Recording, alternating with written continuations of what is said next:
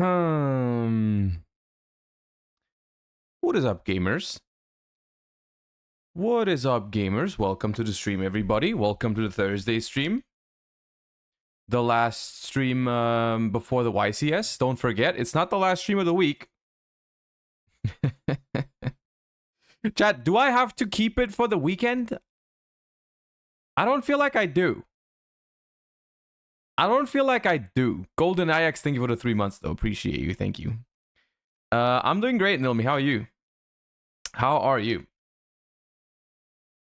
Weekend is part of the week? I don't know, man. I don't know if it counts. You keep it forever? I definitely don't keep it for forever. I'm sick. Hope you feel better soon. Yeah. Happy Rarity Collection release day. Happy Rarity Collection release day, chat. However, we're not going to be opening it today, unfortunately. It did not arrive in time for the stream. I'm assuming it's arriving tomorrow or on Saturday, so we're just gonna open it up on the weekend when we stream for the YCS anyways, and in between one of the rounds, we're just gonna open a Rarity Collection. It's fine. Are we going to watch OCG post Phantom Nightmare YCS tomorrow? Well, I didn't know that was happening. I did not know that was happening.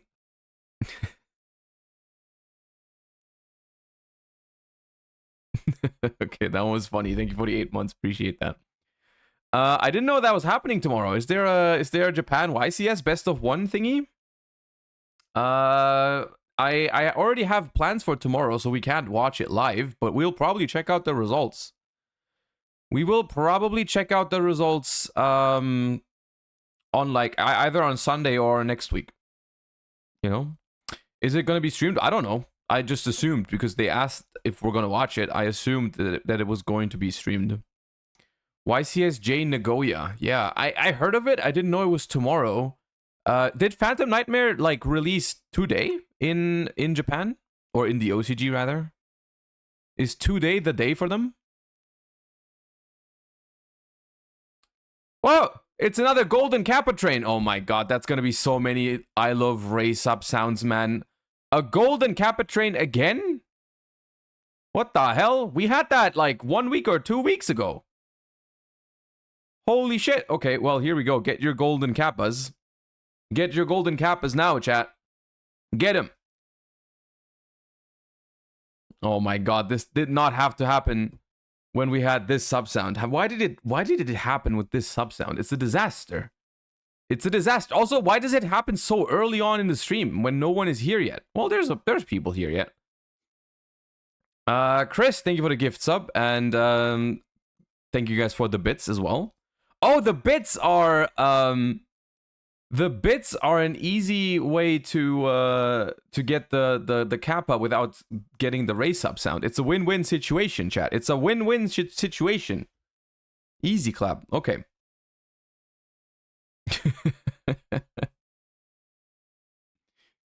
Twitch monetizing Golden Kappa now. I don't know if it's like just a very common thing now. Like I'm sure some of you guys watch other big streamers too. How often does it happen? Are we just lucky, or is it just more common now? In Halvoot, thank you for the 10 months. Slender Gator, thank you for the tier 1. Almighty Fenrir, thank you for the prime. Capsule Corp yugioh, thank you for the gift sub. It's the Ray clip? I don't think it's the Ray clip. I don't think the Ray clip makes the Golden Kappa train appear. I don't think that's what's going on right now. Benny May, thank you for the 3 gift subs. Appreciate that. X10 Maple, thank you for the prime. Okay, I guess we'll wait for this Kappa hype train to run out then. Until everyone has calmed down. I only saw the random Golden Kappa 2 times. Well, that's happened twice in my stream now, right? Maybe we are just the chosen one. We are the chosen Twitch stream, chat. We are the chosen Twitch community to have the Golden Kappa, apparently.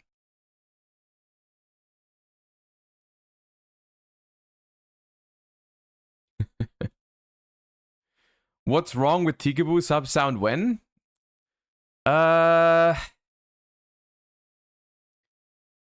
I'll probably put it on the line at some point. You know, I always like we could honestly we could just do a draft for the YCS this weekend again and have it on the line again. Like if I lose the draft, you guys get the what's wrong with Tikaboo sub sound.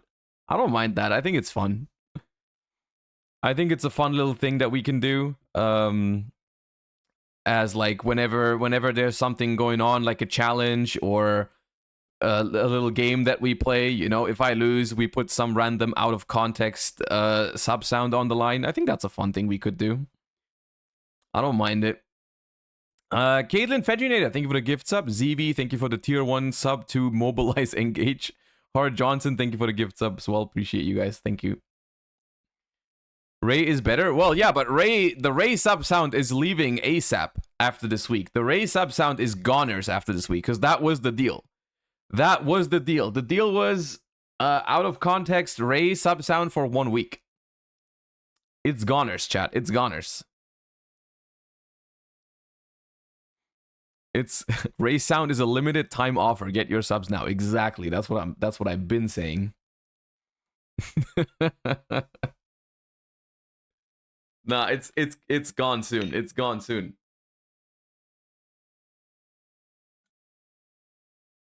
I found the link to the Japan YCS. Oh yeah, it's being streamed in 44 hours though. It says in 44 hours for me. It doesn't say tomorrow, because whoever it's not tomorrow, it's Saturday apparently. Here. Well, it's in German, but it says 44 hours. 44 hours until the YCS stream begins.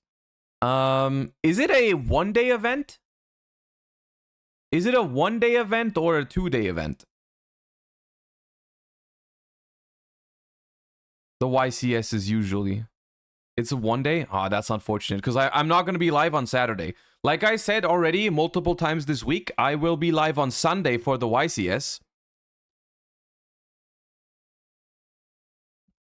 But I cannot stream on Saturday.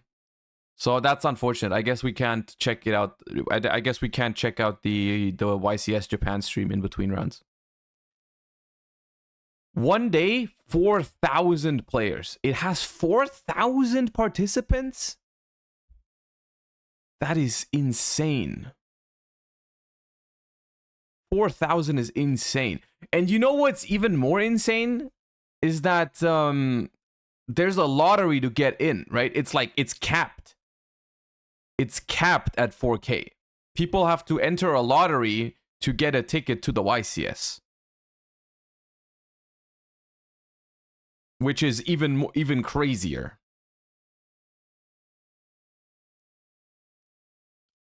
So yeah, I mean, Yu-Gi-Oh is booming, man. Yu-Gi-Oh is booming. Durandama, thank you for the 9 months. Appreciate that. Welcome back. All right. Golden Kappa train is about to run out. I guess we can just begin with the stream. Let me tell you guys what we do. Today, we're going to do 2 things mainly. Well, 3 things. At first, I wanted to have a very quick look at rarity collection, like prices and stuff, just out of interest, but relatively fast, not too long. But then because it is the release day of the rarity collection, and I would just want to talk about it real quick, because there's a lot of things I genuinely am interested in what they are going to be worth. And I feel like now that the release has happened, maybe there's a better look. Because I was checking out some of the pre-sale prices, and some of it seemed relatively high. So we're going to look at that real quick. But more importantly, today we're going to have 2 topics, mainly. The first big topic is obviously going to be the upcoming YCS in Richmond in North America. We're gonna talk about the format a little bit. We're gonna discuss the current format. We're not gonna make a tier list this time around, but I'll talk about that more later. We're gonna do it in a little bit of a different way, where I've selected a bunch of decks from this very diverse format to talk about. Maybe explain a little bit how they work, what I think about them, and what you should be prepared for if you are attending or watching the YCS. So that's something we're gonna do. We have a lot of decks to talk about because this format does have a lot of decks. So yeah, that is going to be the first relatively I would say it's gonna be quite a while to discuss current TCG format, just because there is so many different decks out there. And then whatever time we have left, we're just gonna continue what we did yesterday, which is Master Duel ranked grind, because the rank ladder did reset yesterday. So if we have if I don't know how much time we're gonna have left. I don't know how much time we're gonna have left after we talk about current TCG format, but we're gonna hop into Master Duel after. That's basically the plan for today. But first, we're gonna do the warm-up as usual. Okay, Vi195, thank you for the gift sub. Now the Golden Kappa train has completed, and now everyone who supported gets their Golden Kappas. Enjoy, enjoy. Okay, let us begin with the warm-up. We're already 15 minutes in. Wait, no, this is the wrong one. The wrong warm-up. Misclicked warm-up. Okay, here. I need to go on this side though, right? Let us begin. You look familiar, do you? Somewhat. I feel like I've seen this. Is this Dark Angel? No, it's not. Dark Lord. Nurgle. Okay.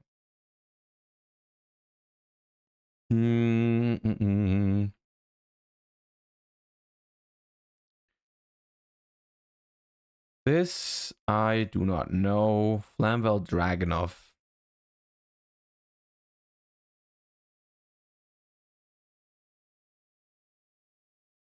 Okay, bad start. Bad start. Skip. Simon. Okay.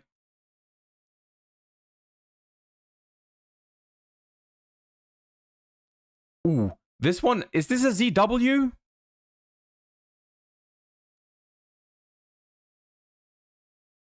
Evil Eye? This one? Oh, I thought it was a ZW. Anyways, it's a bad start. It's a bad start, but we can salvage it. This is something samurai style. No. Swift Samurai Strike? Swift. Okay, I haven't. Swift Samurai Storm? Swift Samurai Storm. I haven't guessed the card myself yet, which is concerning. This is Blue Layer. This one I do know.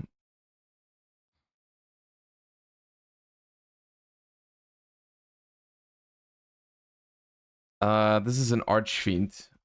One of the very old Archfiend. Shadow Knight, no. Infernal Queen. No. Maybe Bishop? Bishop. Is this Chandelier? Yeah.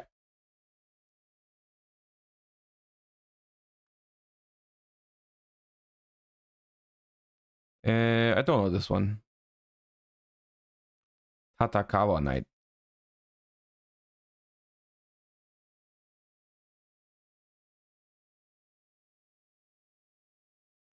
Oh, is this Honeybot? No, which one is it then? It's a Link 2. Binary Sorcerer, that's the one. Yeah.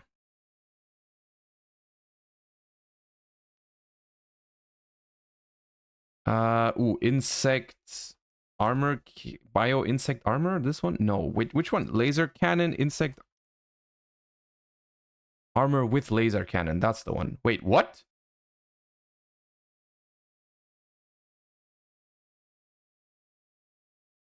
The hell?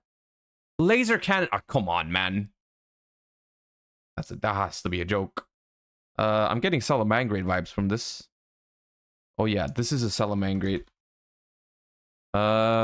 Is it Blaze Dragon? I think it's Blaze Dragon. That's the XYZ, right?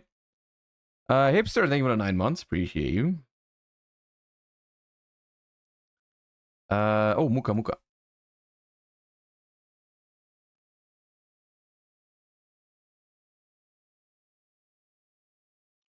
This is a Gaga thingy, but it's a spell card, which makes it even harder. I don't know what that is.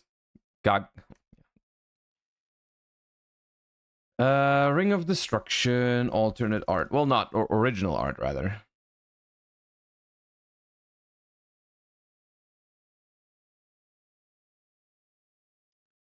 This is Shadol Construct, I think. Yep. Dragoonity Atlas? Yep, nice.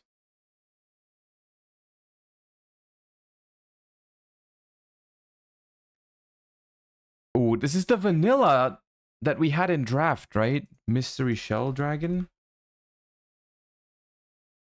Yeah, we had this in the draft thingy with we did with Farfa.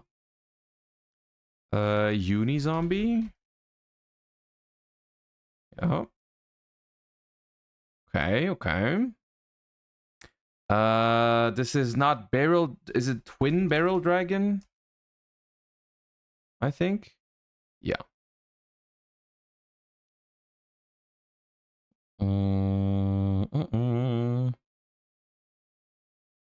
Do not know that one. Linear acceleration. Okay. Ooh, alien skull. Yep.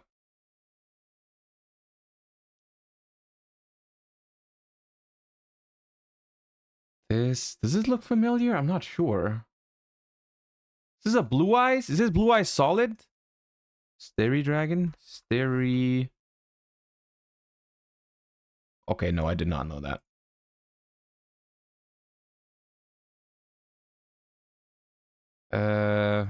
Cybers probably, but is it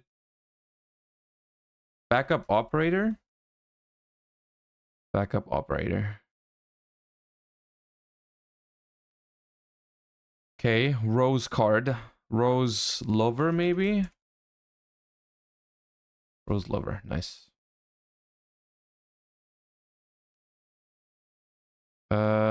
Ooh, is this Raiders Night? Raiders Night? Yeah.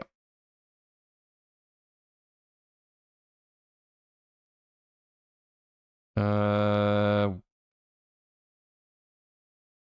was this called? I don't know what it's called. Three of a kind.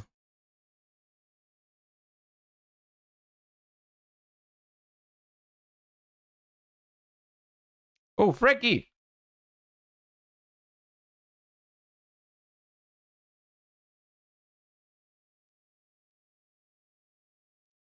Oh, it's a Vylon, right? Vylon. I should have skipped from the beginning. Vylon Hept. I should have skipped it. That was a waste of time.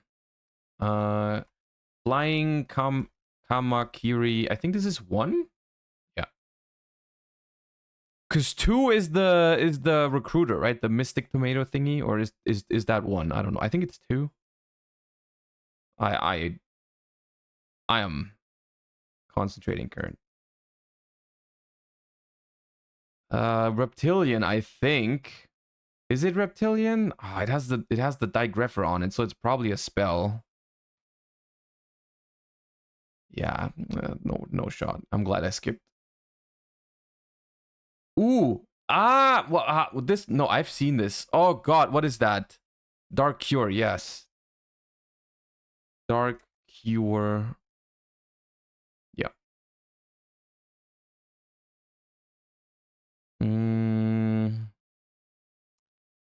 This is Girgi armor, I think. Yep.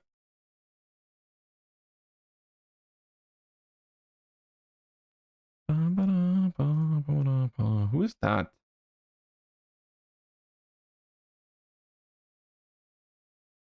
Speedbird? Speedbird. It's a Speedbird. I'm getting vampire vibes. Yeah, that's a vampire, right? Vampire. Is it this one? No. Vampire Ghost? Vampire Ghost.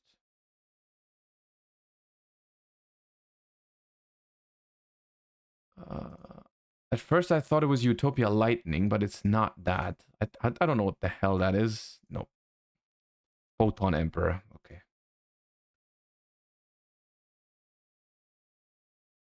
Remoten.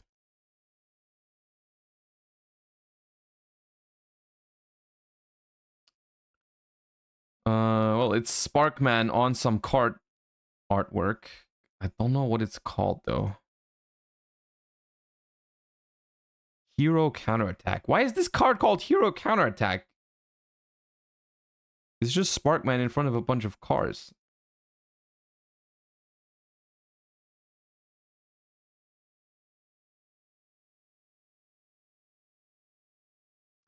Ooh. This is something imp. It's like the little oh god. Spear. This one, yeah. That one. This is Dark Ruler no more.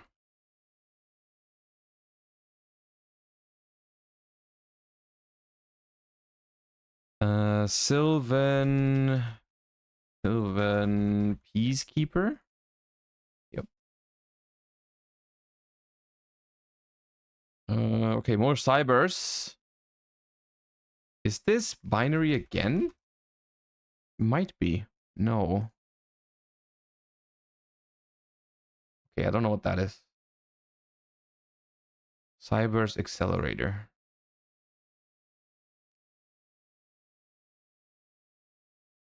Super Poly.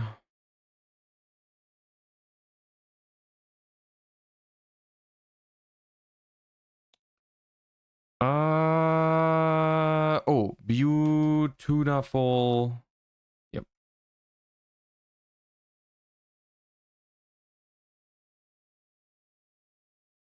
Okay, what's going on here? I can't see anything.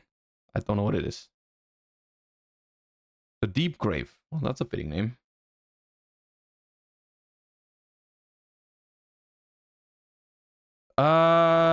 Thundery Canvas, maybe? No. It's a Weather Painter, though. Weather Painter... Thunder. Okay. Oh, there's always two, right? There's always the thingy and then the canvas. And this was the actual Weather Painter. Okay.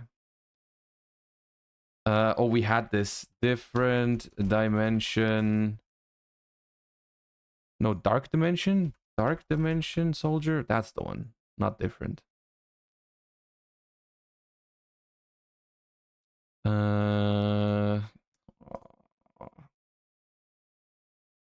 It's a Gizmek.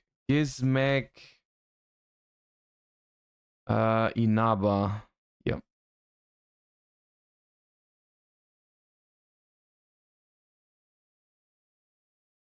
What's going on here? Do not know. Do not know. At one with the sword. Okay. Ooh, what is going on here? It's oh, I know this. I know this one. It's the Spirit of the Pharaoh. Yeah, that's a very old card. That's a spell trap. It has Botanical Girl on it, but it's a spell trap. I don't know what it's called. Plant food chain. Okay.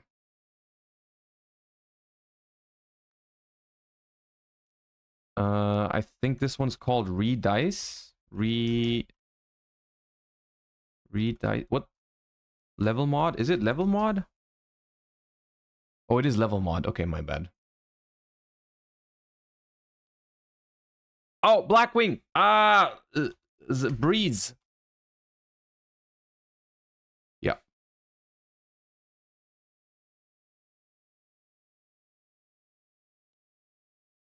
Oh, it's Effect Veiler. Oh my god, why did I zoom?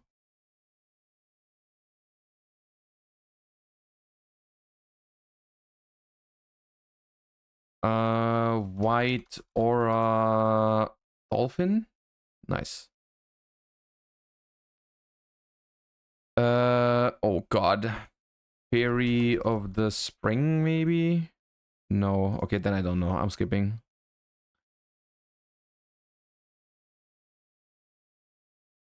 Spring of Rebirth. Close. I knew it was something spring. I think this is Super Heavy Samurai. But I don't know what from. This is not Sanctuary in the Sky, but it has something to do with it. Maybe it is Sanctuary in the Sky. Maybe I chatted. Beckoning. Oh, is it Beckoning of Light? It is Beckoning Light. My bad.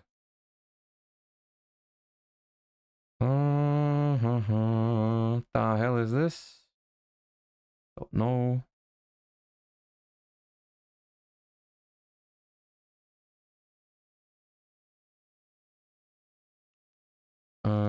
Code A, Ancient Ruins.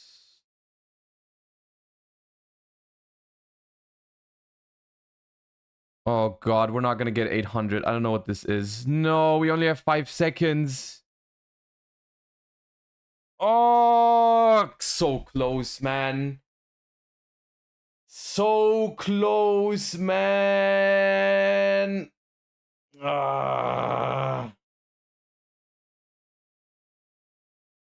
The thing is, I think I could have gotten the Ancient Ruins one zoom earlier. I knew it as I clicked it, and that would have been 10 more points. We would have gotten 800 if I did that.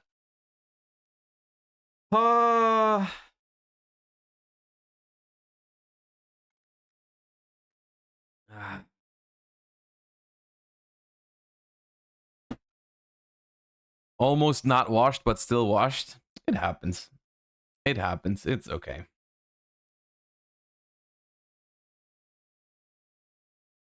All right.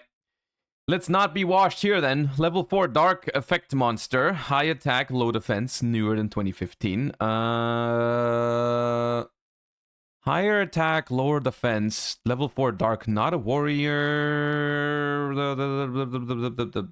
Aluber? 0 defense, 1800 attack. What is that? Oh, Albaz. Albaz is the same stats as Aluber, right? Oh, come on, man. It's even the year. It's even the year, man. Okay, what else? Girsu. Is Girsu the same stat line? Ooh, it's Girsu. It's not Girsu. Oh, come on, man. What? Huh? Huh?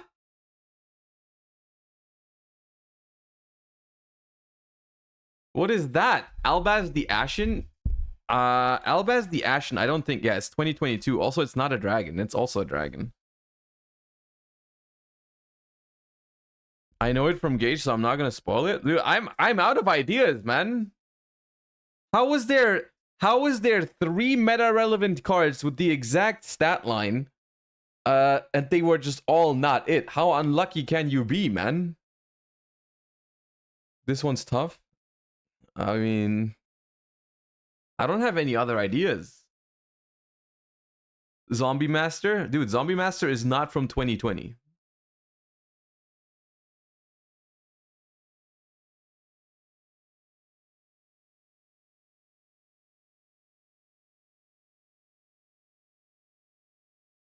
I'm tilted. I am tilted. Matt Archfiend? That's from 2008, brother. It's not a warrior, it's not a fairy, it's not a dragon, it's not a machine. So it also isn't bestial. Can we find the type? I mean, sure, I guess. We can find the type. What's missing? Probably spellcaster. Okay, let's go Dark Magician. Let's just see if it's a spellcaster. It's not a spellcaster. What else is there? A fiend? See if it's a fiend. It is a fiend. It's a dark level 4 fiend effect monster, 1800 attack, 0 defense, 2020. Genta is not that, right? Genta, no, Genta is different stats. Labrynth? Labrynth isn't a 2020 archetype, chat. Labrynth is 2022. Tactical Trapper. Okay, that's probably it. Oh, this is the thing. This is the thing that MBT played when we drafted.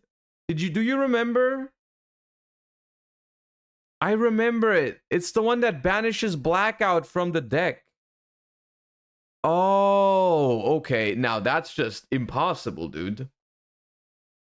That was impossible.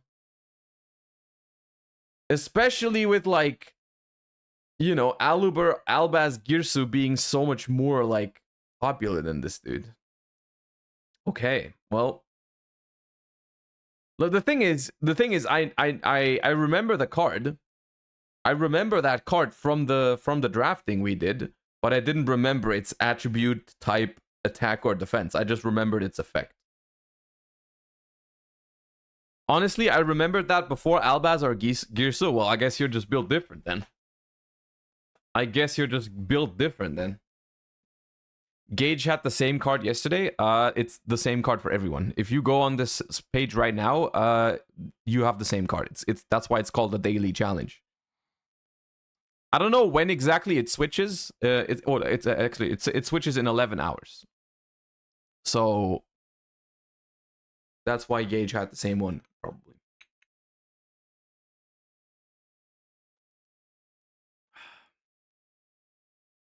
All right. All right.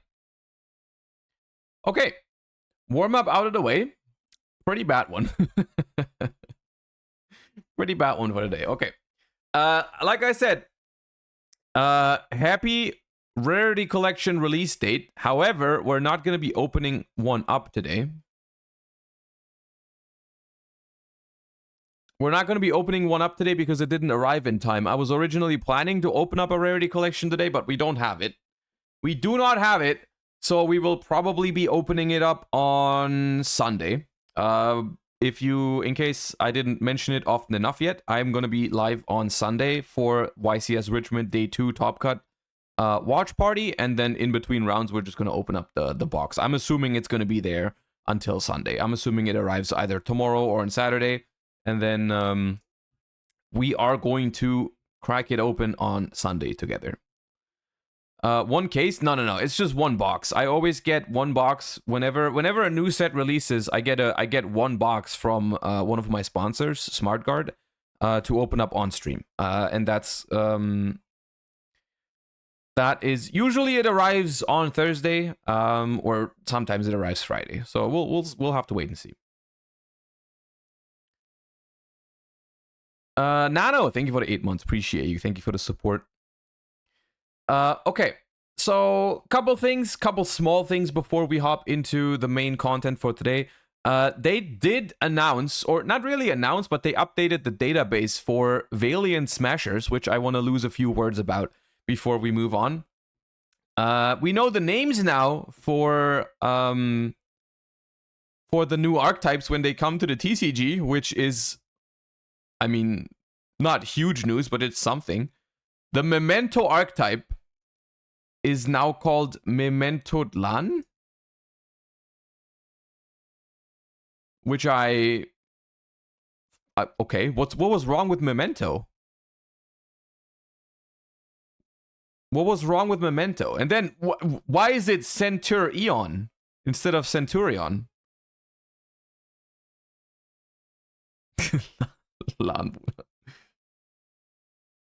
Why is it Centurion?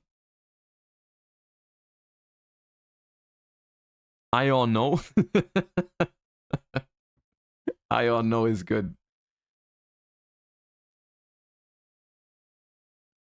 It's a joke on Ion. Do they have anything to do with, like, atoms? With, like, chemistry? Is that what it's from?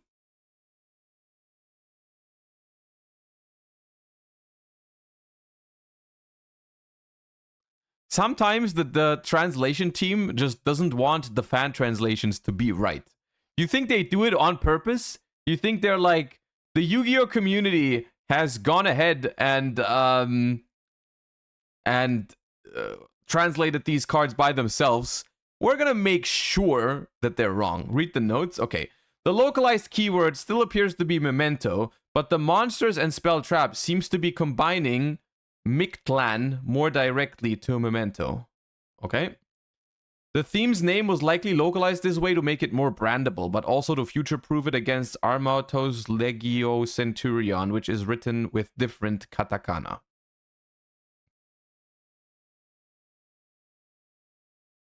Okay. It was more fun to complain about it before we read that. Anyways. Valmonica, I think, is the same, except they may have added an extra A. They may have added an extra A. I feel like it was Valmonica with one A beforehand, but sure. The theme's name is emphasizing a reference to Baal, the hallowed god of the Canaanites, who became a heathen force as the worshippers of... became more... This is why I don't read this. The localization does drown out the harmonica reference, a glass harp invented by Benjamin Franklin that was commented as sounding like an angel, but its music was also profaned as corrupting one's mind like a demon. Noted. Anyways, yeah, cool. Those are the... We're gonna talk about Valiant Smashers, just not today.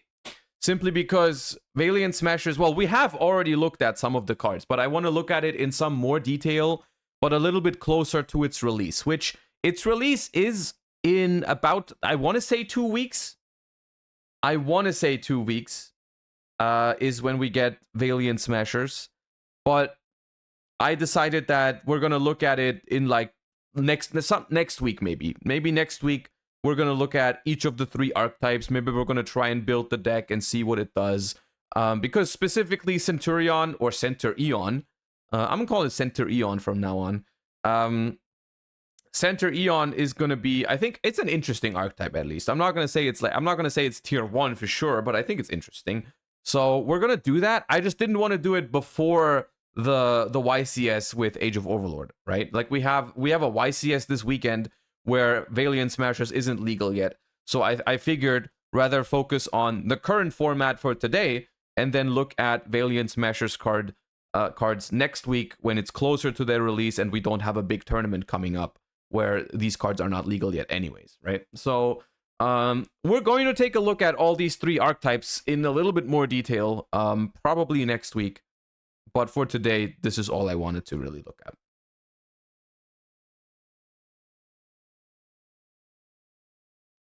How about this tournament right now?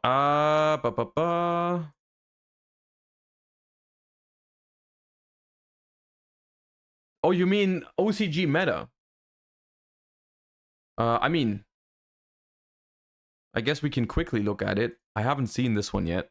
New OCG meta report first week after Phantom Nightmare. Fire King dominated with new Snake Eyes support.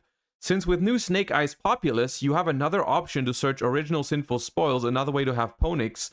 Labrynth have super support, Rumble Teufel, new Floodgate for Labrynth. Okay. Well, apparently Fire King is doing things. I saw the Salamangreat too.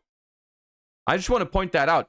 I saw some tournament report from the OCG where Salamangreat took up like 3 out of top 4 with the new Link monster, right? The new Promethean Flame Princess that's also in Master Duel now.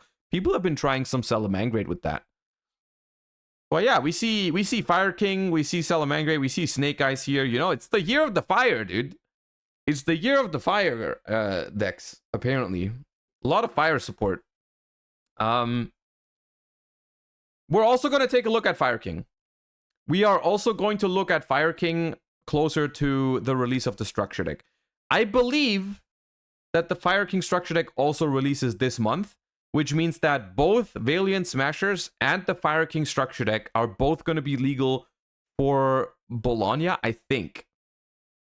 I think they're both going to be legal for Bologna. I'm pretty sure Fire King is December. Oh, is it December? But it's before Bologna, right?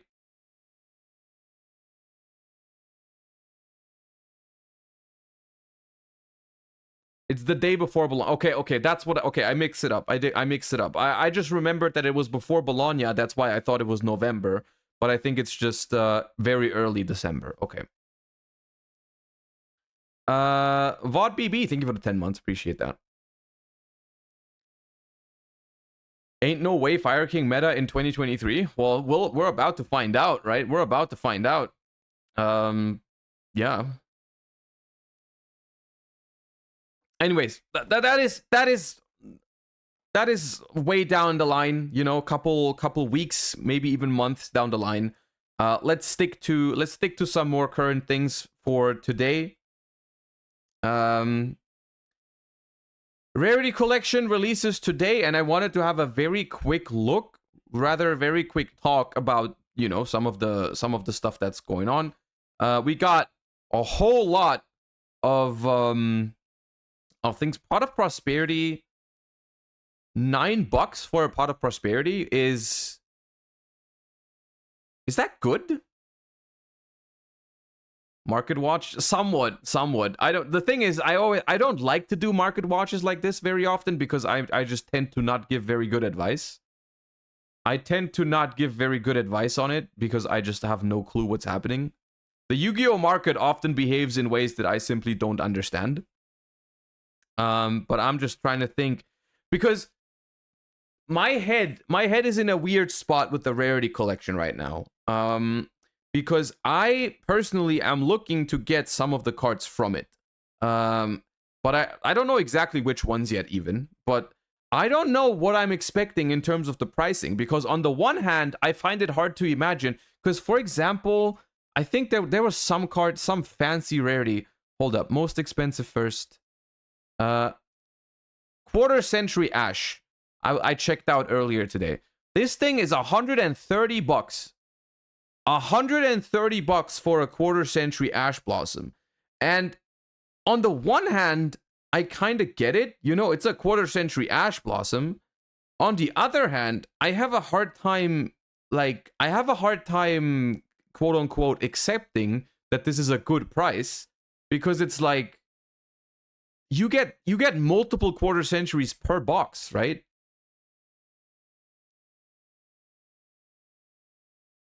How is it reasonable for singular Quarter Century? I guess it's only one Quarter Century, right? It's like there's like 79 different ones. But how many Quarter Centuries do you get per box? You get like multiples, right? 3. You get 3 per box. You see where I'm coming from when I say you get how many special rarities per box do you get? Like, how many of the fancy rarities do you get per box? Not just Quarter Century, like in general, like ulti, collectors, you know, 12 to 14.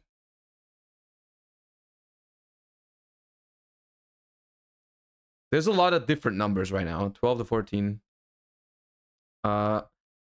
Anyways, let's just assume let's just assume 12 for now. Doesn't need to be the exactly correct number. 12 to 14 is what most people are saying. If you get 12 fancy cards per box, and the boxes don't compare these boxes to regular main set boxes, because the boxes are more expensive. Even for like stores and resellers and so on and so forth, the boxes are more expensive than main series boxes. Like, I think it's like 1.5x the price. Or maybe even slightly more than that. Like, the boxes are like $90 in like retail, I think. So the boxes are more expensive.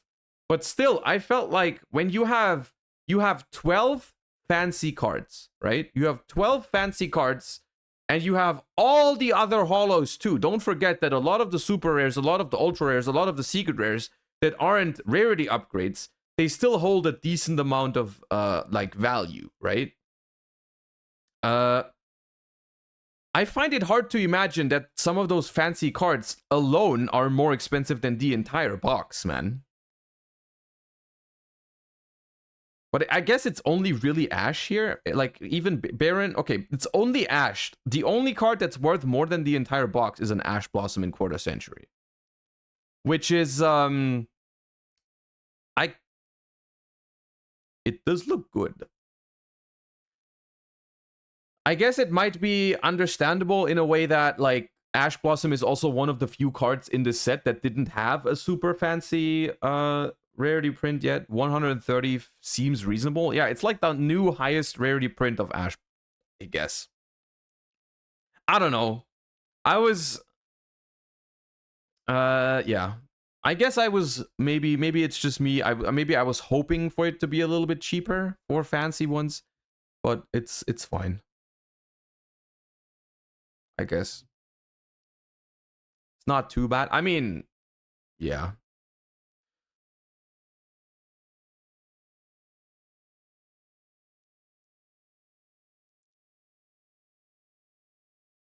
What else is like notable? It sucks that they don't have images for these yet. I still am not sure, by the way. Like, I'm still not sure. I'm pretty sure my favorite rarity from this set is either the ulti or the collectors, but I'm not sure. I haven't decided between the two yet. There's also not that many cards I want to pick up from the set. There's not that many things I want to pick up, because for some of those cards I already have nice looking versions, or for some of them I don't care that much.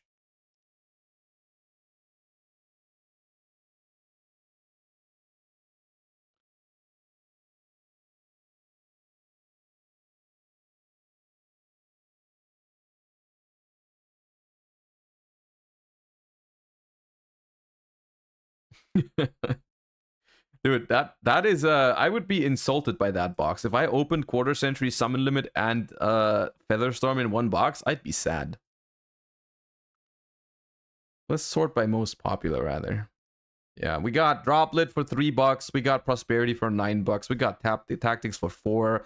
Lightning Storm for $150. I mean, that's the thing, right? That is the thing. Complaining, or rather, arguing about the prices of the high rarity cards here is a very luxury problem, right? The main takeaway from this set is still being able to pick up these incredibly powerful cards for very, very cheap is just incredibly nice, right? It's incredibly nice. No super rare should be more than $3. Well, that's the thing that time will tell, right? Time will tell whether Droplet is going to settle at $4 or $2 or whatever. Either way, I think we can agree that, you know, Pot of Prosperity going from on release $90 and then you know, now under 10 is it's just so much better for like such a lower barrier of entry. Now, I want to be clear, the rarity collection does not alone solve all of the issues when it comes to Yu-Gi-Oh with like budget and all that kind of stuff, right? Like the rarity collection is a good step in the right direction, but I do want to also mention that this is, for a lot of these staples, it is relatively late, right? Because Pot of Prosperity is not a staple since a couple months. Pot of Prosperity has been a staple since early 2022, I think, was when it released. So, you know, now the card is affordable, but it's taken them a long time. Prosp even released in, oh no, it even released in 2021. Yeah, my bad. It even released in 2021. So a lot of these cards we're looking at here, a lot of these cards we are looking at have been expensive cards for a long time, right? And so even though this reprint is still very, very welcome, of course, it still is very late. And it is also kind of overshadowed by the fact that, well, okay, I can get my Prosperities for cheap now, but, well, they just get replaced by other money cards, right? Look at Age of Overlord. SP Little Knight is approaching $100 right now, I think. The Dia Bellstar package is also very, very expensive, depending on, like, if you want to play it in your deck, right? And so it's like, they kind of just, you know, they kind of just get replaced, right? They kind of get replaced.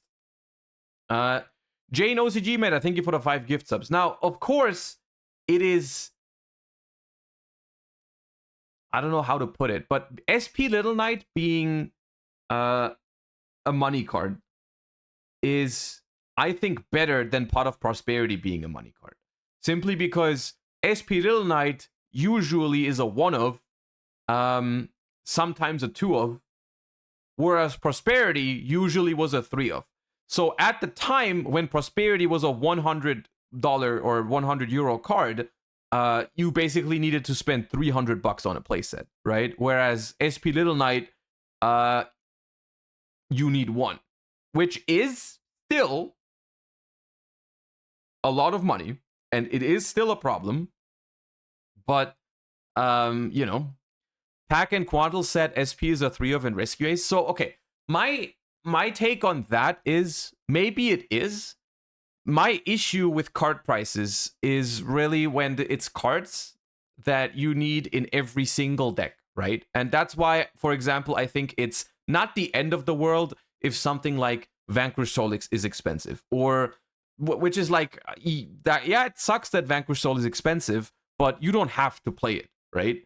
Or yes, it sucks that Hydrant is expensive, right? Which is like, yeah, it sucks that Hydrant is so expensive, but you don't have to play Rescue Ace, right? The same goes for the Diabellstar package. It's like, in order to play Yu-Gi-Oh!, especially in the current format, where, you know, whether you like it or not, there's a lot of different decks in Yu-Gi-Oh! Right now that you can have success with. You are not forced to play Rescue Ace. You are not forced to play Pearly. You are not forced to play whatever deck, right? There's always an alternative. The problem is when it comes to cards like Thrust or Prosperity, those are not tied to one particular deck. They are usually staples in every deck, right? And I think the real problem for when it has a real high barrier of entry to play Yu-Gi-Oh! Is when cards that go into every single deck are this expensive, right? Now, currently, I'm looking at Thrust. Before this reprint, I'm looking at Pot of Prosperity. I'm looking at SP Little Knight right now. Those kind of things, right? Those are going to affect everybody, right? Those cards being expensive affect everybody, because even if you're playing like, and that's, I think, sometimes the disheartening thing is like, if you're a budget player, you're already looking at limited deck choices, right? You don't have all the deck choices available. You have to play a deck that maybe is already not the best deck in the format. You're already putting yourself at a disadvantage by picking a different deck that you play because it's cheaper than other decks, right? And then on top of that, you also don't get to play the strongest non-engine, right? Because you can't afford Thrust, can't afford Prosperity, can't afford SP Little Knight maybe in your extra deck, right? And so it's like, even the budget decks are inherently less, like, even more at a disadvantage, right? And so I think them printing engines in higher rarity, right? Whereas like a Diabellstar engine or whatever in higher rarity is like okay. But I don't like the fact, for example, that Pot of Prosperity or Thrust were printed in the secret rare slot, right? But it's a whole nother discussion. I do agree that Yu-Gi-Oh! Is too expensive, but I don't want to open that whole can up right now. For the moment, I think it is better to look at the positives rather than the negatives. So like, does the rarity collection solve every single issue that Yu-Gi-Oh! Has with pricing? No, it doesn't. But it's still very nice to be finally able to find prosperities in super rare, ultra rare, secret rare in like affordable prices, talents, droplet. Even cards like Lightning Storm and Evenly, who had been reprinted before this, are now even cheaper. It's like good, right? And it's like, even if you can't afford something like Thrust or SP Little Knight, at least you can now play Talents, Prosperity, Droplet, and all that kind of stuff, right? It's like, at least not every single non-engine card in Yu-Gi-Oh! Is now super expensive, right? So I overall think this is a huge step in the right direction. I cannot imagine that this set is not successful. I think this set is going to be a blast. I think Konami is going to get great feedback on this. I think they're going to sell a ton of rarity collections, and I hope that they just take away from this set that they maybe they take some approaches of this and do it in the future, because I think the beauty about this set, is that you get something for the budget players, which is cheap staples, but you still get something off of value in this set by putting high rarity versions of the cards in there, right? Which is a practice that the OCG has been doing forever, right? They would print cards in multiple rarities so that there's something in it for budget players and there's something in it for the high rarity players that still makes it worth opening up the set, right? And it's like, if this set is a huge success for Konami, then they might do something like this more often in the future.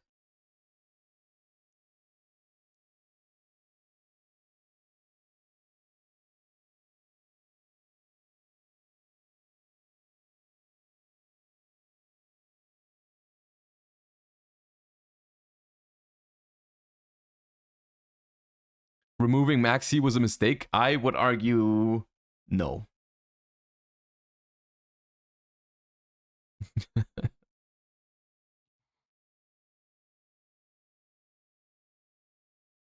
Since Ultimate Rare is one of your 2 favorite rarities, how expensive is Ultimate Ash? Well, I mean, Ultimate Rare is my favorite rarity, but I don't, not this one.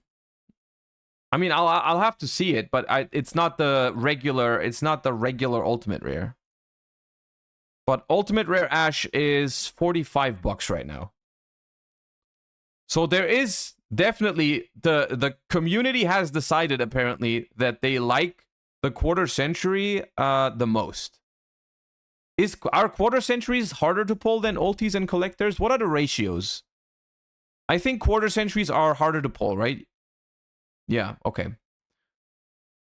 So it's like quarter century is the rarest rarity out of these. Usually 3 quarter centuries per box, but I think people said it was 2 to 4. So on average, if chat is right right now, on average you get 3 quarter centuries and 4 collectors, 4 ultis. And then Platinum Secret, which I honestly, personally, Platinum Secret out of the four special rarities, I hate to say it, but I think Platinum Secret is my least favorite. Because I think Platinum Secret straight up is just worse than Secret. I don't like it as much. I like Secret more than Platinum Secret. Hurt the opposite? Well, I mean, it's completely right. It's subjective. It's fine. If you like it, it's fine. I'm not gonna shame you for liking it. I don't think it looks ugly or something like that. I just think it's fine. But I don't think it even looks better than regular secret rares. Because I do like regular secret rares.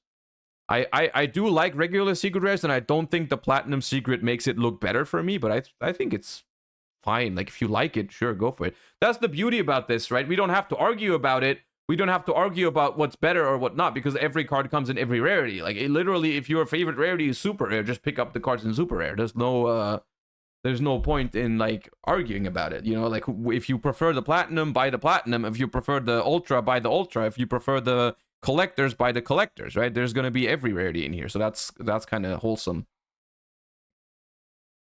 right?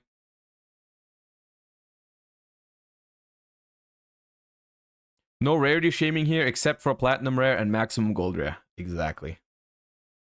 Dark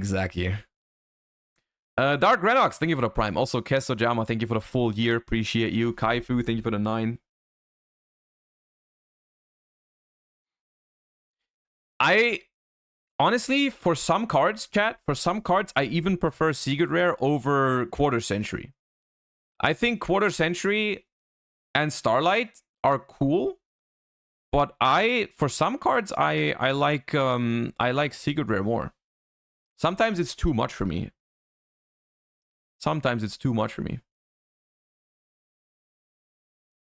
It does at some point. It depends on what card you're looking at. Either it's like, I think on certain cards the Quarter Century looks really nice. Like I think on Link monsters it looks pretty nice. On effect monsters though, I've been preferring regular Secret. But it's a very personal preference kind of thing. How about Collector? I think Collector is also one of those that looks very different on different cards. Like some cards look very nice in Collector, some cards it doesn't really show that well. But, you know. Either way, Rarity Collection, pretty hype. I'm honestly looking forward to opening up my box. Probably on Sunday when we stream for the YCS. And it's going to be nice. And I'm looking forward to picking up some cards. I don't think I'm going to be completely broke after this Rarity Collection, because I actually don't want to pick up that many things from it. Because I just have some of these cards already in nice versions. I'm probably gonna look into picking up some Ashes. Oh, it looks like Collector's Rare is actually the cheapest version of Ash in the fancy. You know, Collector's Rare Ash is looking at $27 right now. It's not that bad.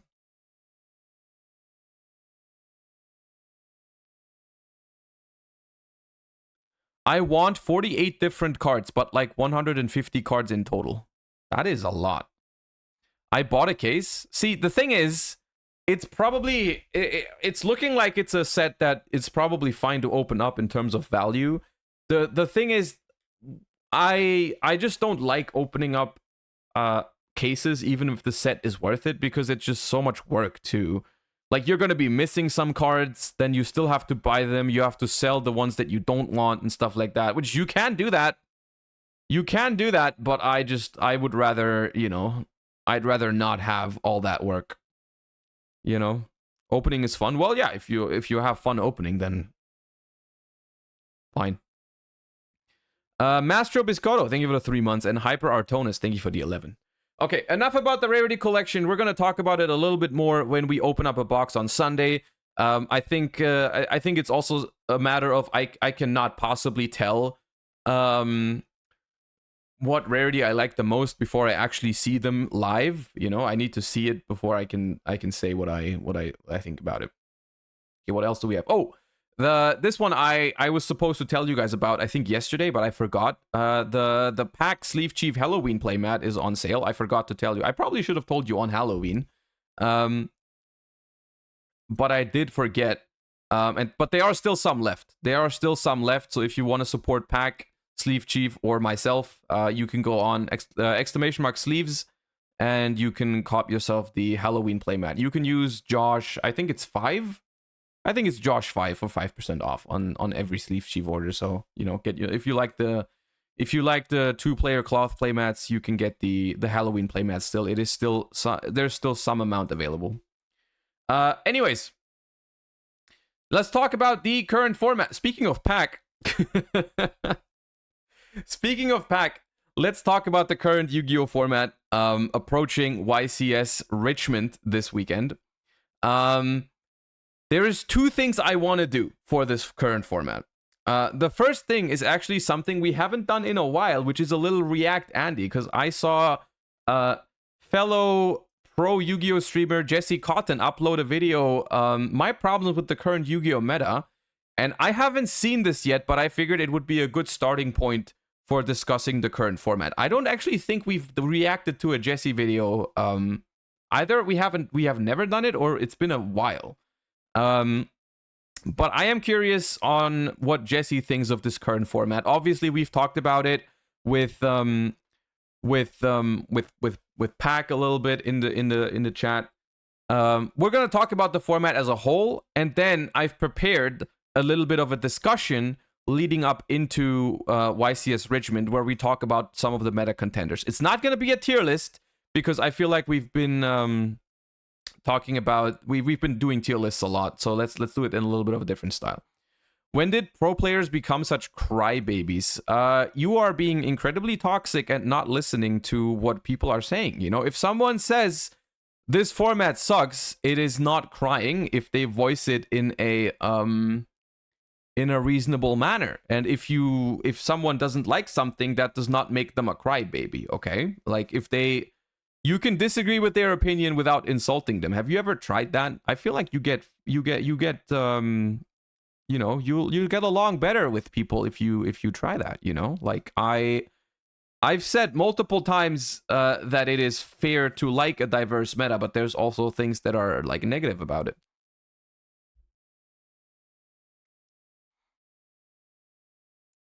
That one guy? No, I feel like it's important to say these things because I think, and like, one of the more important things in the Yu-Gi-Oh community, which I think we are lacking, is a better, what's the word for it?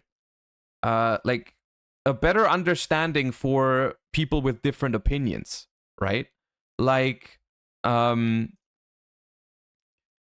because someone else has a different opinion than you does not mean you need to attack them as hard as possible and feel attacked by their different point of view, right? Because the freaking Yu-Gi-Oh community consists of so many different people that enjoy the game in so many different ways that it is completely reasonable for people to disagree with each other because they simply have a different standpoint, right? I guess it is more like a general problem. It's not just the Yu-Gi-Oh community. I maybe that's just humans, but I feel like it's a very common thing that I see of like, okay, my opinion is different than yours, therefore I need to attack your opinion and invalidate your opinion because our two opinions cannot coexist. They cannot coexist. It is not possible. Anyways, the best way to deal with it, I think, is just to be as reasonable as possible when you try to bring a point across, right? If you try to bring a point across and you just have reasonable arguments for it, I think that's the only thing you can do. Let's see if Jesse has reasonable arguments then. Let's just see what his opinion on the current. Maybe he likes the current format.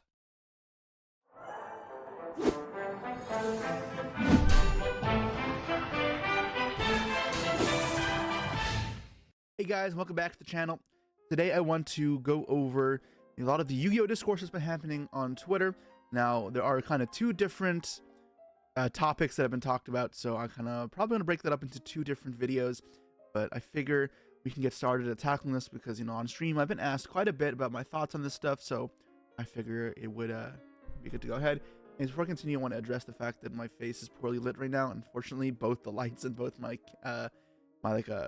floodlights are out. Probably Dark during Jesse. my 72-hour stream, they just got worked to death. So I'm currently in the process of replacing them. Louder, please. I can't. He's as loud as I put it. What I can do is I can put my mic a little bit lower so you can just make the stream louder for yourself. So I am lower in comparison to Jesse now. So you just have to turn up the stream a little bit. That's all I can do. I can't make it any more, you know. So now I should be lower on your end, and you guys can just turn up the stream volume, and that should work. But while I'm waiting for Amazon to deliver that type of stuff, I can't do anything else. Be patient. It'll be pretty dark, but can't stop making videos. And yeah, also go check out tsx1.com and use the code Professional streamer, by the way. On all your sleeves. Fantastic from every event, and with YCS Richmond this now weekend. I can't hear you. Well, you have to turn up the stream audio. Sleeves. That's what I said. That was part of the plan. Guess, let's get into the video. Okay, so the way this like kind of started out, this whole discourse is at Indianapolis, Pac had kind of a rough record. You see here, Pac had a meltdown at the YCS. It was you know, I felt it. I felt the pain, but it was also it was a little bit funny. it was a little funny. Here he's out at pretty much round 5, lost to Dragon League 1-2, and then he starts complaining on Twitter. And now, this is probably a little emotional. Pac's complaining because he did badly in an event. And that hurts when you put a lot of time in. You spend a lot of time practicing and you don't do well. That's going to suck. So, take with a grain of salt that he's being a little dramatic, right? When we analyze this. Worst one ever played. Yeah. And then he lost 1,000 different decks with people putting in random non-engine. And then someone no non-engine at all, unplayable going second, probably going to work behind the booth of Richmond. Yeah, so here he's just bitching entirely. I think I'm in the picture above, and this format's great. We were all out at this point. But so part of the thing is, with this, you know, we're all out thing, is this is partially only because the event was 1,900 players. So the way Yu-Gi-Oh tournaments work at a YCS is there's a different number of rounds and different amount of top cut per the amount of players that enter. And a cutoff for the next round doubles at each point. So I think 512 players, for example, you'd get the 10th round to Swiss, and then after like 1,024, you get the 10 rounds. Now, when you get all the way to 2048, you get the 12th round, but you also get top 64, which means all the X2 should top. What does hurt though is that's 1,000 player difference doubling that. So when you get close to that, barrier between the 12th round, you had a lot of X2s that don't top, like a lot. And if you check the standings, you'll see there's about 15 or 16 that don't top. So your tiebreakers have to be pretty strong to top at X2. And mine were fine for this format. Like I played it out. I went X2 at Indy and I got 35th. So I played it out from this point. I wasn't technically out, but I never could have topped. Okay, that technically doesn't have to do anything with the format, which I guess is the point of all this. That not all the things that were particularly frustrating at YCS Indy had something to do with the current format, because it was just partially because the event number was just so awkward for the event, right? It was just so that at X2, if you had an early X2 record, you basically were already out of contention, which is not normally the case at a YCS, right? So that's just like extra frustration on top, right? I guess. My opponents to do better.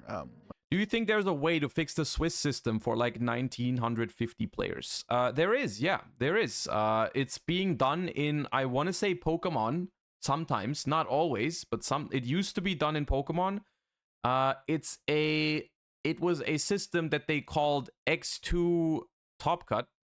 Not just more rounds. You could just play more rounds, but that's also more like just more time in the tournament. But there's a system where it's called X2 Top Cut, where you basically say before the event, every person who goes X2 or better is guaranteed in Top Cut, which would mean that sometimes you end up with awkward numbers, right? Like for example, let's say you announce X2 Top Cut, and then you have normally you would have a top 8 cut, but you have 10 people with X2 or better, right?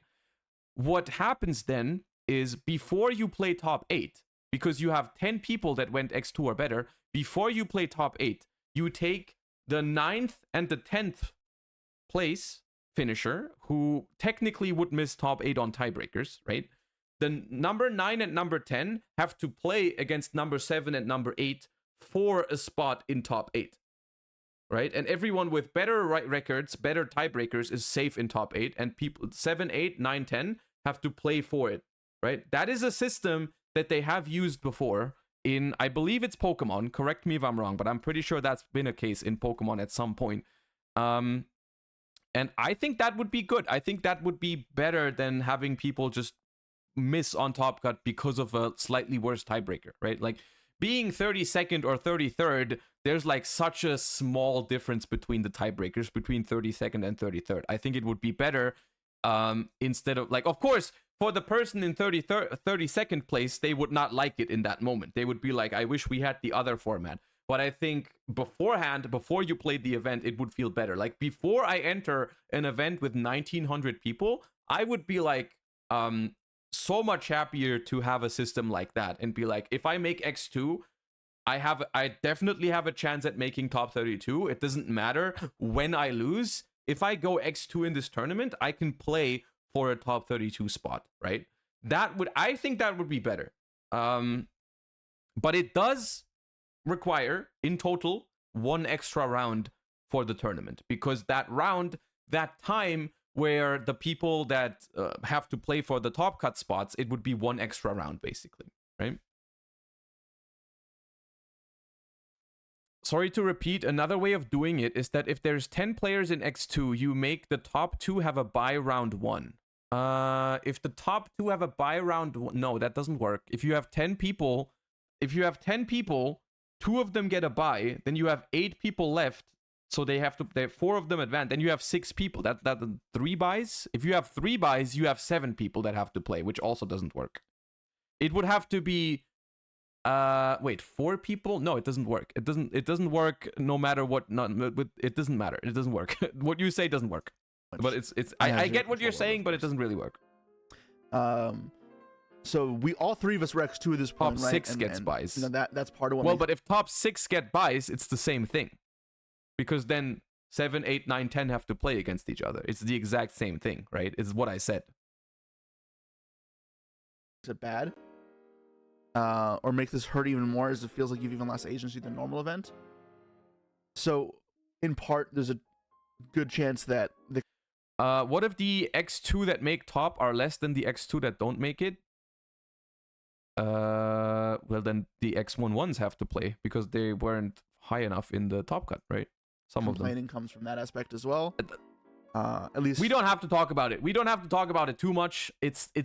I wouldn't say it's a huge issue for Yu-Gi-Oh because it only happens every once in a while, right? It only happens if an event is specifically capped at a certain number or whatever like that. It doesn't happen super often. It's not one of the biggest problems of modern Yu-Gi-Oh. Like every once in a while, you play an event with an awkward number, and it's like, okay, I guess it does suck whenever it does happen. It has happened to me before. I have gotten I think 35th at a YCS before with 9 and 2. I think it was YCS London. I think it was actually the one that Jesse won, the Spiral YCS. I went 9 and 2 after losing. I think I lost round 4 and 6 or something, so relatively early in day 1.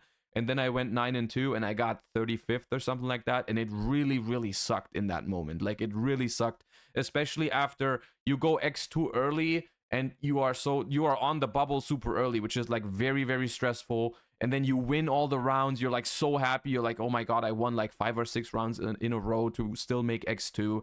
And then the standings get posted and you're like, oh my God, dude, 35th or whatever, right? It's super frustrating. And I would like for them to fix it, but it's not like the biggest problem ever. Like I said, it's happened once to me in over, what is it now, like 12 years of playing YCSs. It's happened exactly once to me, and it did suck, but it is what it is, From my perspective, and that just makes it sting harder. Like you see, he loses round 1 in time to Vanquish Soul. That's why he's upset so much. And then loses one more round, and he's out. Lost round 5 to Dragon Link. Hard draws Herald the Abyss. Like that's a rough tournament experience. You're out at X2 because you lost in time and you lost to Hard Draw Herald the Abyss. I will say, now looking at this again, the 2 losses that Pac had, I don't even know if I would say that's a format issue. Like losing in time always sucks, regardless of the format. Like losing in time in tier format also felt bad. It's just in general an issue, right? That losing in time always feels very bad, especially if it's the first round of a YCS. It's gonna be super frustrating, and then losing to whatever deck, hard drawing Herald of the Abyss. Like that's the thing, right? Lost to Dragon Link 1-2 because he hard draws Herald of the Abyss in 45 cards, right? The thing is, it doesn't matter what you're playing against. You can always lose to a randomly drawn one of, even in a format that has only 1 or 2 different decks, right? And so it's like, I think discussing the current format is valid, right? I think there's valid points to be made as to why you like or dislike the current format. I just think these specific instances of this moment, I don't think it has that much to do with the current format, right? And that's just the way it goes sometimes, right? Like, but it does suck to have put so much time and effort into something and have such a pitiful performance. So I get that. But the problems he brings up do exist, although I think it's not the worst format I've ever played. I guess that's what I want to discuss. Is I think this format's not great, but I also don't think it's like terrible. And I'm kind of explaining why I think Pac reacted the way he did, and I think it'd be a little more compassionate and understanding to him rather than roasting him. But yeah, so his biggest issue is it's hard to predict what your opponent's been playing, right? There's a lot of non-engine that differs, and there's a lot of the meta that differs as well. And as a pro player, we do want to prepare for events. We want to be able to somewhat predict our results. And when you're unable to do that, it can feel like you have no control over the game, and it cannot be fun, right? Like, we're not playing at a casino. We don't want to show up and just flip cards to the top of the deck for blackjack or war the entire day. That's It's not it. And blackjack has some skill expression. Even then, like when played properly, its win percentage is not high. Gamba. It's still barely. It's still like just above a 50-50, I believe, if you play properly. Excuse me if my knowledge in that's not great. I don't really play those games. Again, not my cup of tea. I prefer games where I feel like I have more. Do pros like tier 0 formats more? Not generally, I would say. The thing is, I've talked about this a bunch in the past, and I think it's as simple as whether the format is diverse or the format is like a tier 0 format, it has pros and cons, right? It has pros and cons, and every format is different in that aspect, right? Because a format a tier 0 format can be really, really bad, and a tier 0 format can also be really, really good. For example, one positive for a tier 0 format, out from my perspective, and that's the important thing, right? This is a subjective thing that I feel when there's a tier 0 format. One advantage in tier 0 formats is that I know what to expect when I go into a YCS, and when I know what to expect, I can do things to prepare for it. And usually, as a good player, preparation, when you know what to expect, will pay off, right? When I know what to expect, I can do things, I can tech my deck, I can build my deck to respond to the format, and I will usually have a decent result because of that, right? So that is generally something that happens in tier 0 formats. Not always, because there's tier 0 formats where you can be the best player in the world and it doesn't matter, right? Like something like Goki format, for example, was a format that, yeah, even though, good players still topped in Goki format, I topped Euros in Goki format, but it still felt like if I played a Goki mirror, it still really felt like reliant on the dice roll and opening specific hand traps. Like it didn't feel like it was much in my control when I played Goki mirrors at that European Championship, right? I feel like the only edge that good players had in Goki format was accepting the fact that Goki was in fact the best deck, and we didn't show up to Euros with freaking like Trickstar Sky Striker or whatever. Which, if you did that, I'm sorry, but if you chose to play Trickstar Sky Striker over Goki that format, you did not play the best deck. So like tier 0 formats can be good, but they can also be somewhat, it depends on the tier 1 deck, basically, right? And that is one of the disadvantages of tier 0 formats, is like they 100% depend on the tier 0 deck being like a healthy interactive mirror match, because that's what in tier 0 formats you're mostly expecting to play the mirror match, obviously, right? And if the mirror match is good, then it's a good format, right? That's the thing. Like if there's a tier 0 format, everyone plays the tier 0 deck, and the mirror match is good, why would it not be a good format? It's not very diverse. You're getting the same matchup over and over and over again, but from the sheer perspective of the gameplay, right? Like, does the better player win or whatever? It would be a good format in that regard, right? But if the tier 0 deck mirror match sucks, like the Goki mirror sucked, for example, or Frog FTK mirrors, or whatever you could think of, Danger FTK mirrors, whatever, then it would obviously not be a good format, and no one would enjoy it. Not even pro players would enjoy that kind of tier 0 format, right? And so it's like, you cannot generalize in that fashion and about tier 0 formats. And I think the same also works for diverse formats. I think diverse formats, they can be very good from a competitive standpoint, but they can also be kind of overwhelming, especially if decks work too differently. And this is the thing where, once again, I'm not stating this as a fact, which is very important, so people don't come at me with the pitchforks. I'm not stating this as a fact. I'm just stating this as my perspective, my opinion about diverse formats when I'm trying to prepare for a YCS. And I do kind of feel that right now, when in my head, I'm already thinking about what do I want to play for YCS Bologna and so on and so forth. My perspective on super, super diverse formats like the one we have right now is that it can be rather overwhelming to prepare for an event, because it feels like there's too many different things to prepare for, and it's impossible to make a correct decision, right? Because that's what we want to do when we prepare for an event. We want to analyze the format, and we want to find a quote-unquote good solution to the format that gives us a good chance. We don't feel entitled to do well. That's the one thing that I want to say. I do not feel entitled to ever do well at a tournament. I always feel like I need to work for it, right? I want to put in effort, but I do want to see some results if I put in a lot of work, right? Because I know that if I put in a lot of work, I can perform well at events, right? And so the frustrating part is not that people feel entitled to do well, but it's when they put in a lot of effort and then they don't get anything out of it because the format was quote unquote unsolvable anyways from the beginning,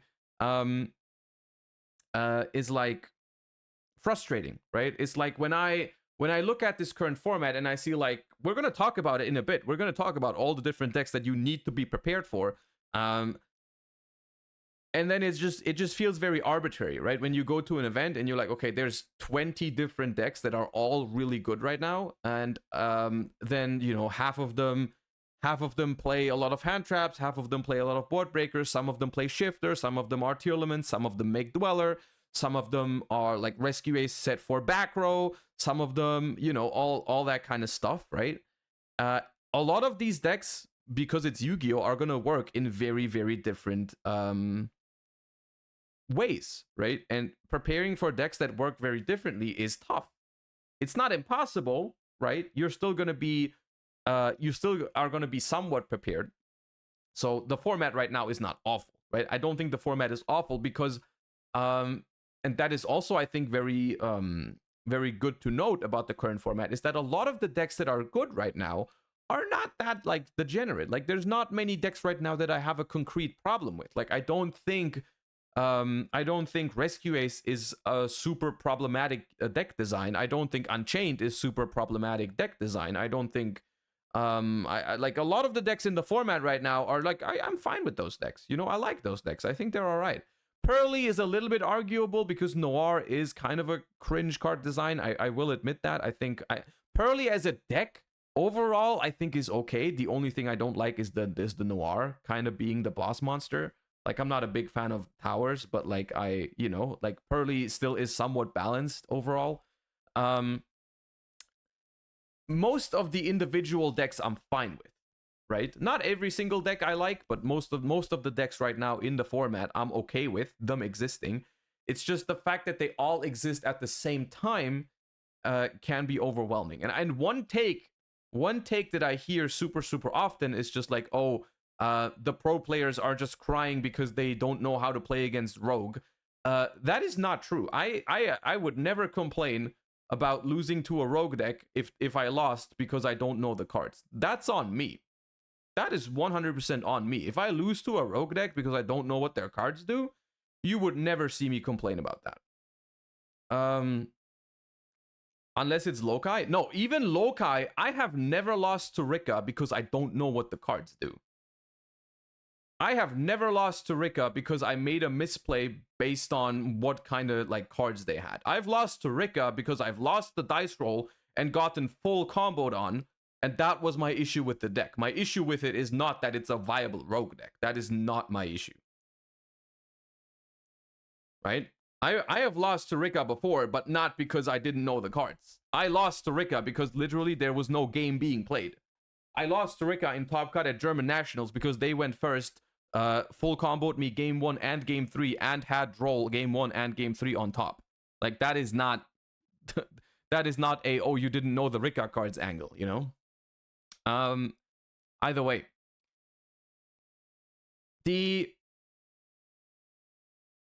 yeah, and that is the thing, right? The thing is,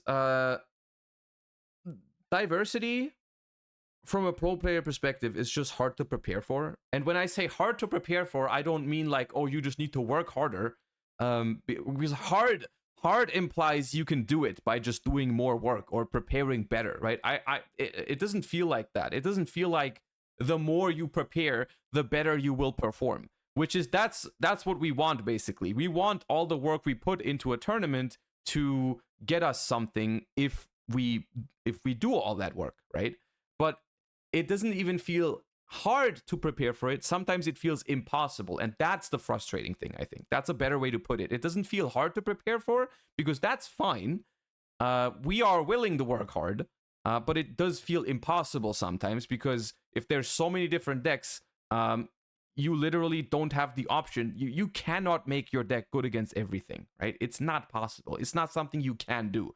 Because if there was a deck that could beat everything, then we wouldn't be talking about a super diverse format. If there was a way to build Rescue Ace to beat everything in the format, we'd have a tier 0 Rescue Ace format. If there was a way to make Unchained a tier 0 deck to beat everything, we wouldn't be talking about a super diverse format right now, right? Just accept it. I mean, I am accepting it. I'm just discussing the format right now, if you will allow it, right? Like, I'm not saying, like, I'm quitting Yu-Gi-Oh! If it stays like that, you know, because I do acknowledge that diverse formats have their advantages as well, right?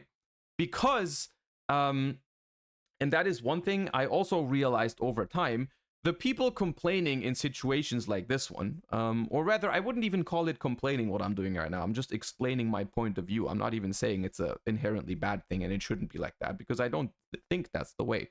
Because the people that this impacts, right? The quote unquote, as you guys want to call it, pro players, right? That have issues with super diverse formats. They are the absolute minority here, right? We are the absolute minority when it comes to these type of things, because the majority of the Yu-Gi-Oh player base just enjoys diversity, right? The overwhelming majority enjoys having options when it comes to deck choice, enjoys watching different decks on stream when it comes to like, you know, YCS coverage and so on and so forth, right? And in that sense, I think it's completely okay for the format to be diverse, right? I think it's just there needs to be a balance between the two things, but overall, I think diverse formats are great for the game, right? Even if I personally I didn't perform well at YCS Dortmund, which I don't think was an issue because of diversity. I think it was because I didn't prepare well enough. But even if I'm not going to perform well at YCS Bologna, maybe it's going to be because the format is too diverse and I can't find a good deck that beats enough different decks, and then I get the wrong matchups. Maybe that's going to happen. That's part of being a Yu-Gi-Oh player. You know, some formats that's going to happen. That's okay. You know, I'm not going to like it. I'm not going to like the fact that maybe I don't do well at YCS Bologna if it happens, right? I'm not, you know, who knows?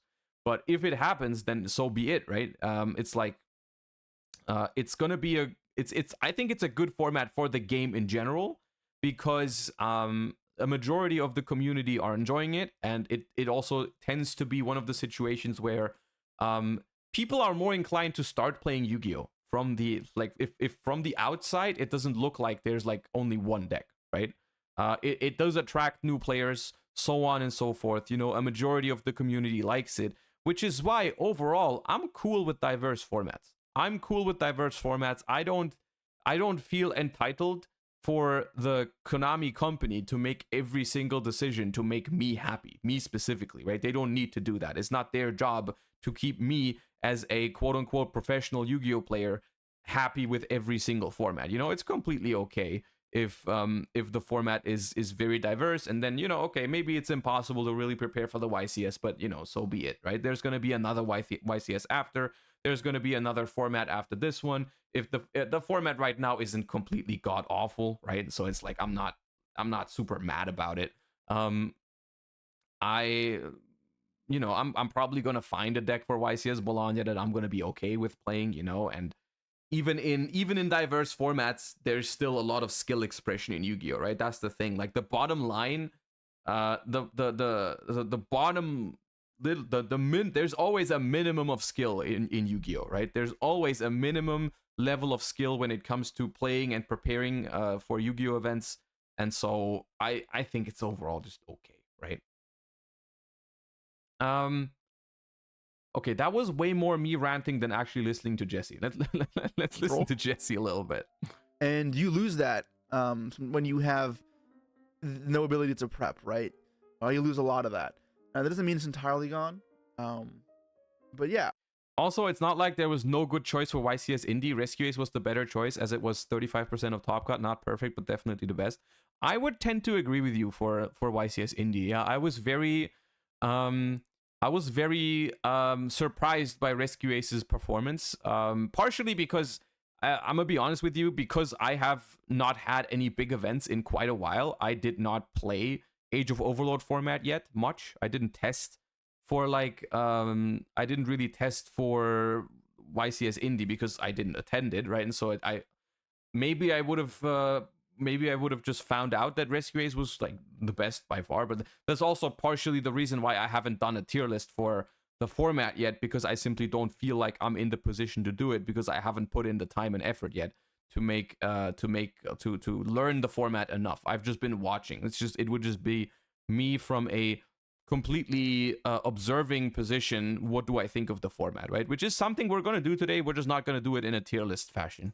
But the thing is, though, like when you look at the Top Cut results, it's not actually that diverse, Yeah. which is interesting. I mean, in Swiss, at least from my perspective, and others as well, there was a lot of other non-race decks that we played against. Like, we only played 2 race in Swiss.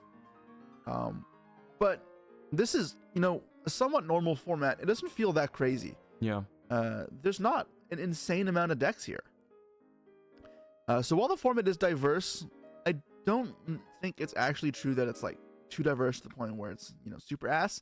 And he was referencing the time period of like post-COVID and before POT that was kind of toxic.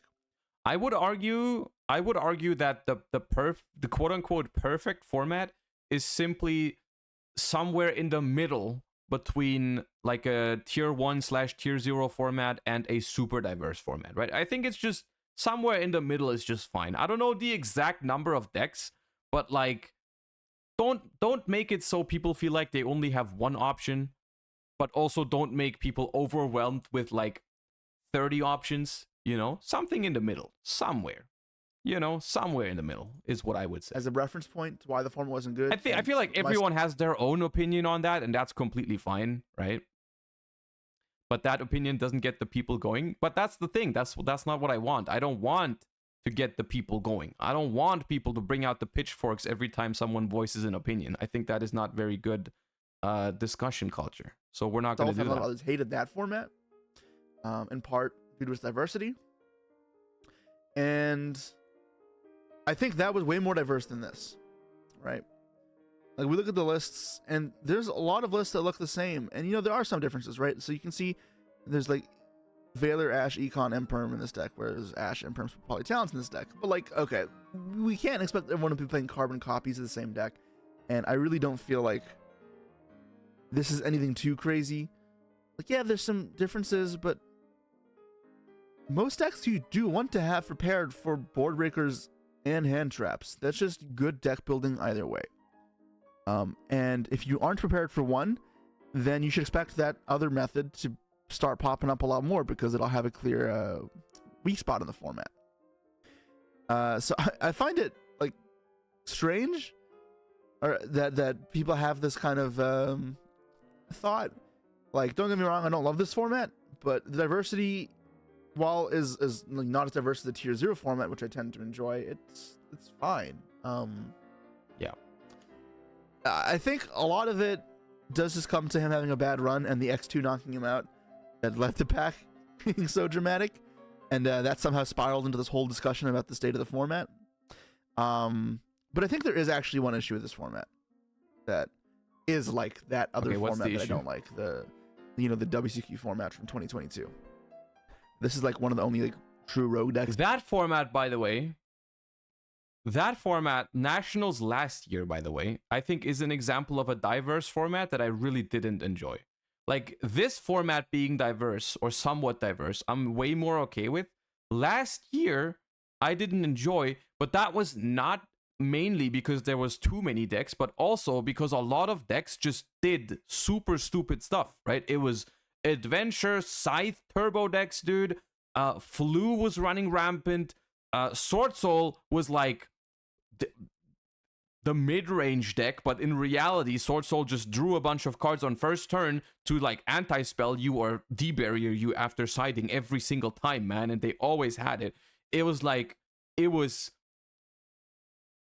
was freaking 15 different decks, but it was just 15 different flavors of locking your opponent out of playing, right? Mystic Mine was there, Scythe was there, de-barrier, anti-spell. Like, that's why I didn't like that format, right?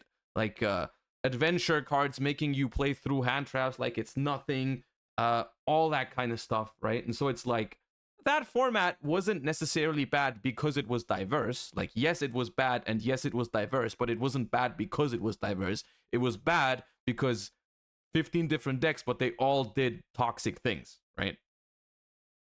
In here, rogue decks always top. There's nothing like that obscene about it. We had tier top and cash format somehow. Like, that's not that crazy.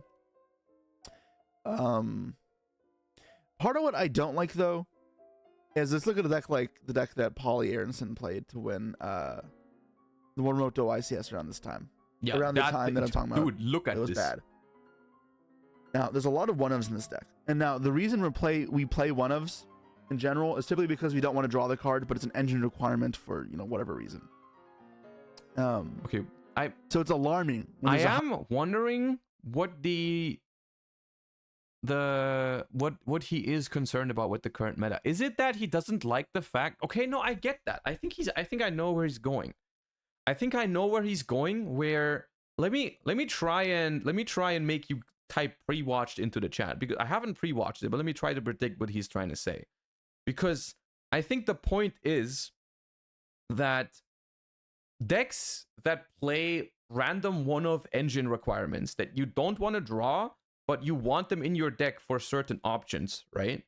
That can make a format slightly worse because it's a lot of variance. It's a lot of variance because drawing the cards that you have to put in your deck, but you don't want to draw them, can be very, very frustrating and has nothing to do with how good you are, right? Like, if you're playing an Unchained deck right now, as an example, Unchained as a deck has multiple cards in it that you do not want to draw, like the DDD Vice King Requiem, the Unchained Soul of Shiyama, the Fiendish Rhino Warrior, the Abominable level 8 main deck monster, the Blue Dog, which some of them play, so on and so forth, right? Those kind of cards are, I would say, I don't think they are great game design, because having those cards in your deck makes it's just a whole lot of variance, right? It's just a whole lot of variance, because even if you're the best Unchained player in the room, if you draw too many of those cards throughout your tournament run, it's gonna suck, right? You're gonna be at a disadvantage just because you have those cards in your hand, which is random at the end of the day. There's no way to prevent it. It goes against it goes against all the principles of deck building, right? Because normally what we do when we build decks is we put cards in there that we want to draw. That's the idea of building a Yu-Gi-Oh deck, right? You put the cards in there that are good to draw, right? That's the point of building a deck, right? And normally we try to avoid having to put those cards in it, right? There was a time in Yu-Gi-Oh, believe it or not, there was a time in Yu-Gi-Oh where we didn't really do that, where we never really put cards into the deck that we didn't want to draw. There was only very, very few exceptions back in the day of playing cards that we didn't want to draw. One of the first things that came to my mind right now was Gen X Undyne and Gen X Controller in early Mermail. That's something I remembered. Garnet was the original, the Brilliant Fusion Garnet was that was the invention of the term Garnet, right? Psyframe Driver was like one of the first like mainstream ones that went into a bunch of like Titanial is a good example, right? Mystical Shine Ball, those kind of things, right? Wolf. There's a couple examples of this, and I think we can all relate. If we've been playing Yu-Gi-Oh for a couple years, we can all relate that it does kind of suck being forced to play those kind of cards, right? It doesn't feel great playing a Wolf in your deck. Sometimes it feels great, but usually it's very high variance, right? Sometimes it feels really good, sometimes it feels really bad, right? It's high variance, right? And if there's a lot of decks in the format that do that, it can sometimes be frustrating because it creates things like, oh, I'm playing against these decks and they never draw these one-ofs, right? And I draw them all the time, and it creates these kind of frustrating experiences sometimes, right? Currently, there is a couple of decks with that problem, right? Like I mentioned, Unchained has that issue. Unchained definitely has that problem. For another example is Rescue Ace. Rescue Ace has that problem where you have all those one-off targets for Turbulence that, you know, it's sometimes okay to draw them, but you would rather not, so on and so forth, right? High number one-ofs in the deck, because I mean the deck is, in order to maintain a high power level, it's playing a lot of cards you don't want to draw. And in small doses, that can be okay, because it can create some interesting game states where you're forced to play differently. It also create a lot of hands where your hands feel incredibly ass. Yep. And you just can't do anything. And that's really what I dislike, okay, right? Don't say like pre-watched. I haven't pre-watched it. I swear I haven't pre-watched it. But I very often I do feel like Jesse and I do think alike on a lot of things game design wise. You can go for a consistency route. The deck that has no hand traps. I mean, sorry, the deck that has no like the one-ofs. I don't know why I said hand traps. Like this Purley deck here, very limited. But your deck can just be. I even talked about this before. I talked about this in my Rescue Ace, in my Purley deck profile. I think that was the reason why I played Purley over Unchained, because it didn't have those cards. That is why I played Purley at the YCS over Unchained. That was the one reason, because I liked both decks. That was why I played Purley over Unchained. Weaker most of the time, right? And that's the problem, unless they draw those, you know, one-ofs. And I think we're seeing that happen here with a lot of the decks as well. And like we look at the race deck, look at the number of one-ofs in here, right? There's Diabellstar. He played 3 Impulse, but a lot of people just played 1. The 1 Fire Engine. You got the Sinful Spoils here. The 1 Diabellstar. You get the Rescue, Alert, HQ. The Diabellstar is a bad example. I disagree with Diabellstar somewhat.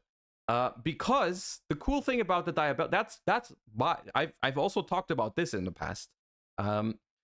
That is why I like the design on the Diabellstar package so much, because out of the Diabellstar engine, you play 3-1-1. That's the standard ratio, because you obviously want to draw the quick play spell. That's the best one. But the cool thing about it is that drawing one of the other two still works. It's not, they are not bricks. And this is why this is such great card design, is because you have those engine requirements, Diabellstar and the Sinful Spoils normal spell in your deck, but they are not garnets, right? That is great card design, as opposed to designing something like Gamma and Driver together, which I think is just awful card design, right? Where this is something that I wish they would do this more often. I hope they do this more often in the future, where they design engines like this without completely dead engine requirements, right? That is something I hate when they do that. Because yes, they are weaker, right? The quick play spell is better to draw than Diabellstar, or better to draw than the normal spell, but the other two, they still work. And that's, I think, super crucial and super nice card design on this engine in particular. Rhoda's add 1, that doesn't matter. And then the 2 traps here. And while this isn't like as alarming as the other one, there's a lot of one-ofs in here that you don't really want to draw. And while some of them are okay, they just make your hand a bit less powerful, like these. Some of these can kind of suck, man, especially when you're going second.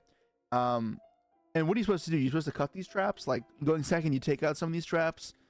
Sometimes you have to, but like, the issue is you open yourself up to just being a weaker deck than your opponents, right? Yep. If your opponent's playing the greedier list and they just draw none of their one-ofs, their deck is just inherently better than yours if you start trimming the fat. And when people play greedy like this and then they go greedier and greedier, it gets into a format that's not very interesting, right? Because you'll play with your hand that kind of sucks versus their hand that's incredible, and you'll lose because you have to build a deck very greedily, or you'll build your deck to be consistent. It's what it boils down to. It's just high variance. The more of those cards you are forced to play, it's higher variance. And that can be rather, frustrating. Now, I'm not saying this deck is a greedy deck. There were more things you could have done to make it greedier. But there are still one-ofs that when I've tested this deck, I've drawn my hands and be like, God damn, this sucks because of these one-ofs. And this was also way back when we saw Rescue Ace for the very first time. I said this already. Like, yes, setting 4 with Turbulence is very powerful, but I don't like the fact that I need to build a deck with so many random one-offs that I probably don't want to draw in it, right? I said that the first time I read Turbulence. Issue is this deck's not alone, and that's the problem, right? Like, luck is part of the game, always has been and always will be. Yeah, I'm not saying they should remove luck completely from the game, but variance can be frustrating. Is the only point. Like, I'm not saying like we're not playing chess, right? We're not playing chess to the point where the better player should always win, right? But it still does feel kind of nice for everyone when you can put in some amount of work into the game and get some amount of reward, right? It's not chess, but it's also not straight up gambling, right? So we need to I think we can agree on the fact that we need to be somewhere in the middle, right? Somewhere. If we go down to another deck that's been popular, and not those decks, those were rather rogue, at least they seem to be. Like Tier. Look at these goddamn one-ofs, right? Like, this is... I mean, okay. Tier has a lot of one-offs because of the ban list. That is not something that has anything to do with, like, Merly, Havness, Sharon, they're not engine requirements, right? They're not like Garnet that you need in your deck to resolve a different card or whatever. Asked to draw, use Pathway 2. This is bad, it's not great, this is not good. And you got more cards you don't want to draw. Like, it does have some. Tier has a lot of these hands as well, where you'd open up and be like, wow. Privy Karma is a prime example, because Tier has like a lot of ways to get rid of cards in their hand. Like, even if you draw a Mali, even if you draw a Denier, even if you draw like a Destrudo or a Shiyama, you have ways to discard them at least, which can be a good way to balance these kind of card designs. Like, if you're playing a deck that can discard cards easily, then you can make those decisions and it's less of a risk. Like, for example, if you're playing Furniture Labyrinth, it's not as bad to have a dead driver in your hand, which is why Gamma is a lot better in Furniture Lab than in other decks, for example, or in Pearly, where you have a lot of discards. The Tearlament deck has a lot of ways to get these cards out of their hand, but you need to see them in the first place, and you have way less ways to pitch a Privy Karma than a Destrudo, for example, right? The only thing you can do if you draw a Privy Karma is you can pitch it for Super Poly, or you have to like set it and pop it with your own Pearl Rhino, something like that. Very, very awkward. My hand loses to an Ash. You have some hands that feel like they're invincible, which is incredible. That's why Tier feels good sometimes. But there are many hands that just can't do that. And that's just so off-putting. Like, that's part of why I just can't play this deck. I mean, this also...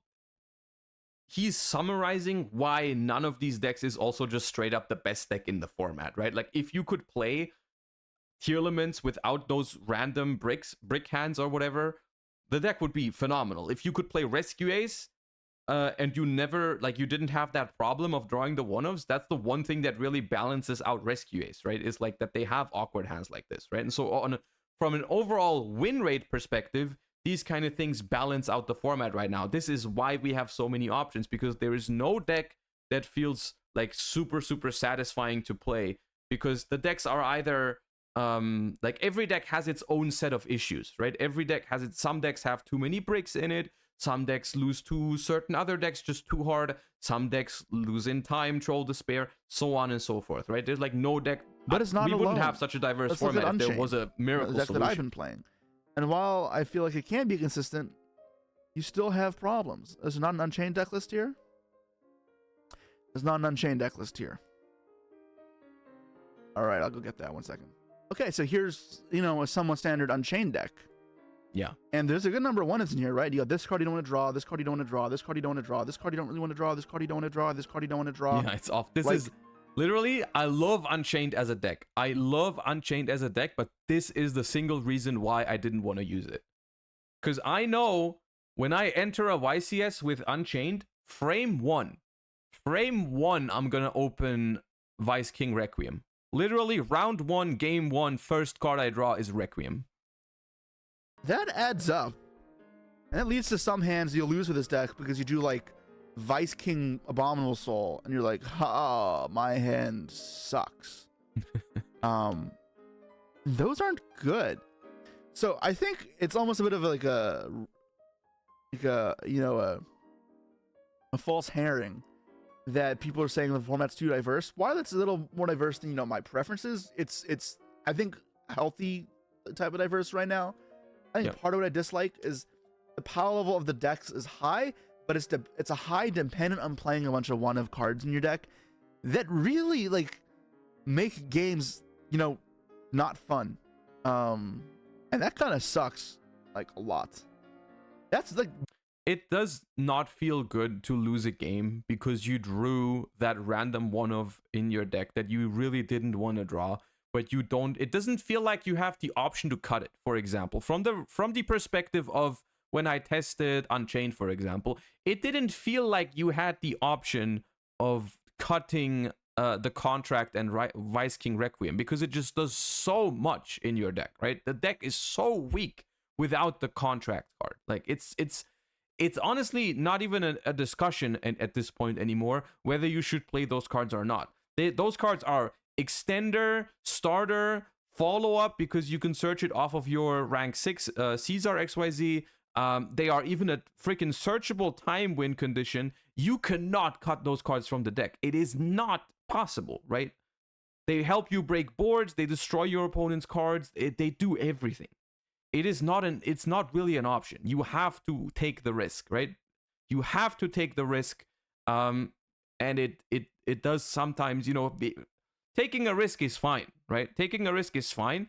But when you're being forced to take a risk because it's just way too powerful, right? The card is way too powerful, so you're forced to take the risk.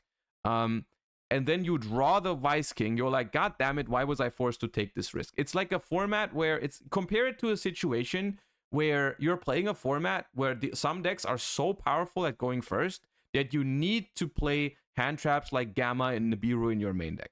If you're forced to play cards like Gamma and Nibiru in your main deck, you're like, okay, I'll play it, right? I'll play them. But then you play against decks where Nibiru is completely dead, and you're like, damn it, why was I forced to put this card into my deck? It's like Max C and Master Duel, and then you queue into Flunder. Do you see where I'm coming from? Do you see where that's frustrating? You're sitting there. The decision to put Max C into your deck was completely reasonable. You didn't make a mistake in deck building. You should have put Max C in your deck, right? That was something you were absolutely right when you put Max C into your deck. But then you play against Flunder and Max C in your hand is just completely dead. And that's frustrating. That's a frustrating moment, right? Literally yesterday we drew triple Max C against Flu. Did I have fun that game? No, I didn't. My actual real issue. And like, so some other decks you can play that are not like that is Purely. And it's like playing Sword Soul in that format. But I feel like, as I tested either of these decks, if your opponent draws, okay, well, and they're playing a greedy deck and they draw like the 5 of their good cards or 6 of their good cards and none of the one-ofs, you are just playing a weaker deck than your opponents. I stand by that fact, and that one's a little more subjective. So I can't really call it fact. I stand by that opinion. But when I've played Sword Soul or Purely, the deck doesn't feel as strong as these other decks. That's the thing, right? If Purely was just straight up stronger than other decks, there would be no reason to play Unchained, right? There would be no reason to have a deck with all those bricks in your deck if you can just play Purely, not have bricks in your deck, and have a stronger deck, right? It's it's an eternal payoff of consistency versus power, and it can feel somewhat frustrating when you feel like you're forced to play the bricks to make your deck more powerful, and then you draw the bricks. I think that's a frustrating moment sometimes. And I think, it's still, even though it's not like a really displaying the one of thing that I'm showing about, it still kind of is a victim of it, where it is, I think, just weaker. It Purely has other issues, and I think it's part of why Pack also lost. I don't think Purely is that great of a choice, partially because it struggles to deal with board breakers, and he's saying he played around it, but like, I don't know how. Like, he played around Encore, but he had Herald the Abyss. Then we need a Beauty up, but like, Beauty isn't really enough to win, so I don't know how much that's playing around it. It's like playing around it, but if they have playable hands still, they beat Imperm, they're gonna beat you still.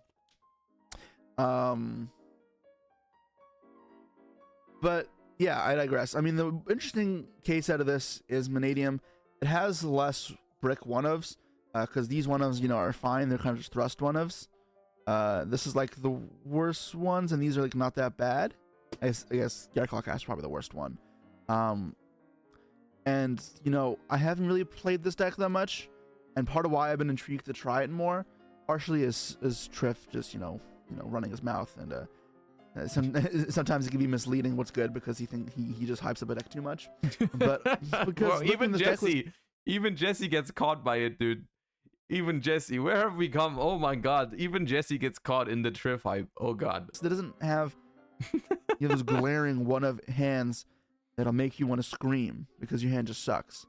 And the two ofs in here, while aren't great, are still a lot more manageable, right? Visas and Arrival.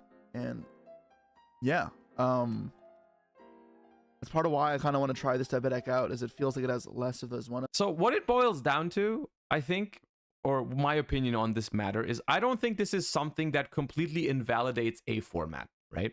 When there's decks that play engine requirements, one-offs, bricks, whatever, it's not something that makes the game bad per se, right?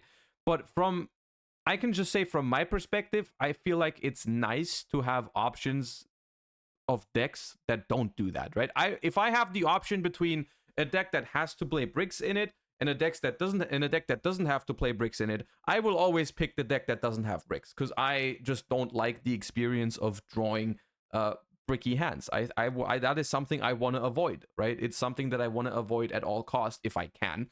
And when there's too many decks in the format that all have to play bricks, and I don't have the option to go with a consistent deck, I don't feel great about that, right? That's I think what it boils down to. So maybe this format's salvageable, like we're just at the beginning, and does the Mechanical Sinful Spoil have bricks? Probably. Like, I don't think you want to draw the Renaud and stuff like that, even though it's not that bad. Some of the equip spells. Yeah, I mean, that's kind of where I'm standing right now and why I'm having a hard time. Now, I really don't think the format is terrible. I do want to make that apparent. I don't love the format. I don't think it's anything I particularly will remember super fondly, but it's not something I'm going to detest greatly, like that Adventure Synchro format. Yeah. It doesn't have as many gross one-ofs in your deck. You're not playing goddamn Draco back in this deck. And you're also not so diverse. You can play against Marincess versus Adventure versus Swordsoul versus Despia. It all plays so drastically and differently that it's impossible to prepare for. It's not that bad. I think it is a bit more watered down of that format where the one-of thing isn't as bad but still bad, and the diverse thing is not nearly as bad, but you know, it still exists. And that can make it a bit hard to prepare for a tournament, but I think that also compounded with the 1900 man event knocking out X2s immediately. That you know, kind of started this whole debacle. So yeah, going forward, I'm not sure how the format will play out. Obviously, we got 2 events announced so far that formats will be played under, and we'll see, you know, Bologna and Richmond how they go. It should probably be diverse still, but one thing probably is going to change anytime soon until the new deck comes out. You know, that's what I liked about tier is, you know, as a tier 0, but also you didn't have a lot of these, you know, agreed. I think giving most future decks powerful discard 1 could easily fix this while still keeping some variance. I would tend to agree with that. I like it when decks have... There's just certain things in card design that I think are good for the game. Like, for example, when decks have something in it to discard cards from their hand for some value, right? I would agree with that. If you have a card in your engine that requires you to discard and gets you some value for it, that always makes it so you have the option to unbrick some of the cards in your hand, right? That is something that is a healthy design. As well as, I think, super healthy design. Like, we've been asking for them to ban certain floodgates forever now, but it's not going to happen. Which is why I also think something like generic in-engine outs to just, like, destroy a face-up card on the board or something is also something super, super healthy, right? I think it's super healthy to give cards, archetypes, a card that destroys cards on the board, just to have a chance against the floodgate, for example, right? If you're not main decking something like Feather Duster, which is most of the time not correct in modern Yu-Gi-Oh! To play back row removal specifically. So like cards like, what is recent examples of back row removal? Like, I mean, Sword Soul Blackout, cards like the Virtual World Continuous Trap. Those kind of things are, like, I think, good game design most of the time. Heartbeat was okay. Salamangrate Rage. Those kind of things I always like. None of those cards that I just mentioned are super, super powerful, but they're like good to have in the game, right? Sprite Smashers, like none of them are problem cards. Branded Beast, nothing is a problem, but they're all pretty good, like card design, I think. Just one of just sitting in your deck, you all consistent. Escape of the Unchained, all that kind of thing. Revishuda, right? Yeah, I mean that's. Yeah, that's it. I mean, I agree with most of this. I think we've talked about this more than enough. I think I made my opinion clear. I hope that brought. I hope that made it a little bit more clear what I think about the current format and diverse and tier 0 formats in general. I think it was an interesting discussion, and I feel like we had a good and respectful discussion going on. And that's, I think, the main point is like you should try to understand different people's perspectives, because we don't always play the game in the exact same ways.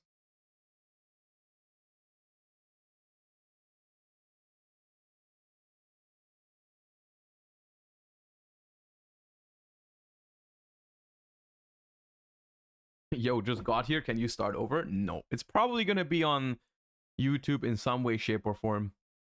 Either on the main channel or the plus channel. You can just go !YouTube and subscribe to the YouTube channels and you'll see it. It's probably going to be there like in a couple days. Okay. Now, speaking of the current format, let me... okay, careful chat. I'm adjusting the volume because the Jesse video was relatively low. I'm turning my mic back up slightly, so you need to maybe turn down the stream a little bit. Is this fine volume-wise compared to the music? It should be fine, right? It should be fine.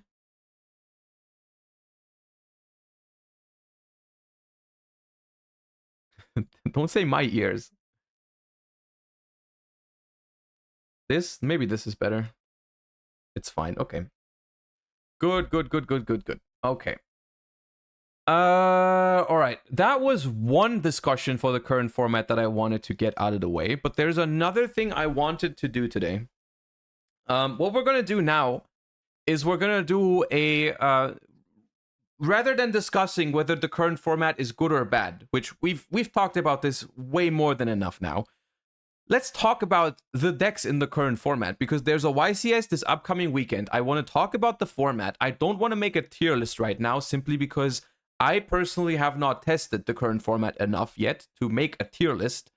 But I want to break down what's happening in the current format, what kind of decks you should expect to see at the YCS, whether you're going to play in it or watch it or whatever, like just for a better understanding of the format right now. I have looked at some of the past YCSs that have already happened in Age of Overlord. I've taken some deck lists from it that we're gonna look at today, and I'm just gonna give you guys my quote unquote like opinion on current decks in the format without ranking them in a tier list, but just like, you know, maybe explaining why a certain deck is seeing more success or less success, and how you should expect the decks to look if you're playing against it, and which decks you should prepare for. So on and so forth. This is probably going to be a YouTube video, so if you're seeing this on YouTube, you know, make sure to subscribe to the channel, like the video, leave a comment down below of what you think of this form of content, whether it's something that I should be doing more often in the future, because I've definitely been thinking about doing more stuff like this. And yeah, I hope you enjoy the video, so let us start talking about the format. Now, before we hop into specific deck lists for specific decks and what I think about the decks, let's look at some of the meta breakdowns of recent events, most notably YCS Indianapolis and YCS Santa Cruz. And at this point, I want to give a shout out to Duel Chronicles and yugioh Pro Deck, because that's where I got most of these lists and statistics from. I'm going to link those in the description down below as well. So make sure to check those out for pretty good resources when it comes to competitive Yu-Gi-Oh! Right? And so this was the breakdown for YCS Indianapolis, which was the very first YCS after Age of Overlord released. And it had Sinful Spoils Rescue Ace in the very dominant position in Top Cut. 37.5% in top 32 is massive in a format that was supposed to be super diverse, right? Sinful Spoils getting 37.5% was huge. And we're going to definitely look at Sinful Spoils Rescue Ace today as well. Other than that, we had your your obvious choices: Pearly, Tearlaments, Unchained, also in Top Cut in some capacity. Way less than at YCS Dortmund, though, which was the last YCS before Age of Overlord. We saw a lot of Tearlaments doing well. We saw Unchained doing decently well, so on and so forth. Sinful Spoil's Rescue Ace really has taken the format by storm, and it's going to be one deck that we're going to look at for sure. And then we also have Vanadium and some Sprite doing decently well.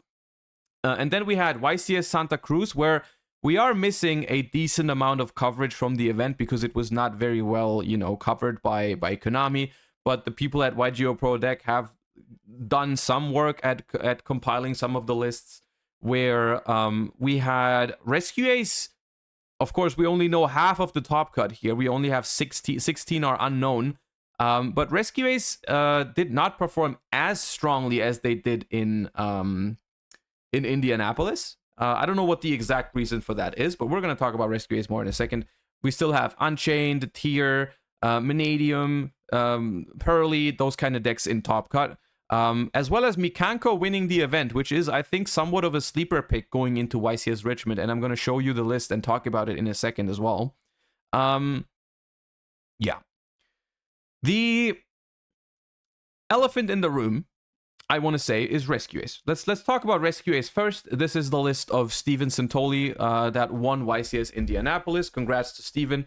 I wanna talk about why I think what is good about Rescue Ace right now and what is like maybe not so good about Rescue Ace, but mainly explaining why it was able to perform well in an environment that was super diverse, which was YCS in Indianapolis. And I think Rescue Ace as a deck has a couple things going for it that are really nice for a super diverse format like this one, because as you will notice from this list if you ever play this deck, I think you're going to notice that it is relatively ignorant as to what you're playing against, right? Which is, what I mean by that is, if you resolve Turbulence, I don't think it is super important what matchup you're playing against, right? It's like the Turbulence setup is so powerful that it doesn't matter what deck you're playing against, which is valuable when you have a format where there's a lot of different decks, it's definitely one of the formats that we're in right now, right? It's definitely a format with a lot of different decks. So being able to kind of just ignore that and just, do your thing and win with it is pretty powerful. And the reason why I think that is because this deck is able to choose to play non-engine in the form of Ash, Valor, Imperm, which are good non-engine, don't get me wrong, but they are typically less impactful than cards like, Nibiru, Droll, Dark Ruler, Thrust, Talons. Those kind of non-engine cards are considerably more powerful usually than a card like Ash, Valor, or Imperm, right? Ash, Valor, or Imperm, they just do a little bit, right? But in every matchup, they're more consistent, but less powerful. And the reason why Rescue Ace gets away with it is because they don't need to completely stop your opponent from playing. You don't need to Droll and Lockbird your opponent out of playing completely, because your deck is powerful enough to go head-to-head with Engine against most other decks, as long as you stop them from doing their full combo, right? Now, the deck still gets to side deck those specific cards. Like, we still see Nib, Shifter, Droll in the side deck here, where if you know the matchup, you can still capitalize on the power of those cards. But in the main deck, it doesn't seem like Rescue Ace is dependent on its non-engine to carry the matchup, right? Which is a good thing, believe it or not. It's a good thing that you get to play quote-unquote weaker but more consistent non-engine in Rescue Ace. So I think Rescue Ace is well positioned in a diverse format, and I think it is very well positioned to perform well at YCS Richmond. I think we're going to see a decent amount of people play Rescue Ace and do well with Rescue Ace. Because one thing you have to realize is, after putting up such a showing at YCS Indianapolis, I think a lot of people are going to be inclined to try the deck and maybe bring it to the YCS because of that, which could lead to some sort of snowballing effect, right? Because the more people play the deck, the more likely it is to also perform well, right? On another note, a performance like this, though, could also lead to people preparing better for Rescue Ace, right? Because I'm sure everyone was somewhat prepared for Rescue Ace before YCS Indy, but after the performance that it did have at that YCS, I'm sure people are going to be way more prepared. Like if I'm building a deck right now for a YCS, whether I'm playing Rescue Ace myself or I'm playing a different deck, I'm definitely Rescue Ace is the #1 priority on my list. Like I'm prepared. My deck needs to have a good plan against Rescue Ace, right? And so that is something that keep that in mind with these kind of meta trends. Rescue Ace is something that people will expect, and if you don't have a plan for Rescue Ace, then you should maybe overthink what you're doing for the YCS. But yeah. Another thing about Rescue Ace is that it does play a lot of cards that you don't want to draw, right? Which is why I believe that is one of the reasons why it was okay to go slightly over 40 with this deck, you know? Stevenson totally chose to play 42 cards, which it's only some percentages when you go slightly over 40, but even a little bit can go a long way, you know, drawing your one of Rescue Ace spell and traps that you don't really want to draw just slightly less often throughout a long event. It can go a long way. It can definitely make the difference in like 1 or 2 or 3 games, which you know, that could be the difference between making top cut or winning an event. It's just a couple games that are decided by not drawing one of those spell or traps in your hand, right? So Rescue Ace overall, good position. The more I think about it, the less I am surprised by its performance at YCS Indy. Whether it can carry on and ride the wave of success for YCS Richmond is something that remains to be seen, but I think it definitely is one of the top contenders going into the event, right? Another thing that was kind of like one of the biggest things from the previous format was Unchained, and it still is performing decently well. I'm using an example top 32 list from YCS Indy here as well. This is looking like a very, very standard Unchained list, and I think the deck is decently powerful. One downside for this deck, even more than the Rescue Ace deck, this deck has a lot of cards that you don't want to draw. Vice King Requiem, Fiendish Rhino Warrior, Rakea, this dude, I forgot what it's called, something S, Shiyama, and the Abominable Unchained Soul. Oh, Sarama, right, Sarama. A lot of cards that can really ruin your day, right? Like, and it's not really in your control, right? If you're playing Unchained, you have to put those cards into the deck, I believe. Like, I don't think it's correct to not play the Vice King, for example. I think you have to play those cards. The only one that is, like, not mandatory is the Blue Dog, which is in the side deck here.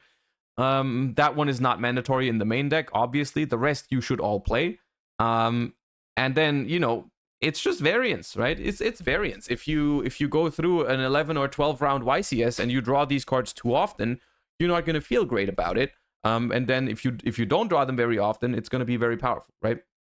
And that's the only thing about Unchained. Otherwise, I think Unchained is relatively similar to Rescue Ace because it is a deck that can perform relatively well into a variety of decks, because the Unchained engine is definitely strong enough to outgrind almost any deck in the format, especially going first. It's like super, super powerful. I still like Unchained a lot. And I do expect it to still be played and perform decently well at YCS Richmond. Definitely a good deck moving forward. Maybe not better than Rescue Ace, but I think it's close. I think it's decently close. It does suffer a little bit from the fact that some decks in the format can make Abyss Dweller. Like Rescue Ace itself. I don't know if Steven played it. Steven didn't play it. But there is versions of Rescue Ace that can make rank 4s and that have the Dweller in the extra deck to just auto-win matchups like Unchained and Tearlaments. So that is a thing. That is definitely a thing when you're playing Unchained. Is that some decks are going to Dweller you. Like also Tearlaments, when they go first, they can Dweller you very easily. And that is one thing to keep in mind when you're playing Unchained. Speaking of the devil, Tearlaments. Tearlaments, here it is. Top 16 YCS Indy, Joshua Kippenberg. The deck, I think, is good, but I think it's one of the, compared to its performance at YCS Dortmund, at least. Compared to its performance at YCS Dortmund, I would say it has fallen off a decent amount. And I think that is due to a couple reasons. I think Tier suffers a decent amount from the popularity of a couple cards in the format right now. One of those cards is Dimension Shifter. Dimension Shifter is a tech card that used to be only really played in decks like that didn't care about it at all, right? Shifter used to be that card that you just have it in flu, you have it in cash. In the current format, it seems to be a trend that people just, as long as your deck works better under Shifter than your opponent's deck, you can play Shifter, right? Rescue Ace, first place, a deck that under Shifter works very, very differently, right? But it can function under Shifter. So they play Shifter because it just, your deck, even though it suffers from Shifter, it suffers less from Shifter than the Tearlament opponent, right? I even saw some Unchained people play Shifter in the past. I've seen people put Shifter in Pearly. I think Pack did that. I think Pack played Shifter in Pearly, which is super counterintuitive. Sprite is a deck that used to do that as well. Yeah, Shifter Sprite used to do that in Tearlament format, right? And that is a thing, because Tearlament came back into the scene with such a bang at YCS Dortmund, so did Shifter. Right? So did Shifter. Shifter came back as well in great capacity, as well as Dweller making its way back into the extra decks. And Tearlaments, even though it is a powerful deck, it's not as ignorant anymore as it used to be in like tier 0 Ishizu tier format, right? It's like in those formats we accepted the auto loses sometimes to Shifter or Dweller, right? Because the deck was so powerful, right? Now, it's like you still have the same auto losses to Shifter and Dweller, but your deck is like the reward for taking that risk isn't as high anymore, right? And so while it can perform, I think Tearlaments are definitely somewhat on the decline. Now, I still expect people to play it because it is also a deck that people just love to play. It's a very fun deck to play, I think. And it does have some good matchups still. Like Pearly is a very decent matchup for the deck. Unchained is also a decent matchup for the deck. It's decently well positioned in the format. It's just it suffers a lot from the choices that people have been making when it comes to their, like, you know, the non-engine, right? The non-engine hurts tier a decent amount, right? You get shifted, you basically lose the game. But still somewhat solid deck, right? Pearly, this is the third place list from YCS Indianapolis. This is a very balanced, quote-unquote, Pearly list that just plays Fenrir, 12 hand traps, and Pot of Prosperity. It's a very standard, quote-unquote, list. It has the standard Pearly ratios with only 2 field spells, and then you get room for 18 other cards. Basically, between, like, you have 22 Pearly cards and 18 other cards is the standard thing you can do in Pearly.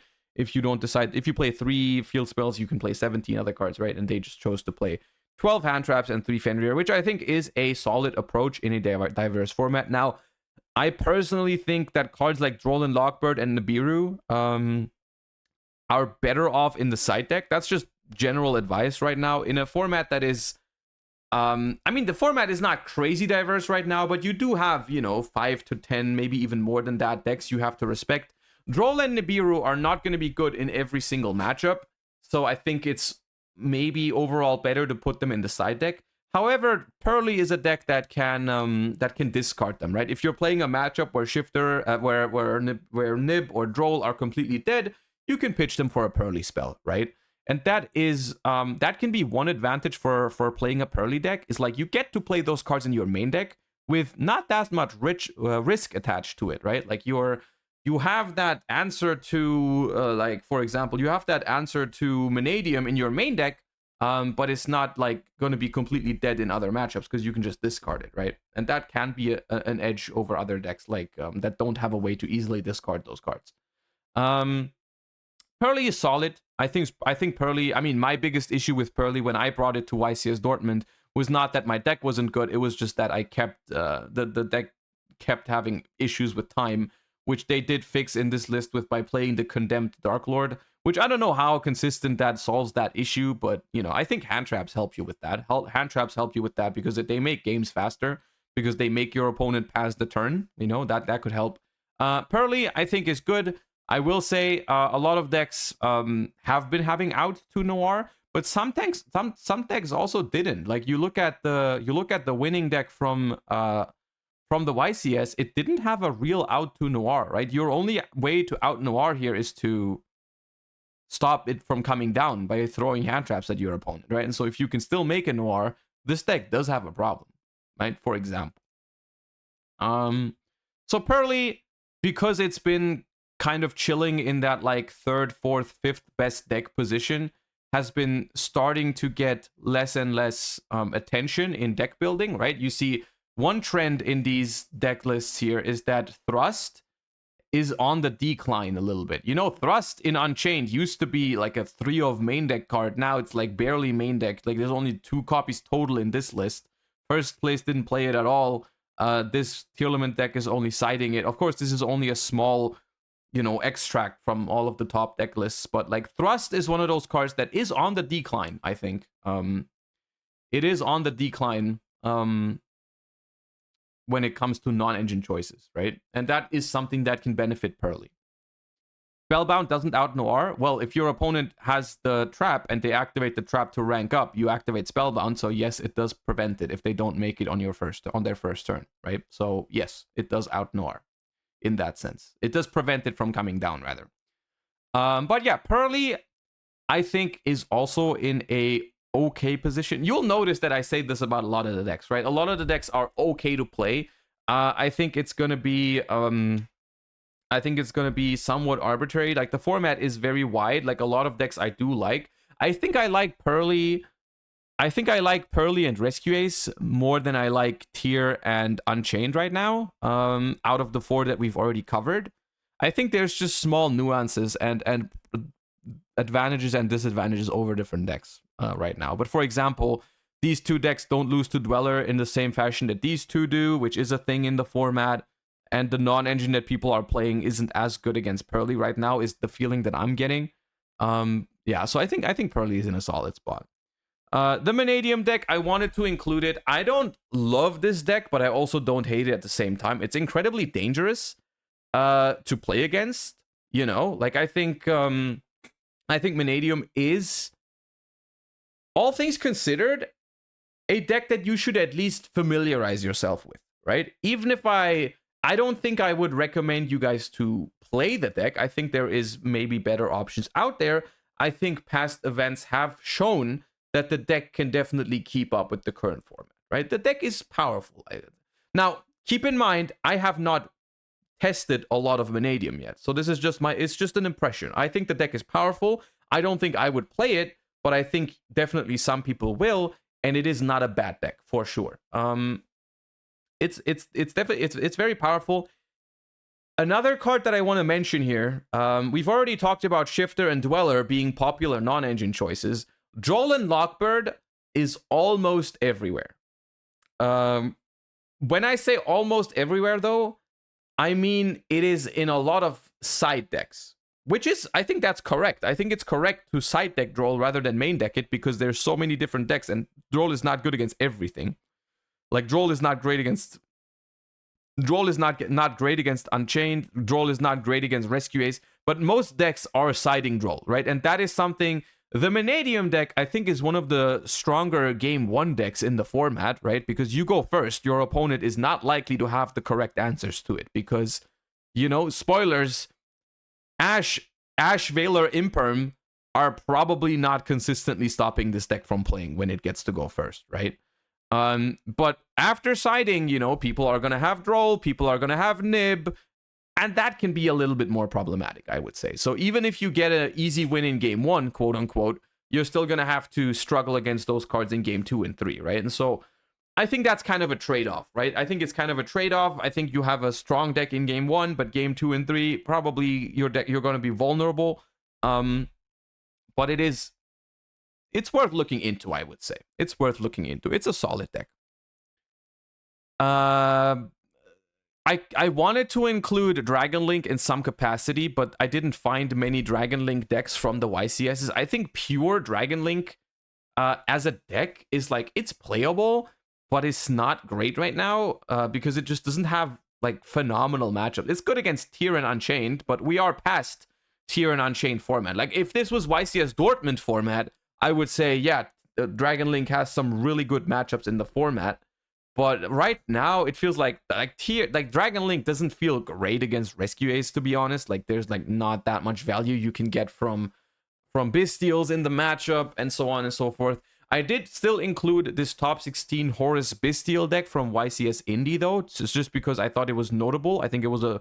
Now we're getting into more of the like sleeper picks, right? Like I would say if you're preparing for a YCS right now, Rescue Ace, Unchained, Tier, Pearly, and maybe Manadium are like the...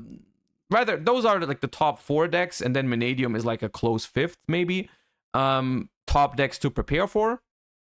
And then now we're getting into more like, you know, you might play 1 or 2 of this in Swiss at the YCS, right? I wouldn't expect more than that, but you should at least familiarize yourself maybe with the deck and maybe have a plan for it in your side deck, like at least know what to do against it, you know, those kind of things, right? And that's why I included this Horus Bystial deck, because it did actually not only top YCS Indie, it also topped YCS Santa Cruz, I believe. There was a... Yes, there's a Horus Bystial in top 32. So it did do some stuff, you know, it did do some stuff in the format. And the new Horus cards have been put to decent use here. The new Resonator cards have been put to good use here. It was a cool deck to watch, honestly. I think obviously its main advantage is that you're like, basically you look at this deck and most of it is engine, right? You have 3 Ash, 3 Crow, 3 Imperm, and 2 Talons as your quote unquote non-engine, which is 11. Which is like fine, right? That's a fine number. It's decent.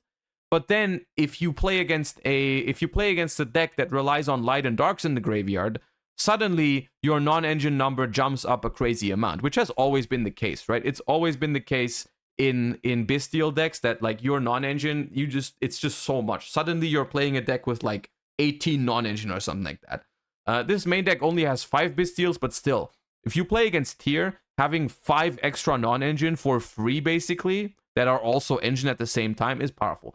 And so Bystials are like, I think the power of this deck just comes down to, you know, how good are Bystials in the current format. Bystials are good against Tier, good against Unchained, somewhat against like the rest of the format. They have uses, but I don't think they hit anything super, super hard. There's probably a spot against Manadium where you can use it as well to like prevent the Astral Out from coming down or something like that. They're like fine. So yeah, this deck is like, it seems like you're gonna have a breeze against Unchained and Tier, but Unchained and Tier are not the 2 like most played decks anymore, which is why I think this deck settles somewhere in like Tier 2, right? It settles somewhere in Tier 2. If there was more Tier and more Unchained, it'd be a better meta call.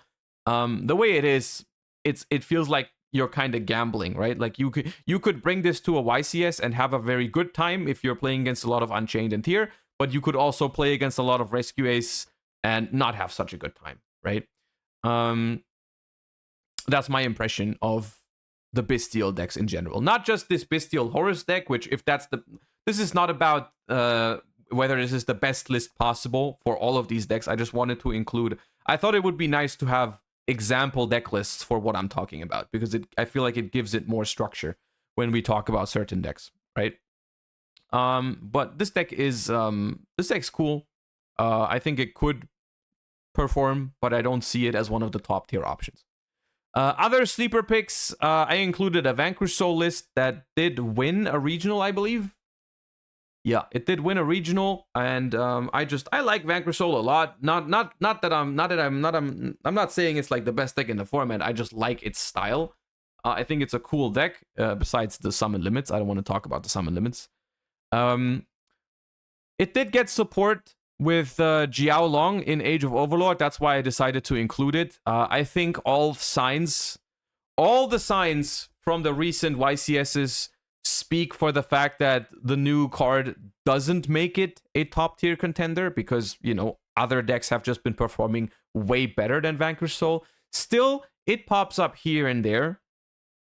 It does pop up here and there, and I think it's like a tier 2 situation for Vanquish Soul right now. Like, if you are not familiar with the deck at all, it's probably worth looking into it, just in case you get paired with it like once in the YCS, maybe twice. I could see it happening. I think it's a cool deck too. Like it's like it's relatively expensive, which is like one thing I don't like about it, because otherwise I would tell people to play it more, right? Because it's like a very fun tier 2 strategy. But with the price tag that it has, I just have a hard time, recommending it to people, because, it's like you're spending a decent chunk on a deck that is like barely tier 2, I think. It's cool though, it can perform. I like it. I wish it was a little bit more consistent, because that's my issue with it. I think we've talked about this yesterday on stream already, so I'm repeating myself a little bit to stream right now, but I don't think it's been in a YouTube video. I think Jiao Long doesn't fix the deck's consistency issues. Like, if you don't open Raisin, you still have a problem. But if you open Raisin, your deck is now a lot more powerful, because you just never run out of cards, right? As soon as you assemble a bunch of the Vanquish Souls, you just cycle through all of their effects every turn, and it just gets so much advantage, right? Each of the individual Vanquish Souls effects is not that crazy.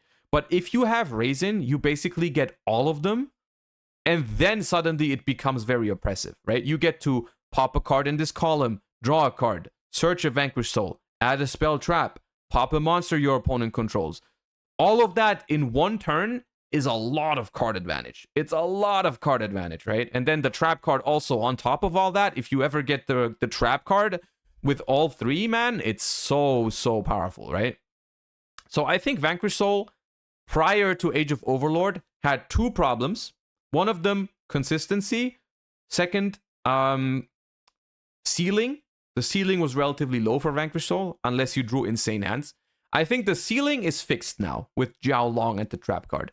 Consistency, not so much, especially going second when your opponent has interruptions for your Raisin, even if you draw it. I think consistency is a little bit of an issue. But overall, I like the deck. I think it's cool. I think you can tell by the amount of time I'm spending on it that I am a fan of Vanquish Soul, and I wish I could tell you it's a top tier contender. I don't think it's top tier, but I'd say it's like playable.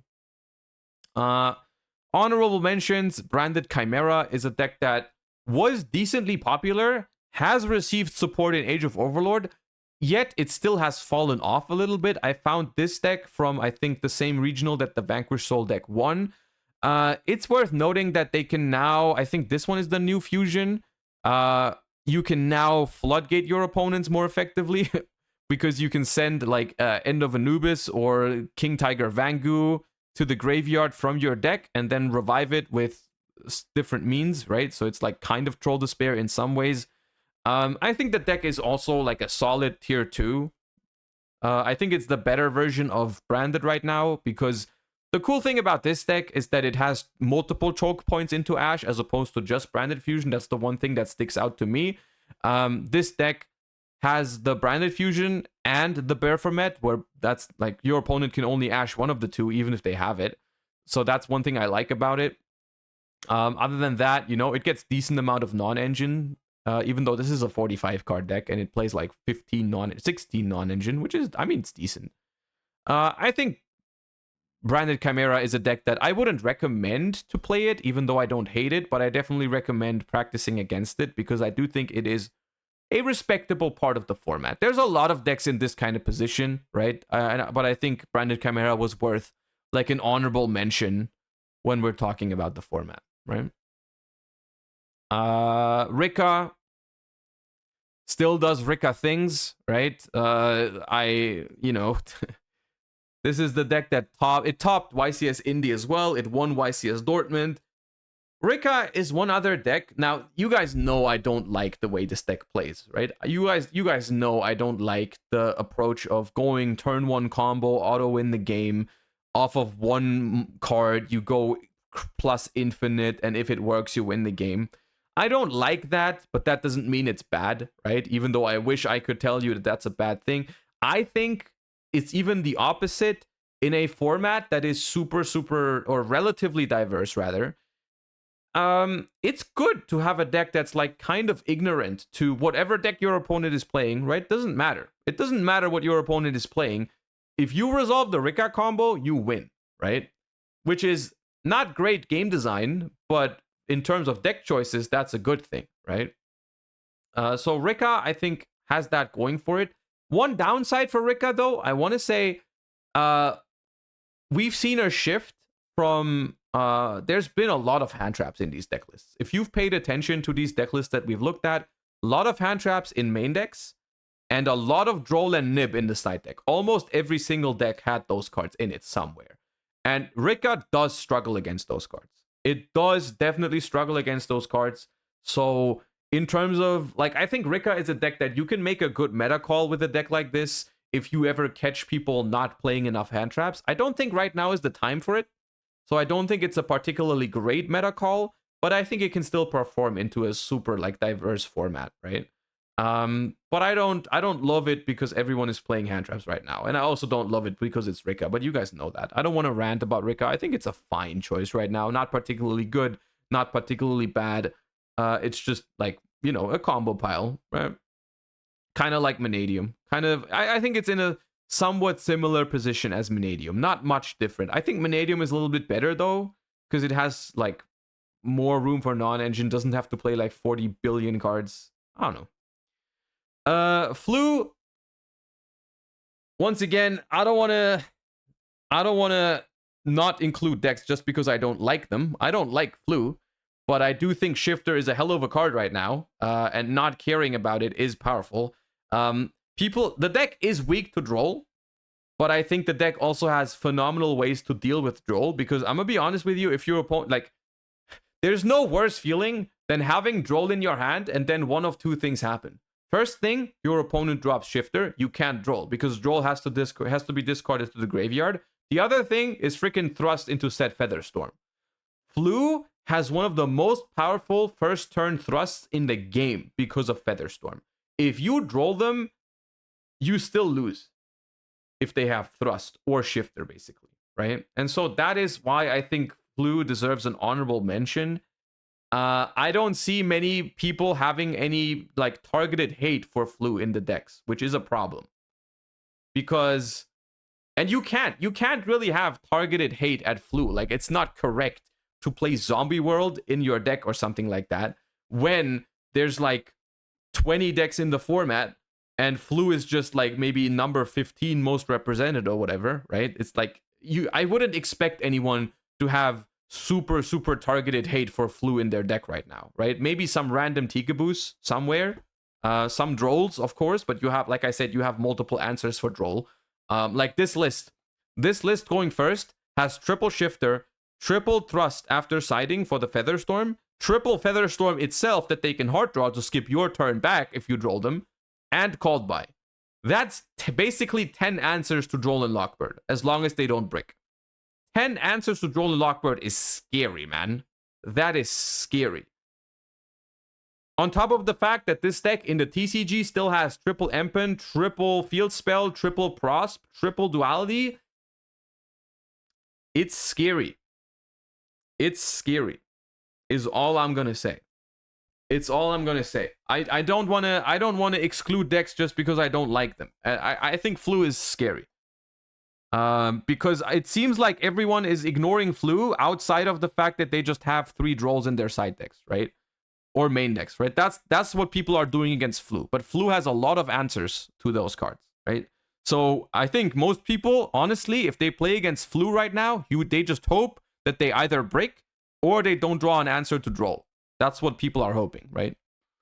But yeah, it's kind of scary. Also, cards like Ash, same problem. You know, you Ash them, they go thrust into Featherstorm, probably still a loss, right? So it's scary.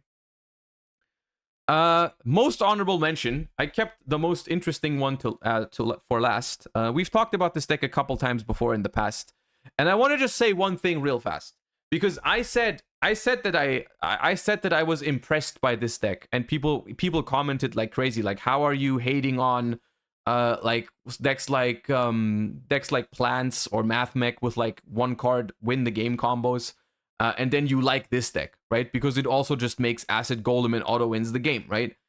I don't like the way this deck plays. I don't like it. I am not a fan of the combo. But what I did like was the creativity. What I admired was the deck building behind it, the ideas behind it, so on and so forth. That is what I was impressed by, right? Rather than its actual playstyle. The actual playstyle, I do agree with you, is problematic, right?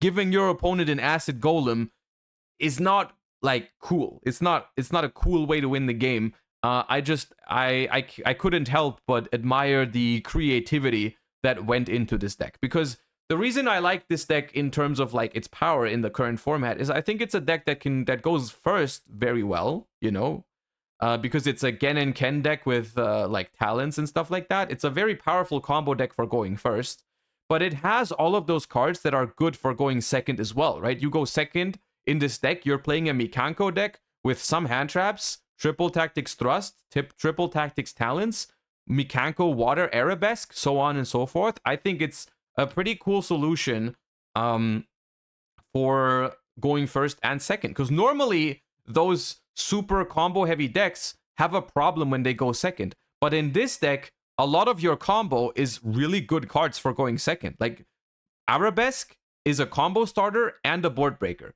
Thrust and talents are combo pieces going first because of Gen and Ken, but also board breakers going second, and I think that's cool. That's more what I like about it, rather than its win condition. I don't like its win condition, but I like the deck. I like the way the deck is constructed. So I just wanted to make that clear. But yeah, the Mikanko deck won YCS Santa Cruz. It was popularized first by Deception at YCS Indianapolis, who barely missed out on top 32. I think it's a deck that some people will mess around with after the YCS performance in Santa Cruz, and I could see it being successful at YCS Richmond, right? I haven't tried it much myself, but just from looking at it, I think it's a deck that it definitely checks some of the boxes that I like in a Yu-Gi-Oh deck when it comes to a format like the current one. So I would not be surprised to see it perform well at YCS Richmond as well. I don't think it's like the Hail Mary solution, best deck of the format. I don't think it's that, but I think it's good. I think it's good. And that is all of the decks that I wanted to include. Now, there's probably more out there. So what we're going to do, in case you're watching this on YouTube, we're going to do the same thing that we usually do with tier lists. Now, this wasn't a tier list, but it was a format discussion. If there's a deck that you think is really powerful right now, or you wonder what's going on, leave it in the comments down below, and I'll try to answer it. I'll try to answer as many comments as I can, and let you know what I think of specific decks for the current format. Now, later down the line, we might make a tier list. We might make a tier list for the current format. As of now, I need more playtime in the current format to accurately rank these tens of decks, like so many viable decks right now between each other, right? I don't know exactly what is better than others, but I wanted to still give you guys my first impression on the decks.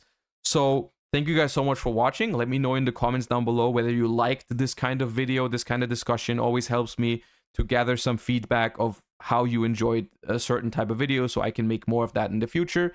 Until then, have a wonderful rest of your day. Say goodbye to YouTube, Twitch chat, and yeah, subscribe to the channel, and I'll see you next time. Bye-bye. Thanks for watching. Peace. All right. I feel like we haven't done as many YouTube recordings recently, specifically for YouTube. The YouTube channel, the main channel, has been suffering from that. We haven't been doing that well on the main channel because I've just kind of been streaming and focusing on stream content, and I haven't done as much dedicated YouTube content in the last couple of weeks. But it's fine. We're getting back to it. I just lost to Mikanko because I refused to read their cards. I have read the cards. I have to read the bad cards now. You'd be surprised because the Mikanko cards actually are pretty damn good.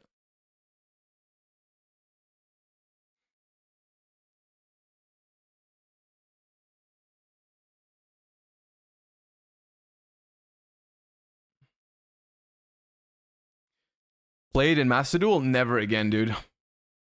The thing about Mikanko is that I like some of the cards. I don't like the blind second Mikanko deck, and I also don't like what Twitch chat becomes whenever I play Mikanko in Master Duel or against Mikanko in Master Duel.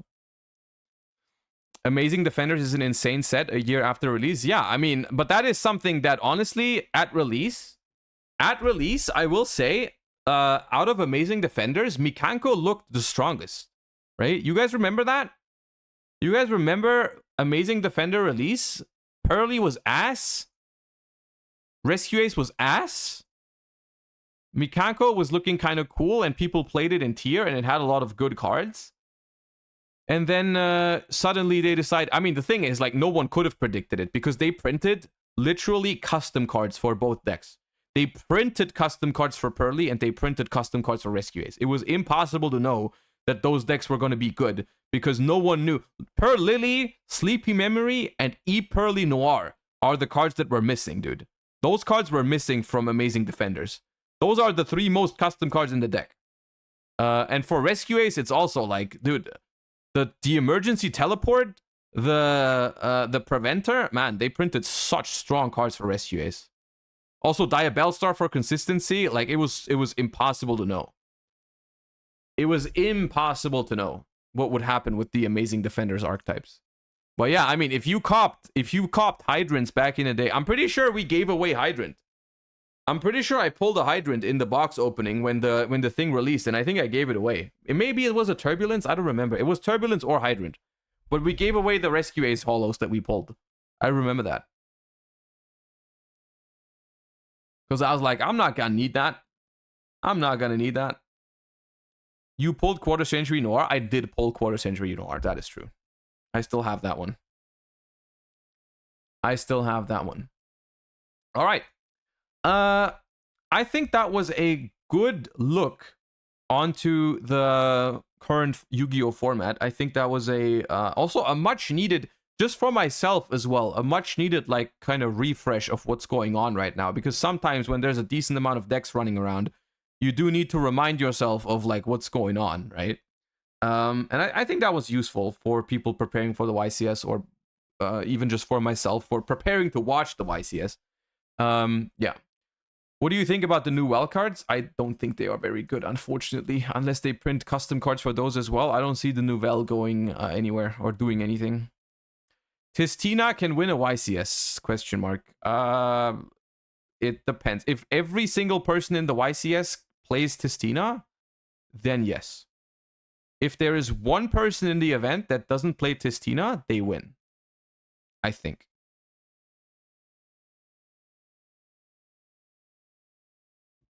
But then it gets a solid second place. I'm pretty sure. So you're saying there's a chance? Yes, basically.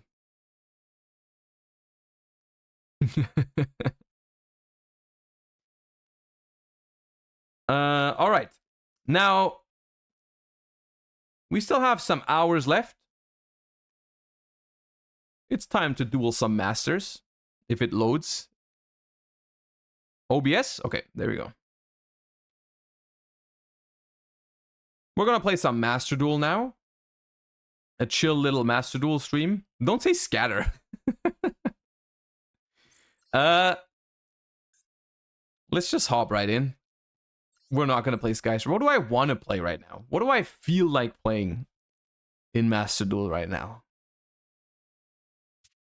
What do I want to play? We haven't played Wannabee at all yet. Let's play some Wannabee. Let me see what Wannabee can do. We haven't played that at all yesterday. Salamangrade with the new link. Dude, if there... Trust me, if Salamangrade already had the new link 4, I would be playing that deck right now. I would play that deck right now. Also, Gebirges, thank you for the Prime. You subbed during the video recording. Thank you so much. Appreciate the support, everybody. Always very happy when someone spends their Prime on the channel. Let's check. There's a good chance that they ashed this if they have it. You can make salad plays with the whale link 4. I know, I'm aware, but that does not feel very powerful. I've played against that a couple times, and it doesn't feel very good to me. It's not enough payoff. It's not that good.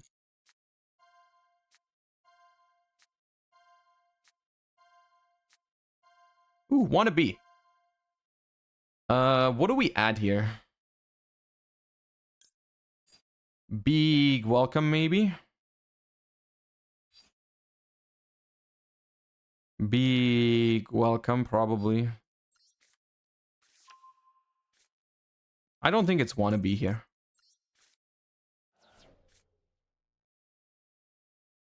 What is that? Roll? Roll and Lockbird? Question mark? No. Okay.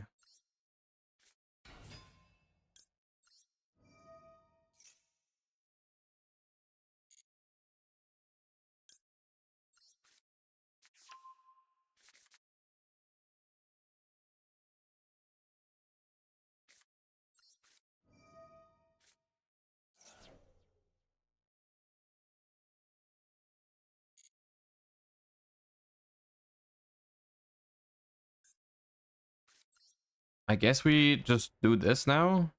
I could use the furniture first. But then I would have to discard Labrynth. Do I want to discard Labrynth? I don't really want to discard it. If I just use it now... I mean, as long as they don't have Ash, I'm fine. Let's use it now. They have Maxi. Ash that.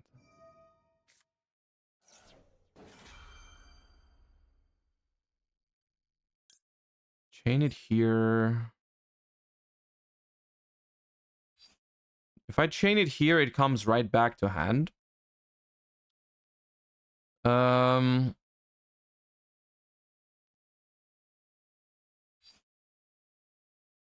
Why Ash to draw one Maxi? Because Ash is not that great in Master Duel right now, and I think simplifying the game state with Labrynth is really, really good.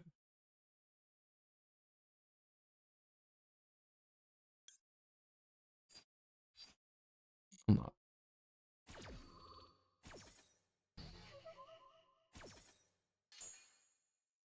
I want to keep the field spell.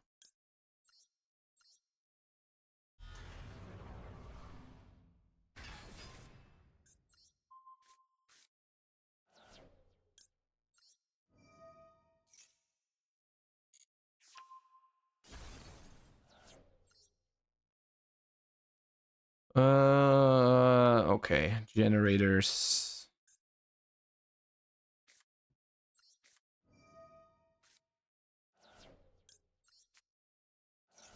Monka Christ. I'm gonna set Welcome Lab. Kuklog. Kind of want to summon the Kuklog. And then just bounce it with Big Welcome. Could do that. Let's do that. That does make ashing the Maxi a little bit better.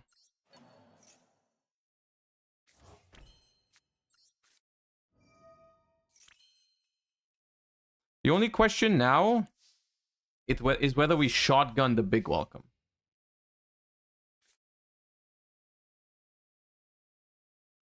If we shotgun the Big Welcome, we can technically grab... we can grab Lovely. No, Lady. Let's shotgun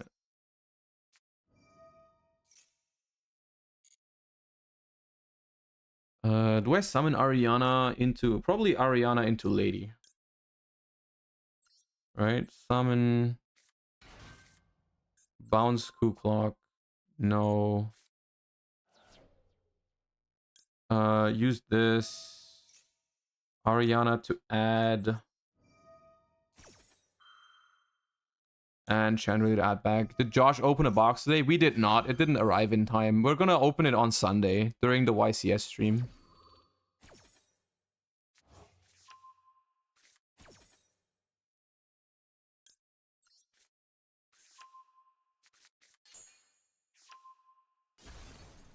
What is like the best trap in my deck against Generator? I'm not gonna shotgun.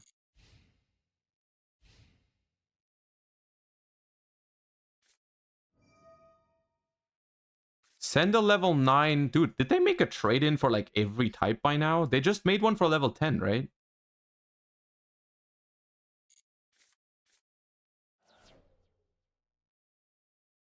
I'm actually not sure.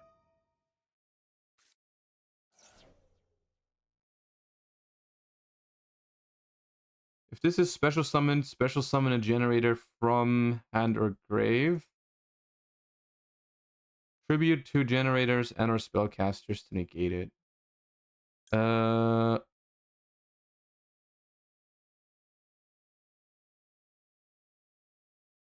Sure.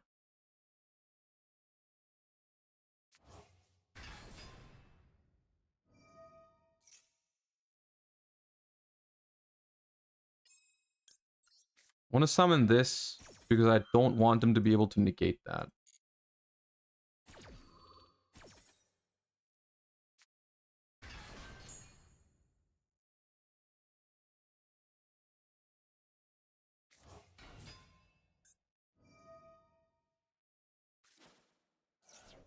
Special summon a generator with a different name from your deck. What do they summon here, typically? Like, hypothetically, what if I... Mardell? What does Mardell do? Hold up. If this card is normal or special, add a generator card or plant from your deck to your hand, except Mardell.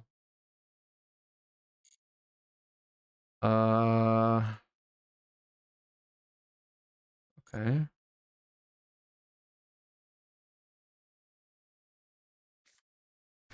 That is Mardell. I need to read the XYZ. Quick effect, tribute this card, special summon a non-fairy. Quick effect, detach. Attach cards. Ooh, this is actually a very scary board breaker. I think I need to prevent that. I think I need to prevent the dude.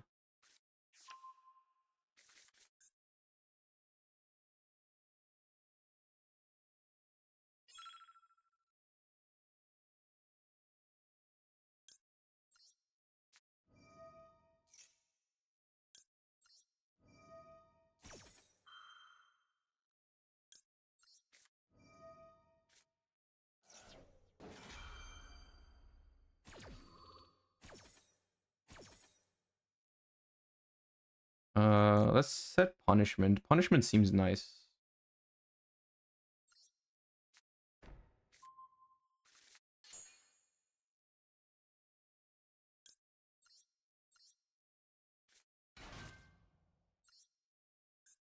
I don't need to use punishment yet because I pop one here.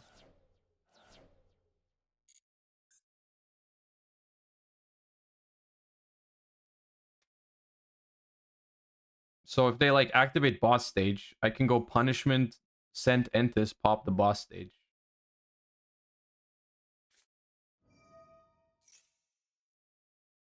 Once per turn, add it from the main deck to your opponent's hand. Special summon generated from your deck. Special summons, blah blah blah. You can only use. Okay.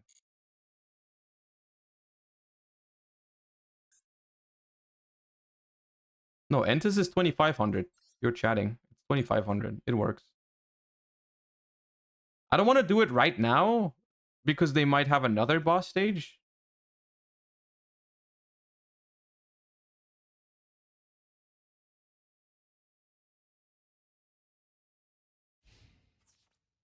Battle phase. What do you attack? Obi. I can use this, right? I'll use it. Why is my timer so low? Oh, because I've been reading generator cards. That's a problem.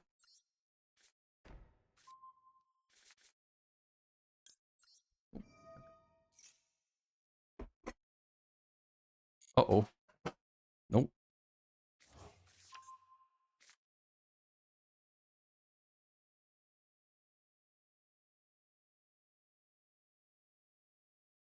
Monka Christ. Okay, why are you not attacking? Okay.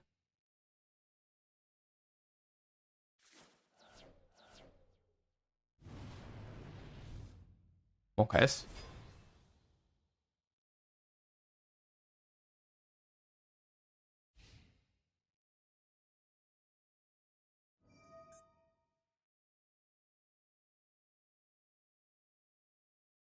I mean, that's fine though, is it? It's not that bad. Punishment. Oh wait, no, I can't punishment. Can I? I don't have a fiend anymore. Yo! Okay, I couldn't punishment no more.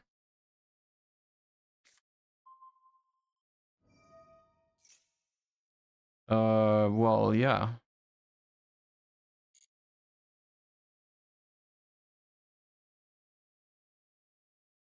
You can? No, you can't. It was set this turn. I couldn't use it because I didn't have a fiend anymore.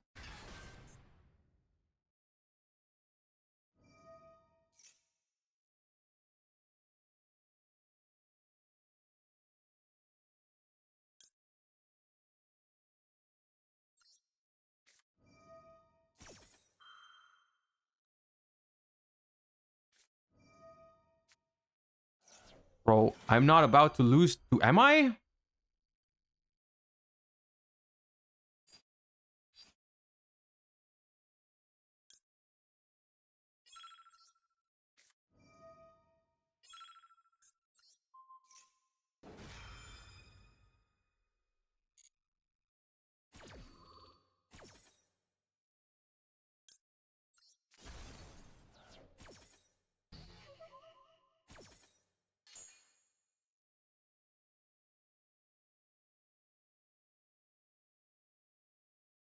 Or why was the last card top? Why the sixth card was Ash, man?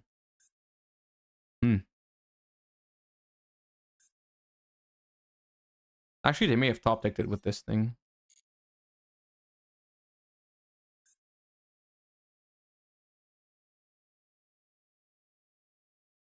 So, okay.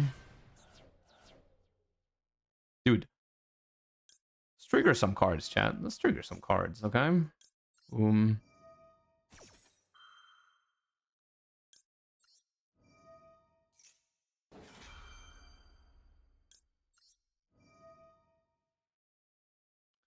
Um...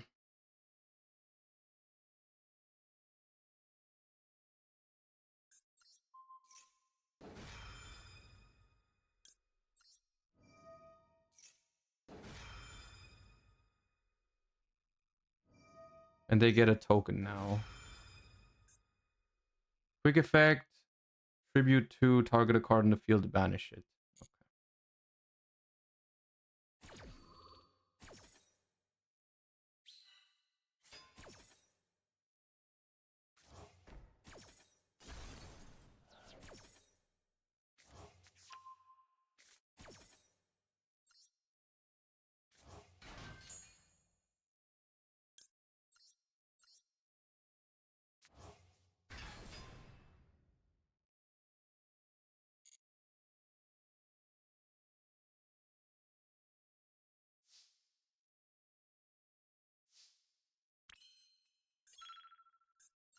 So low on time, man. I don't know your cards. Okay,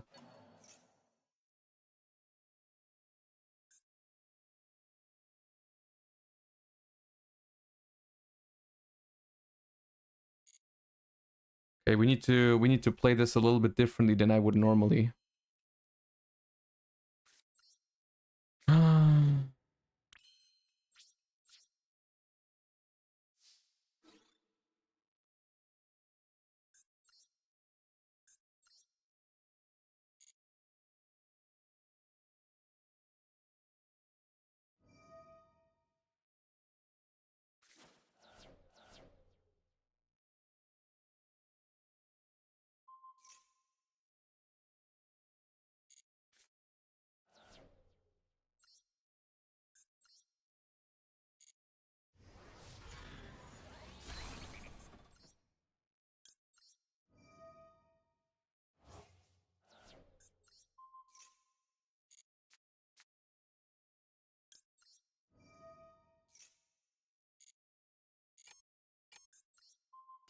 Wonka Christ.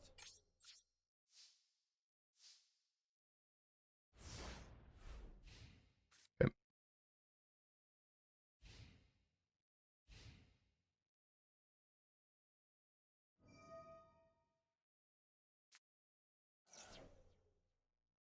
Okay, they top decked a generator. Not sure if that's a problem yet. Might not be. I am surprised that they didn't try to banish Lovely, because then I would have had to bounce my own card, I think. I would have had to bounce it back to my hand with my own big welcome.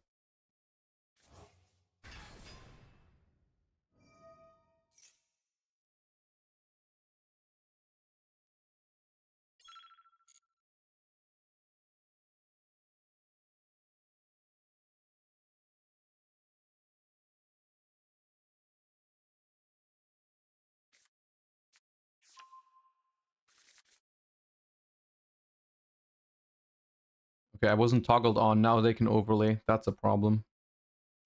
Oh, I wanted to do something, man. Freaking game timer, man.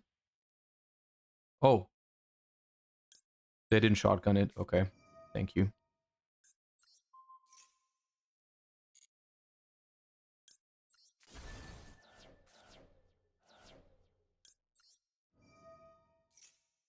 Just pop it on summon. They could have used player priority to use it, because it's a quick effect. They could have done it.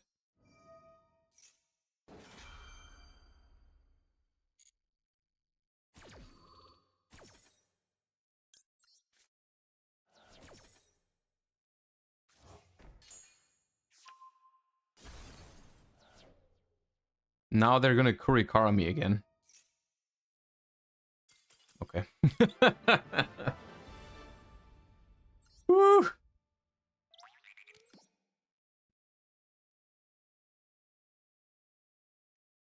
Somewhat scary game.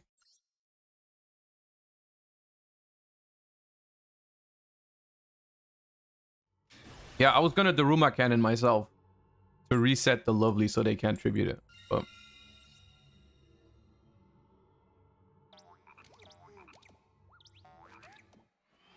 you cannot Kurikara face downs, because when you set a card, it resets and it doesn't count as that card has activated its effect this turn. I'm pretty sure.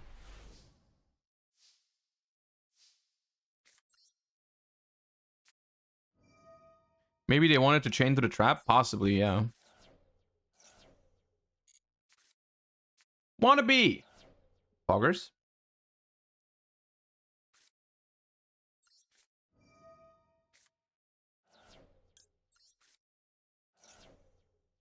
Wow.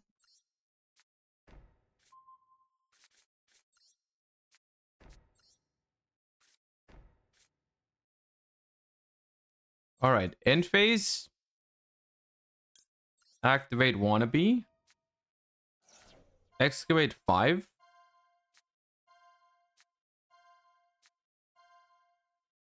And set a... What does this do? It's during the... Send it to the graveyard during the next end phase. I'll grab a Karmic Cannon. We have to use it this turn, otherwise it goes to the grave. But if they don't do anything this turn, I think it's fine for us.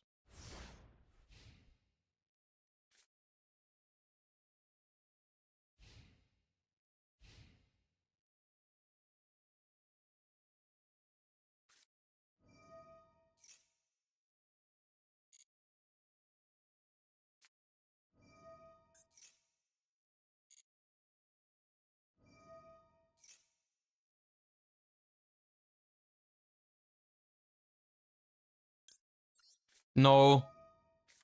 No, no. I don't want that.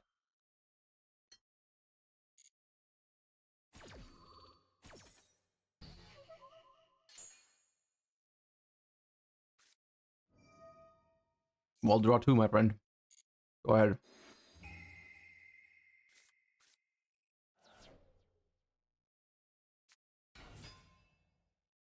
Black Fang. Okay.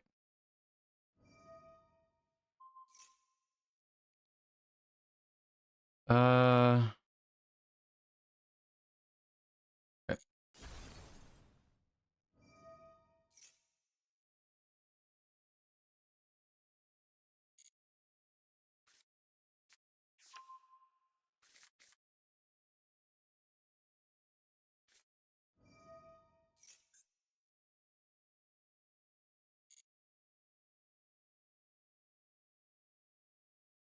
The trap is kind of scary against Lab.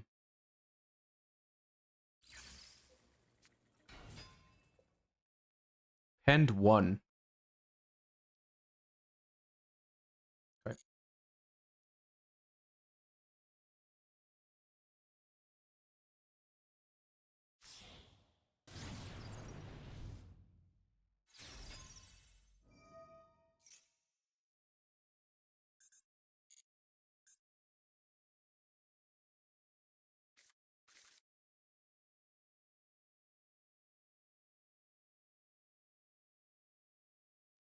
It's annoying. We might actually lose our Karma Cannon here.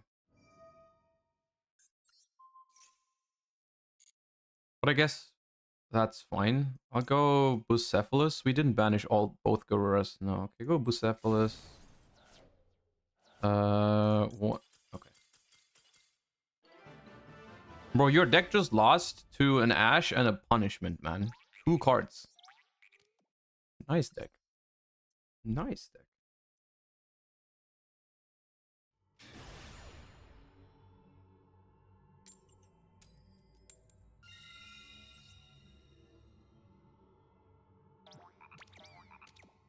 So the idea behind Wannabee, by the way, is that it's like, going first, it's okay. It just gives you a trap card. Your opponent knows what the trap card is, which isn't great. But going second, it's nice, right? Going second, you get a trap that you can immediately activate next turn.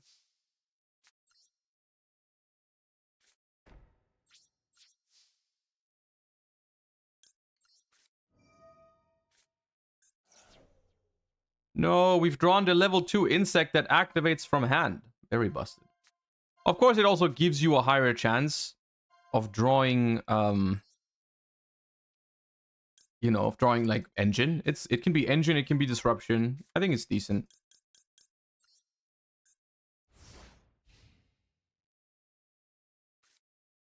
Now if they have like if they want to respect quote unquote my back row, they have to just pass.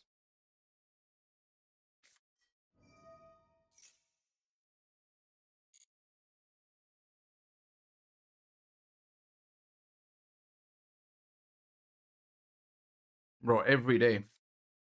Maxi! Oh my god, man. How is it every time?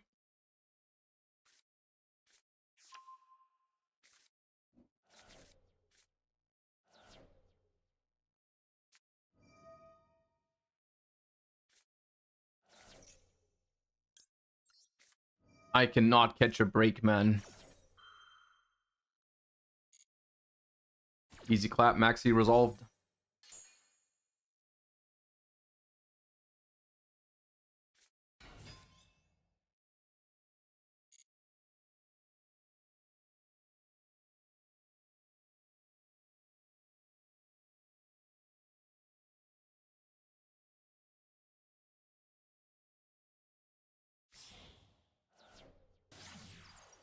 Lingeribo.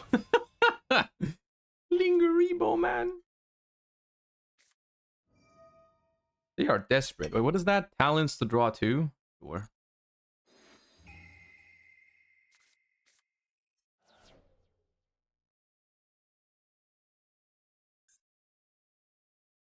Now your Sigma is dead, bro.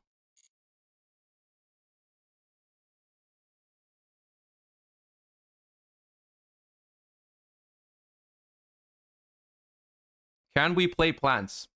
No. We're playing insects right now.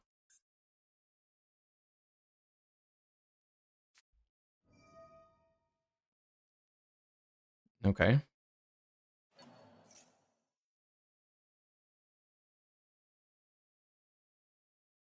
Yeah.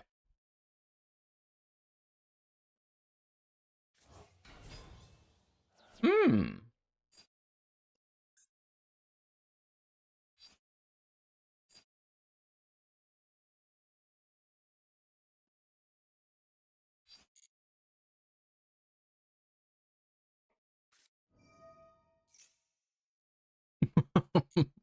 What are you cooking, man?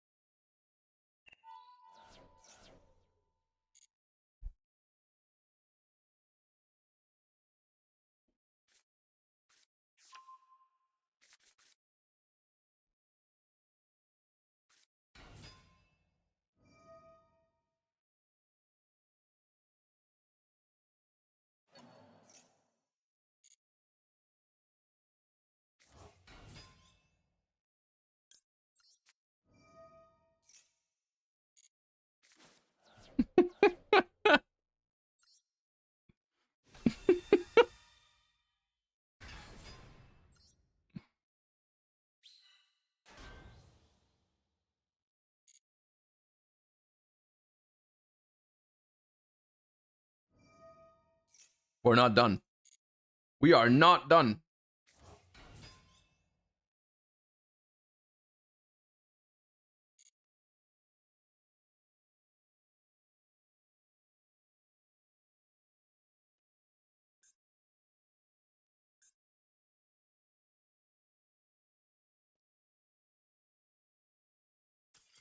Oh, we're done. Okay. We are done. Ooh, what a banger of a rank up game that was. Oh, that felt good. Ooh, that felt good. Whew.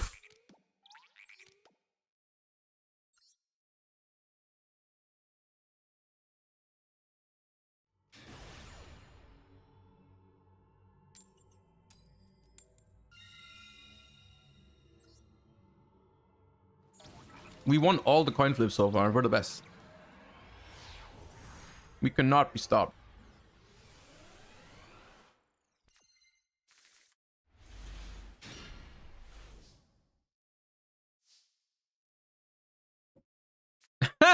Kick.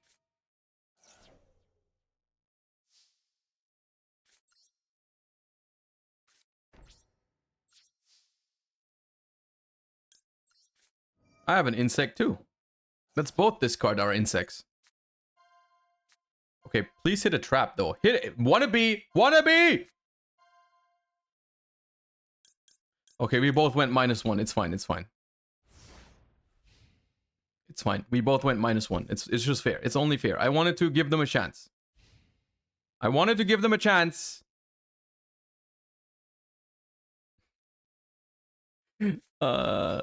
Aratama. What's wrong with all the what? What?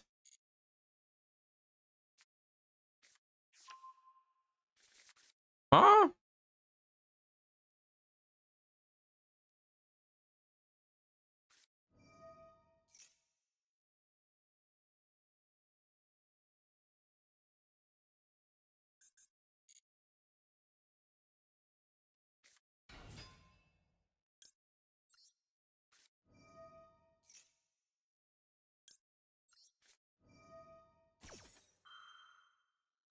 I was just Ash checking basically. I wanted to do this first in case of Ash.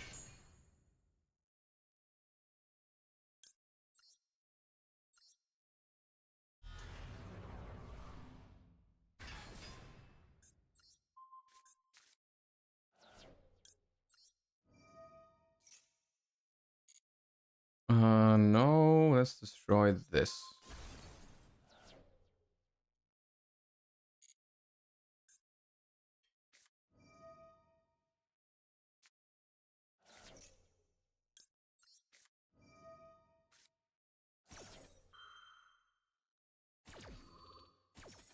Alright, this Nib needs to save me. They will play into this.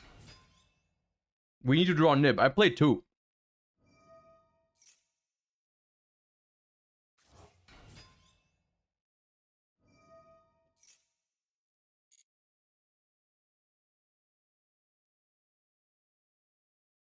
Now they have normal summoned the Aratama. They have normal summoned, so they can't get an easy diameter negate. If we draw Nib, we should be okay.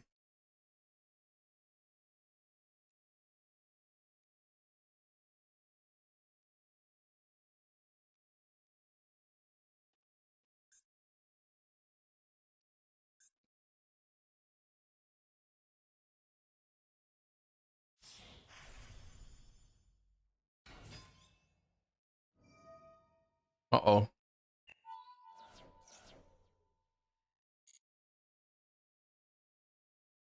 Does this update transcode in 4 summons? No. One other thing we can draw is Ku Clock, potentially. Ku Clock, we can discard Ku Clock, then discard Stovey, and then just summon the Ku Clock in defense. That would also save us, potentially.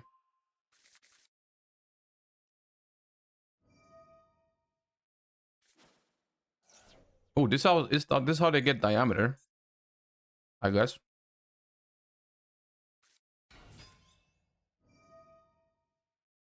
If this card is tributed, target a spirit in your graveyard. That is hilarious that it does that. I hate that it does that.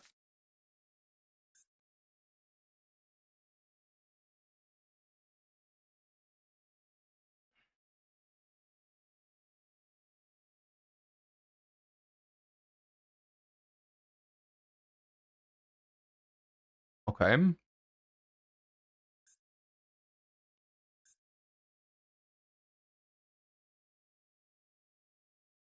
So we haven't found Ash yet. We haven't found Nib yet. We haven't found Kuklok yet. I am scared. I am very scared.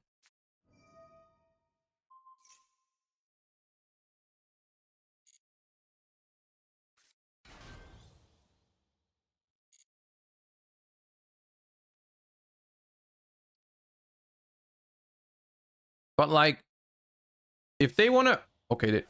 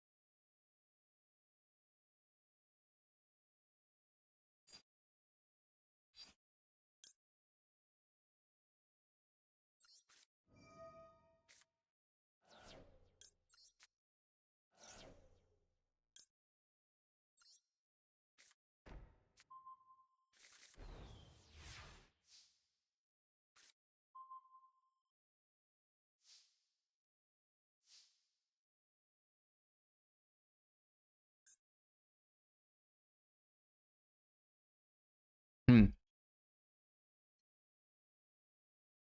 Super Factor. I discarded Prosp because I wanted Max C on the Super Factorial. But our hand is kind of bad.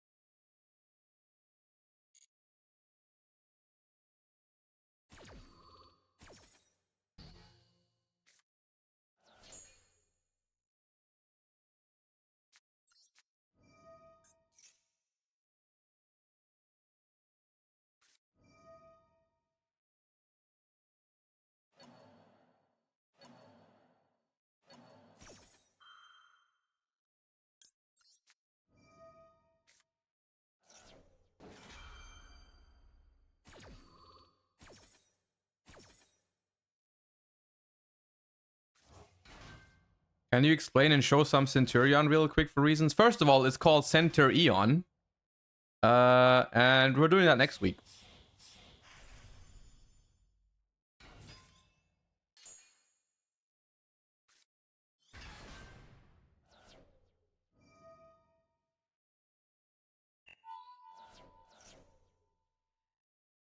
Now, this has an Omni Negate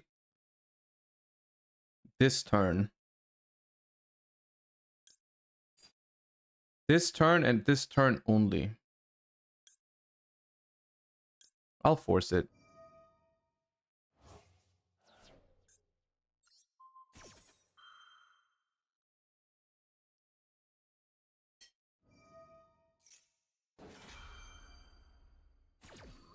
All right. No, not the Wannabee.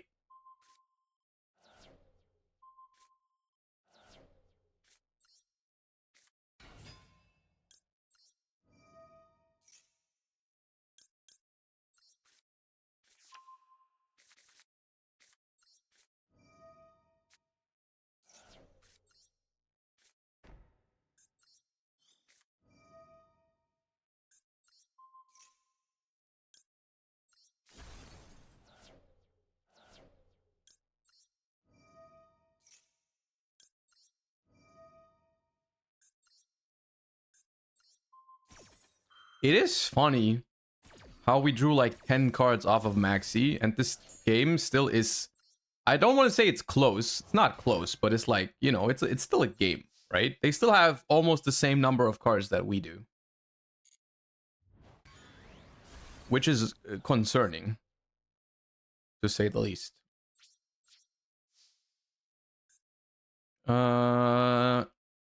I do want to use this. The question is, what do I discard? I definitely want to keep Punishment.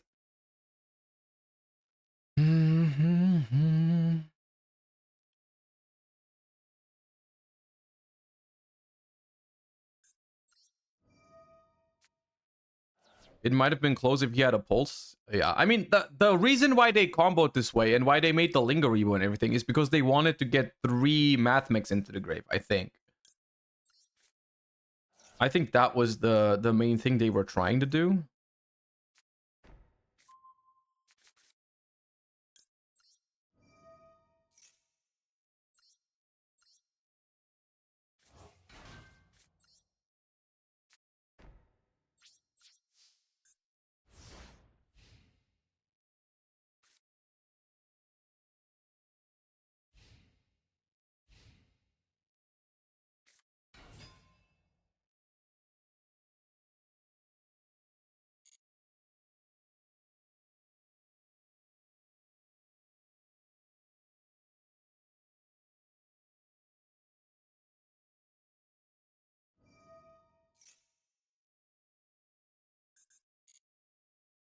Yeah, let me think.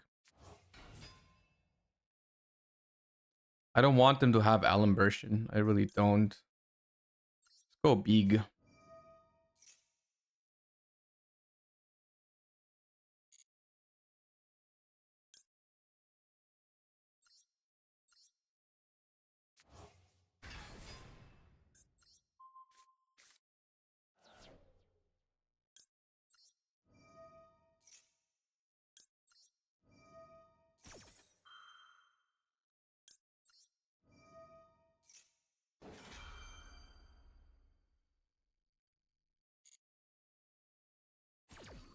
Isn't Punishment Entis better? I don't really care about popping both right now. I'm okay with just popping this, and if they have an extender, I can still Punishment too. Ah! Hello. Hello. Greetings.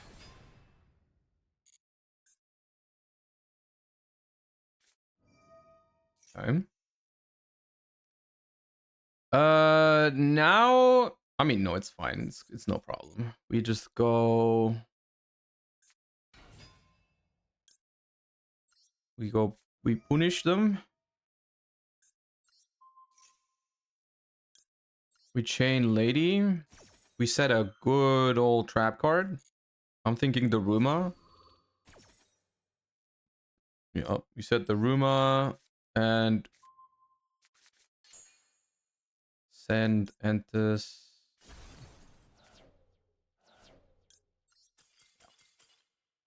Then even if they have extender, we have the Ruma with Kuklok in hand. Damn, Wannabee Lab is cooking. Well, 2 of them were Math Mechs, so that doesn't really count.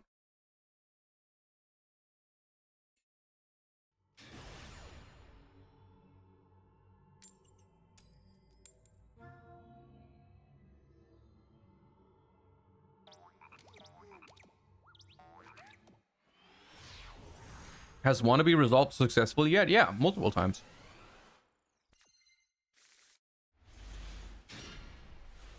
Okay, there's a banger hand going first. Not as good going second. But, I mean... Fine, actually. Never mind. It's a good hand. Never. Pretty insane hand for going second, to be fair. Ooh.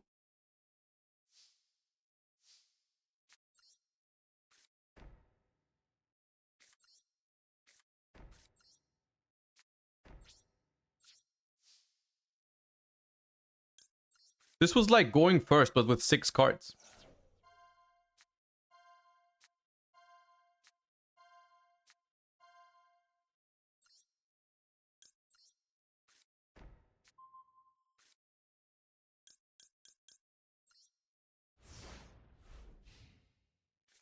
How much attack does Wannabee have? Oh, right. We could have done 0 damage to them. To assert dominance, we could have attacked them with 0 attack. Oh, end phase. Wait, what does this do? Oh, resolve it. Okay, no, I don't want to. I was like, it does have a hidden graveyard effect? No weighing. Nah, man. Nah, let's not.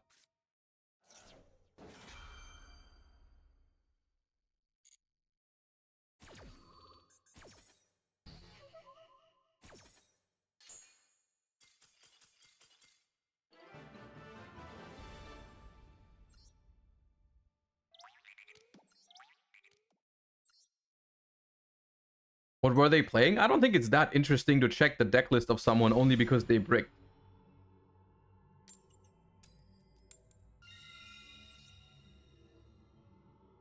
We're going first a tremendous amount, chat.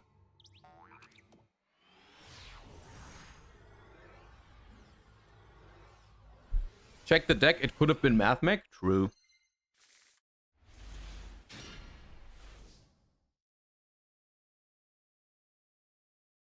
Maximi?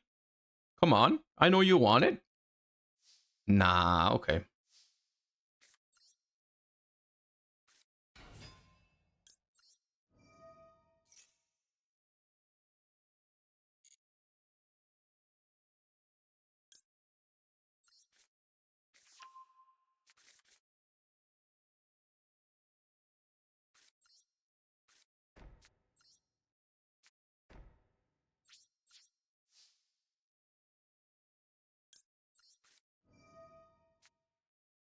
Wannabee is better than Prosp at this point? I don't know. It's not... I don't think it's like an insane card, but it's okay. Not another... Oh, okay, well, it's only a punishment. That's fine. We just have to remember to use this one first.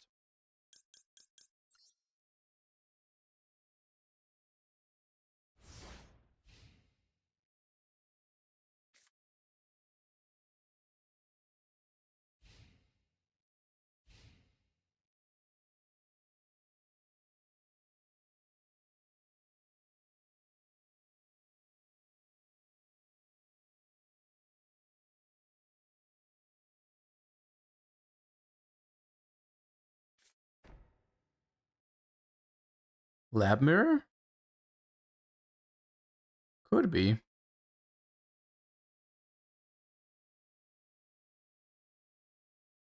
Does Wannabee shuffle bottom or top? It's bottom.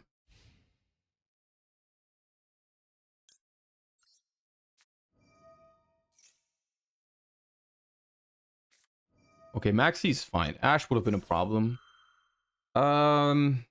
I'm not gonna Ash this because most likely it's Lab. I don't want to Ash. I don't want to do that against Lab. I want to keep it against Lab.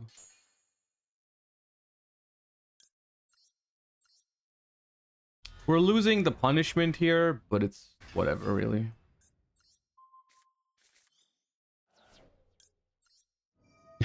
Kudola Vespa, thank you for the Prime. Appreciate the first time Prime. Thank you for the support. Let's destroy a back row. Oh, it's Mikanko. Alright. Noted.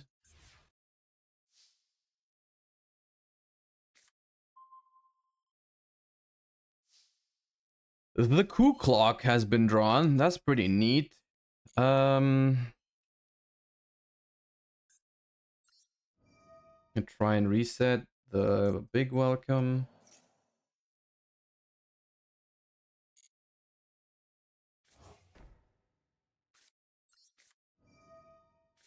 Activate this. Called by the grave. You're being a little annoying. Okay. There. I'll allow it. I'll allow it.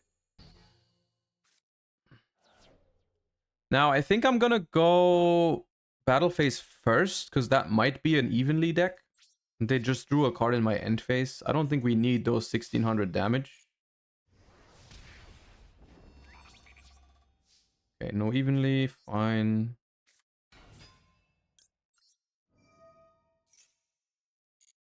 Mm.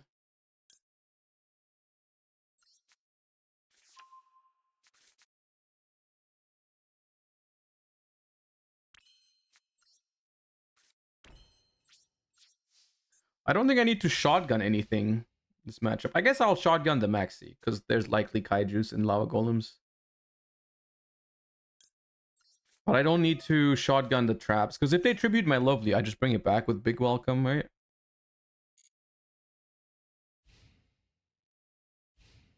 Keep Big Welcome in the back to stop the equips. Yeah, it's really nice if they ever equip one of my things, I can bounce it back to hand.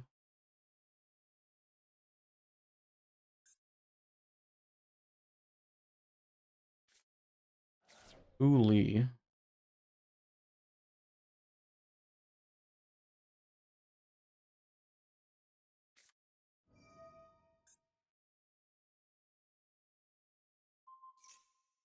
Axe of Fools negates the effects of my Lovely, which is annoying, I guess.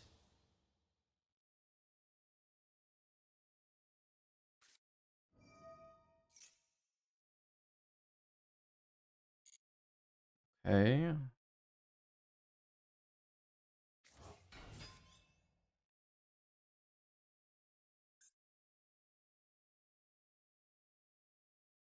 Add a Mikanko trap from your deck to your hand. They give me a Maxi. The Mikanko trap. Do I ash that? I think it's okay to ash it. I mean, the thing is, they don't seem like they have much else going on. But you can also ash the trap, I believe.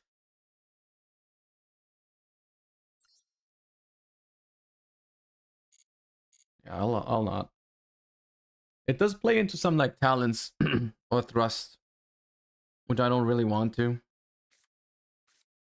Yeah, rivalry. Target a face-up monster in the deck. You can banish this card. Battle phase.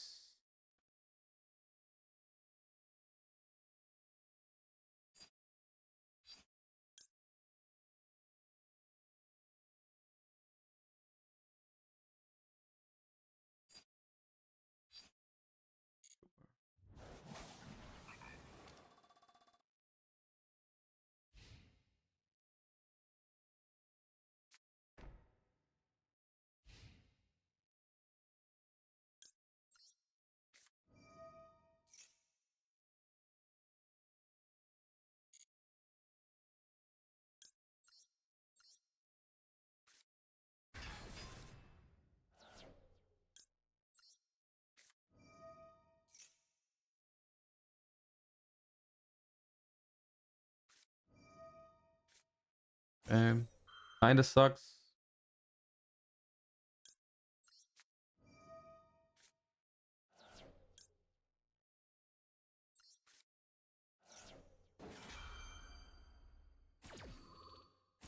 This random one of Axe of Fools is really proving to be somewhat annoying.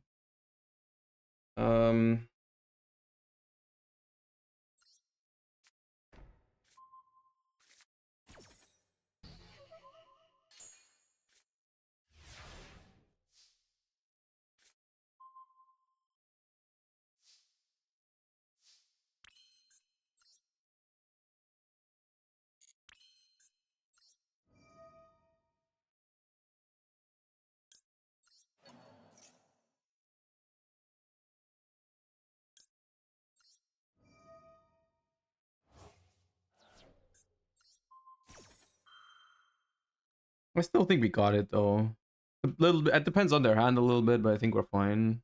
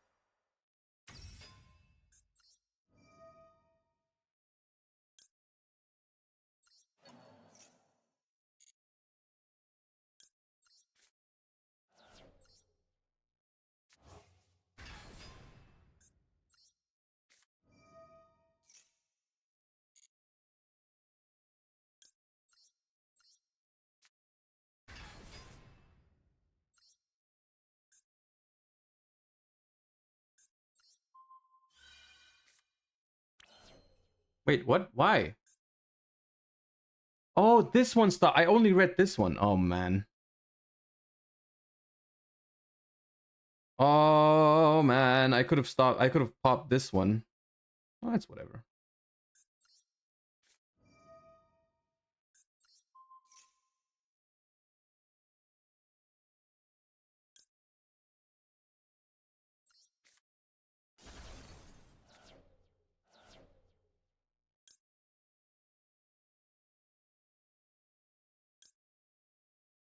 I can't target these, though. It's just this.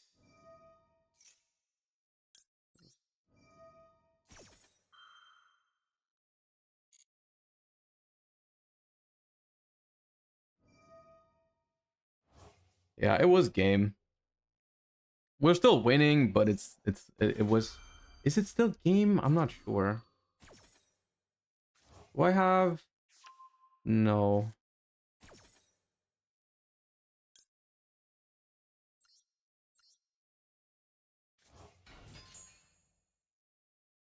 No. This can die. Yeah. Did I normal summon this turn? I think I can still normal summon. So. Oh, well, no, but I punishmented. I used punishment so I can't make Chaos Angel banish this. Oh, but it can just be destroyed by battle, right? Oh, okay. I can just attack it. Kick.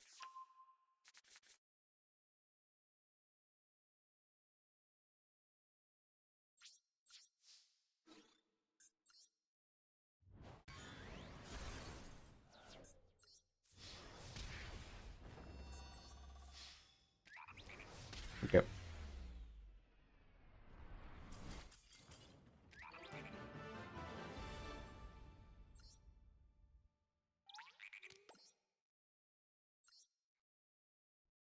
All right, all right. That is, I would say, I mean, it depends because their deck probably has like lightning storms and stuff. But outside of that, with like my deck has triple Karma Cannon, it's like it's a pretty good matchup, I think.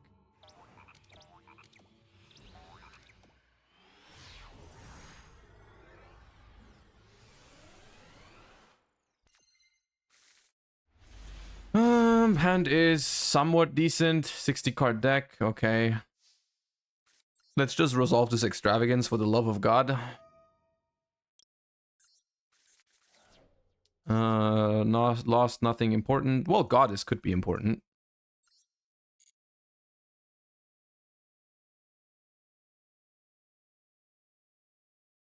Is this E double? Yep.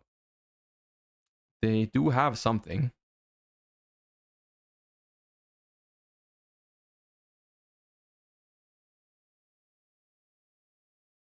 Monka S.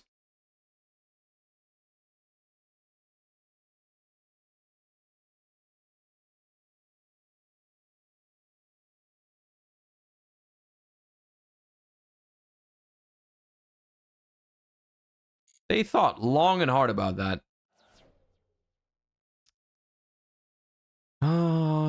Stovey, Torby, discard Ash. Has to be done.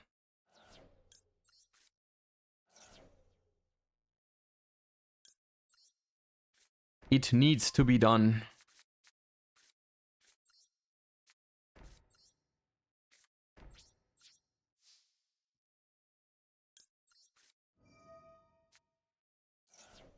I did go higher on normal traps in this deck a little bit to have better chances with Wannabee. That's why I'm playing. I think this deck has triple punishment and triple Karma Cannon. Just to have a better chance of hitting. But it still is close. Like we're revealing a lot of monsters. Okay, there's a Karma Cannon and a Welcome Lab. Nice. Technically this list should have enough traps to hit with Wannabee consistently, but it's like, you know, it's still a little scary. You should Torby after Wannabee to improve your odds slightly. True, you're right. You can do you can end phase Torby, right? You are right.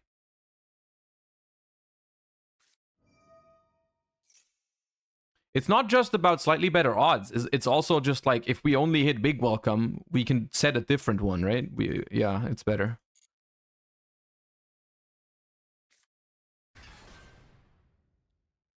Ashuna. Yep.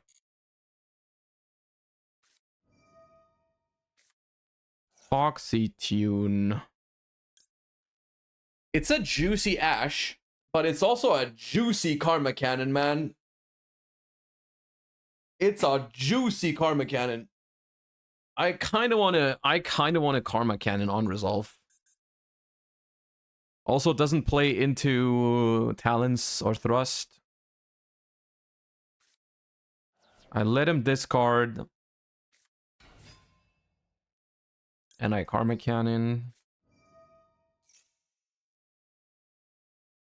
I don't know what deck this even is. It might not be Sword Soul. It might just be some crazy punk turbo deck. Bop, bop.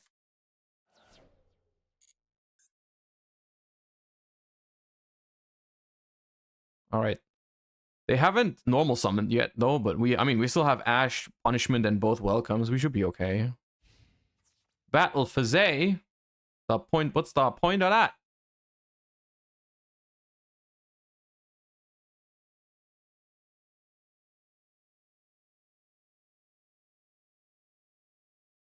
They're thinking long and hard in the battle phase.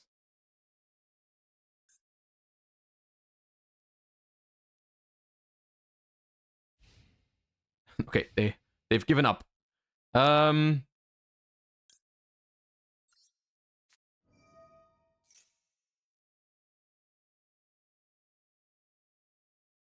They clearly have some kind of quick effect, right?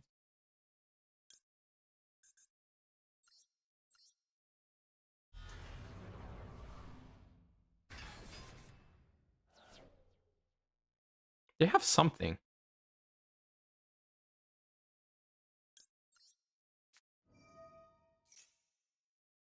And it's not a monster. What is it? Called by the Grave? It's not a monster because if it was a monster, they would not have a response window. Let me see what that deck was. That's the first deck today that I'm like curious of what it is. Damn, rank up again. We haven't lost the game yet.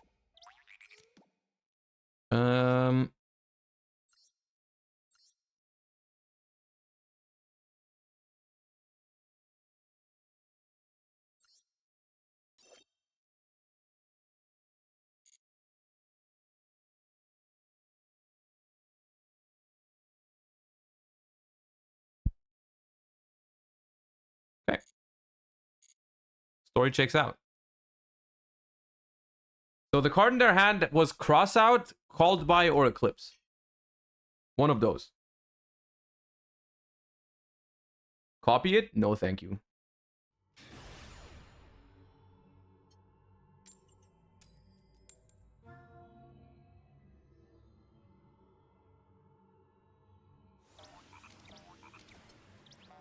Can you set floods with Wannabee? You can, but it still sends it to the graveyard at the end of the next turn. So it's not really floodgating your opponent. It floodgates your opponent for one turn, basically.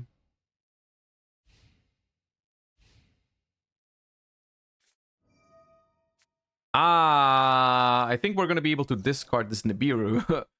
I think we're discarding this Nibiru, chat. I think it'll be discarded.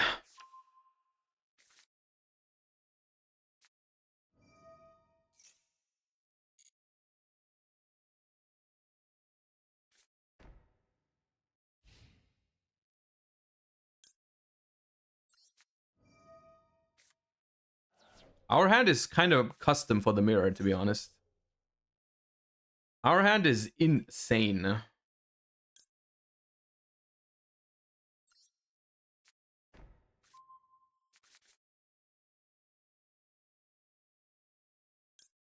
Because we have this one too. We can chain to their traps. It's busted.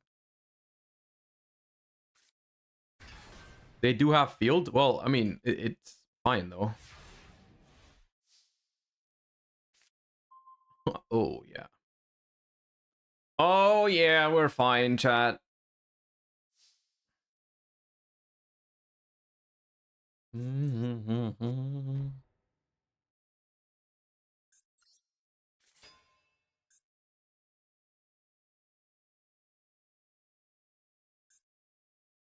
I kind of do want to...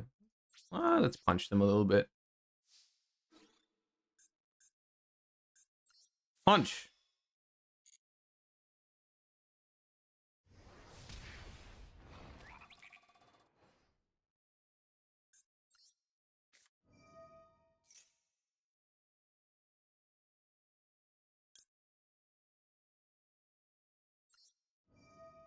I could have normaled Ash to bounce it, which was a play, but then if they have Ash, it's kind of stuck on the board, and that would not be pleasant for us. I think Overroot could be okay. Punishment could... No, Punishment isn't very good. Likely. Let's go Overroot.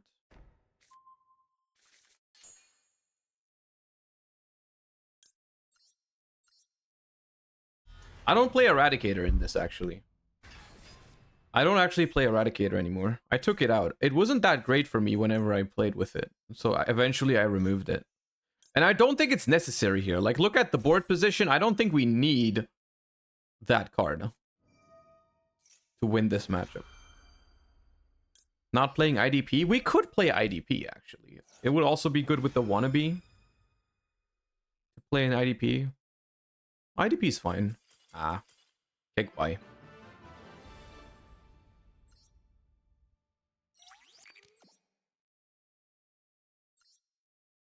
Let's put it in an IDP. I like that idea.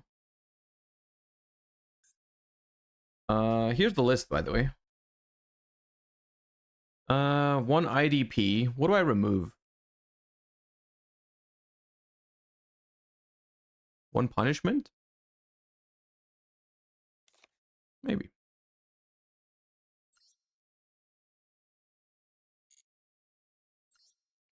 Aren't IDP and punishment bad versus cash? They're bad against a Rise Heart. But they are like, you can still find spots for them in grind games. It's possible.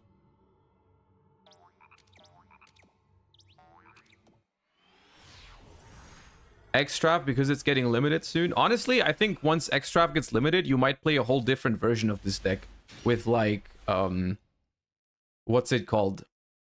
Maybe Nadir Servant.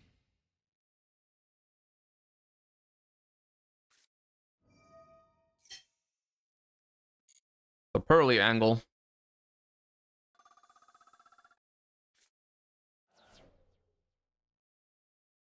I'm glad we didn't go first. That evenly was scary, man.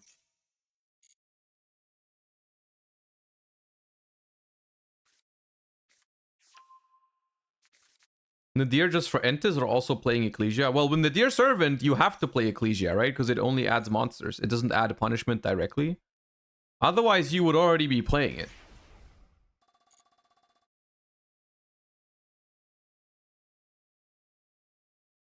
Why do we run triple Daruma? I wanted to play a higher normal trap count because of Wannabee.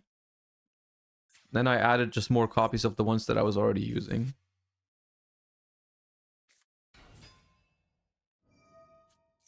I didn't know it only added Dogmatica monsters. Yeah, it does. It does. It does add only. It only adds monsters. I believe it adds from deck or grave though. That's why you only have to run one Ecclesia, but you do have to run it. I think. Correct me if I'm wrong. I think it's deck or grave.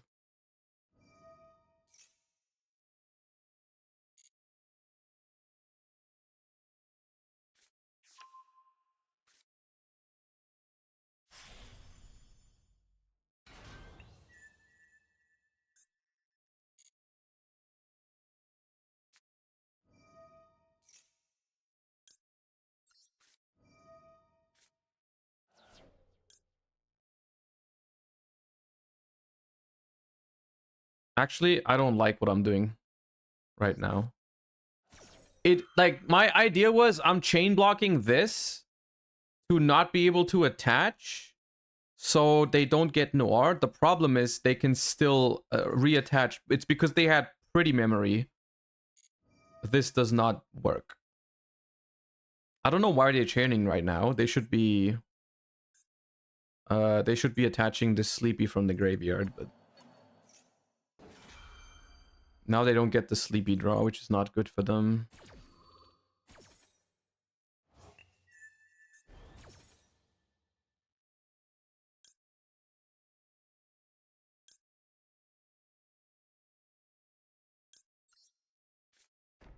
But now, yeah, what I mean is because they have because they started with the pretty memory, they can now take my thing and still make a noir, which is maybe why I didn't need to or shouldn't have done this.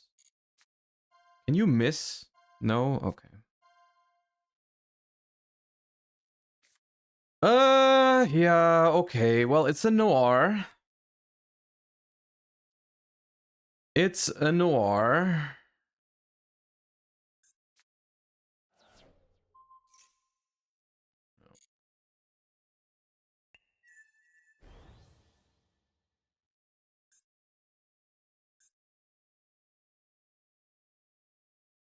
It's a noir with 6 materials. Happy memory in hand. They can rank up here, but that's like kind of pointless. They want to attach. They want to attach. That would make it a 7 material noir.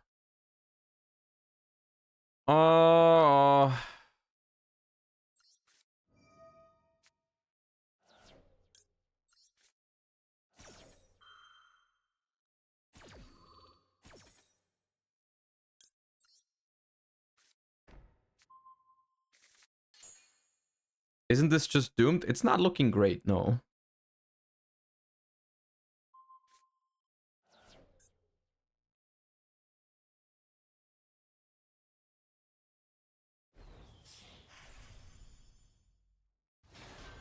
Oh, right, they can attach again. Yeah, that's my bad. Yeah, I played this pretty badly. Honestly, I should have just let them do this. All of this. I should have not used any of my thingies. That's my bad.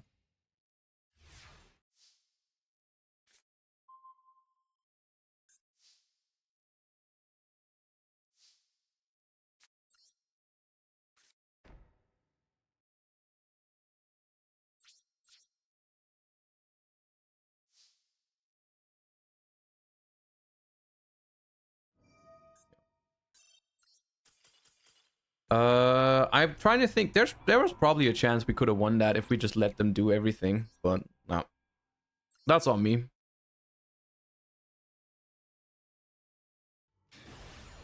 I kind of just hand looped myself for no reason. I could have had 6 cards in hand. I only had 2.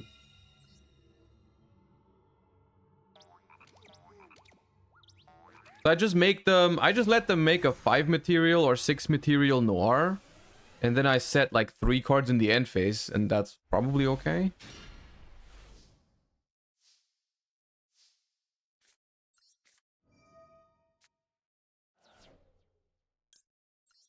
With Wannabee, are you still using 3 of each furniture? I am right now, but you might not have to. I still really like opening the furnitures. But maybe you don't need to. I'm playing 3 Wannabees just to see how I like it at the moment. You could definitely play less.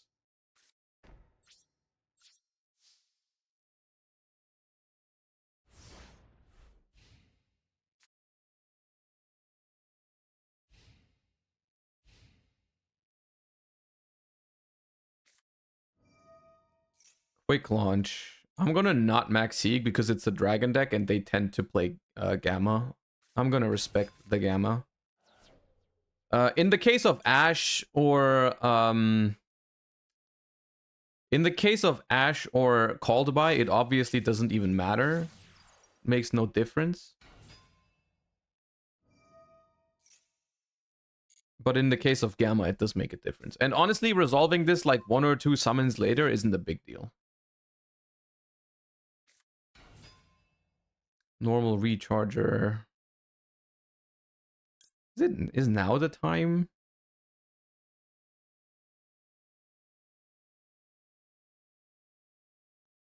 I was trying to think if I should wait for them to activate something to make sure I get a draw.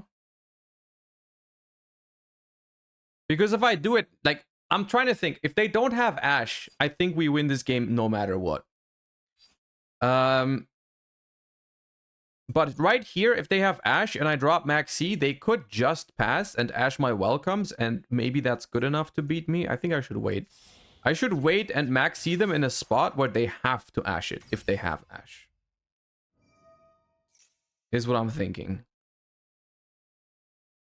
Because then, if they're forced to Ash my Max C, it means my welcomes resolve, and then I'm also just fine, I think. Like, because none of this threatens me so far. Like, none of this threatens me so far. It's all no problem until this point. Send the dragon, yep. Pitch effect Veiler, okay. So they have boot sector +3 in hand. Ash called by in hand. Ash called by, that's like the worst case. If they have Ash and called by, then we have to rely on punishment to get us there.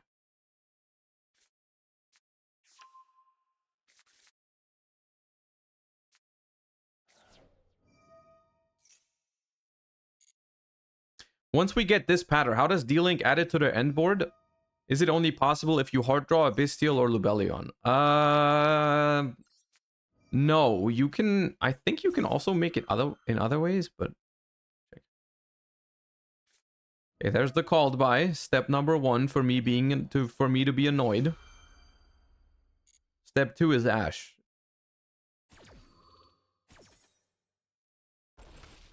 Usually what you do with this pattern is you make it, you revive with it, and then you link it off and bring it back on your opponent's turn with regained.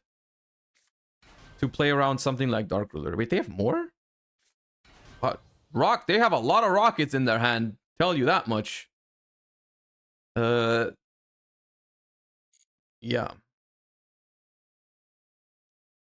Lots of rockets going on here.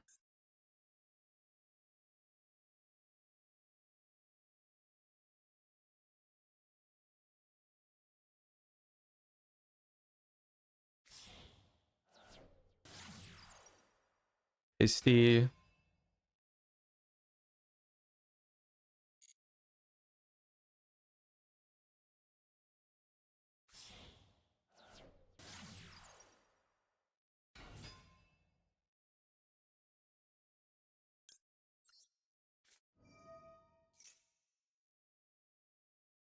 Okay.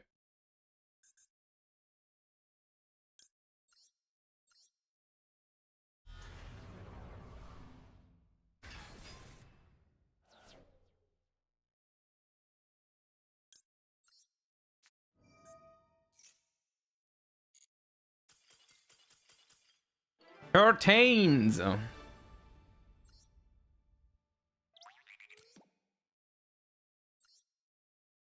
Dedge, no response. Dedge. The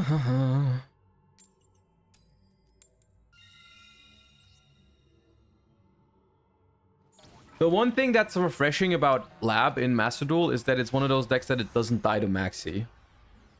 It is refreshing to have a session of Master Duel without tilting completely at Maxi. I'll say that much. That is very nice.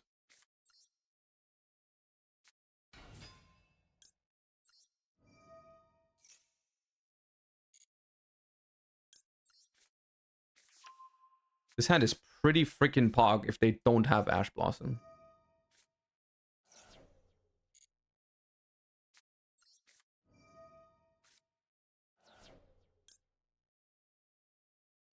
They do have Ash Blossom though. I'll risk it. They don't have it.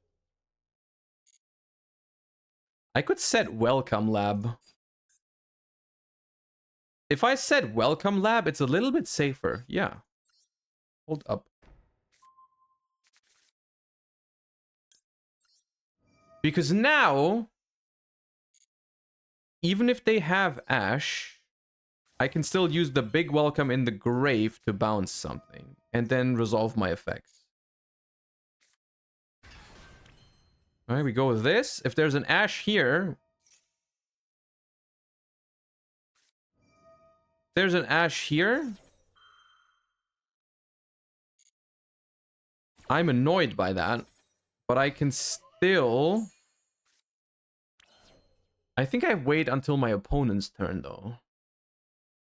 I go big welcome on my opponent's turn. I get back Stovey, I get back Welcome Lab, I get a draw with Ariana. Yeah, it's fine. It's not great. Summoning Clock was sus. I wanted to add it back to my hand with Big Welcome at first. I wanted to add it back to hand, but I now realized I might bounce my opponent's card, in which case I agree, in which case it was sus, yeah. NC the Beast, thank you for the prime, appreciate you so much, thank you. Yeah,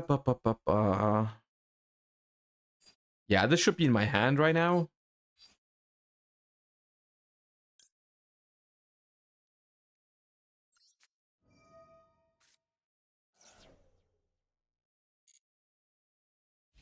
Okay, let's hope it's not a mirror.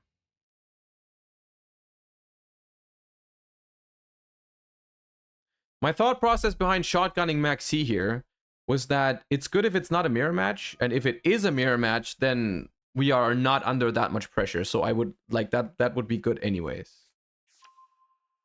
Right?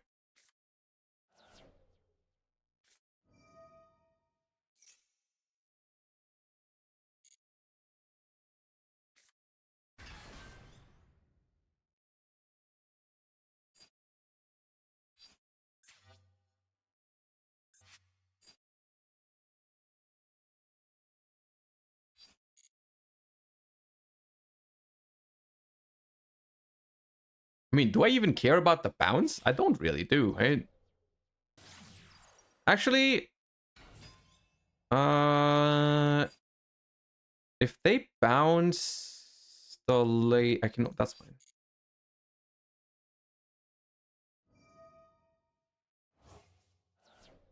That's fine.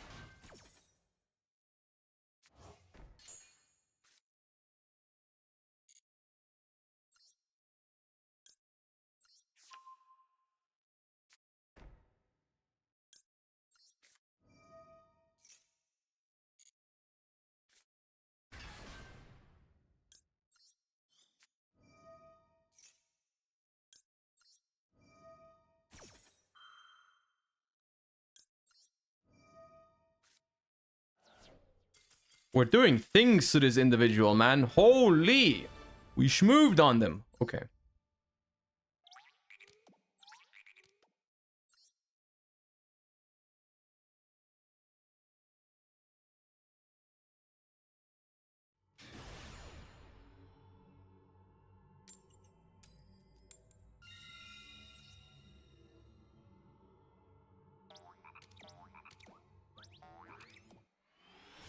It did come down to, I think that play we did turn 1 was a significant amount better than if we just got another big welcome, right? I think that was a big difference maker there. Deep.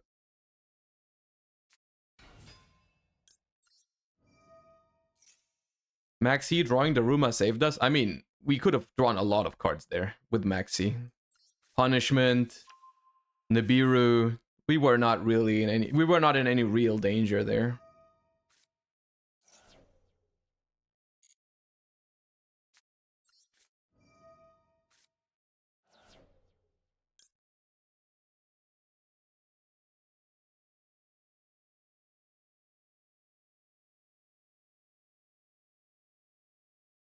If they have Ash, I kind of want to keep the Ruma.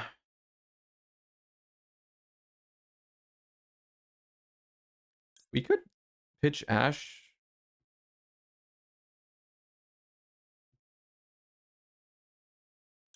If I pitch Welcome Lab and they Ash my big Welcome Lab, in the long run, we're still fine. This is okay.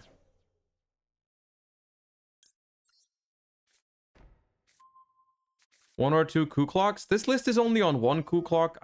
Ku Clock is weird. It's like if you draw a furniture, you always want to have it.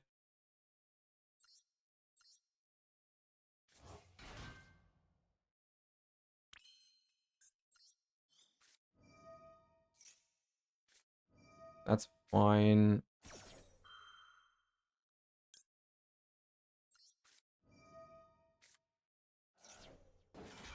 I will still Ash it though. I like ashing here because popping random cards in their hand with Lovely is much more effective when they have less cards in their hand. And it also makes the chance slightly lower chance of them having an imperm, because if they draw I would just prefer not to get impermed here on the Lovely. Because I get the reset. And if their deck presumably has 3 imperms, there's almost a 1 in 10 chance that they top deck imperm.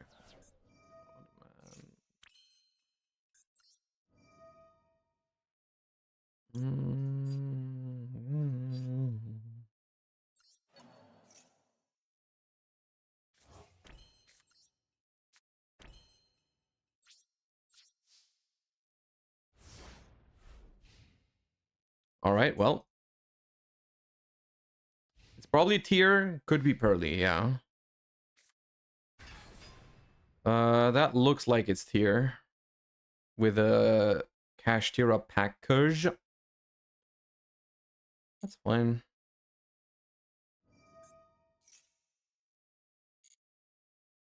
That was, I'm pretty sure, the worst card that we could have hit in their hand then, Shaddoll Beast. Because even if we hit a tier element, they have to fuse with cards from their hand, so they go even lower in cards. Ah. Ah. Here. Ah. Ah. The Renault Heart. Okay. The Renault Heart is being used. I'm annoyed by all this. I am very annoyed. The Shireen. Yes. Yes. Oh, they're gonna go Perla Rhino, pop my Lovely, and then I chain to bounce the Kit Kalos, but then I cannot use my Lovely to pop a card in their hand.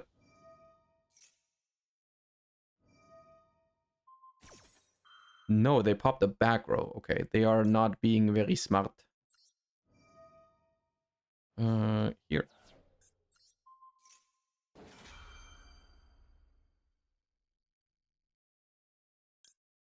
Here.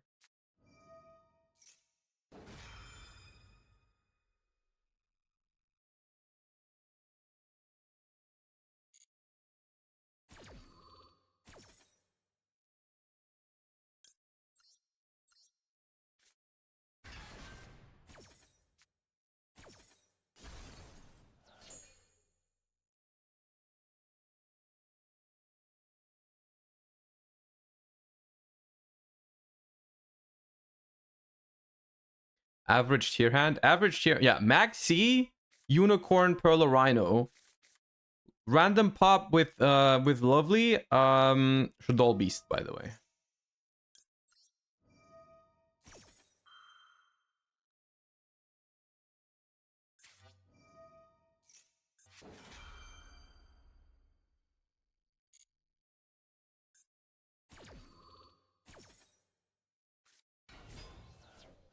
They milled Meta Noise without anything in the grave. Special summon, no. Set, no. Destroy a card in hand.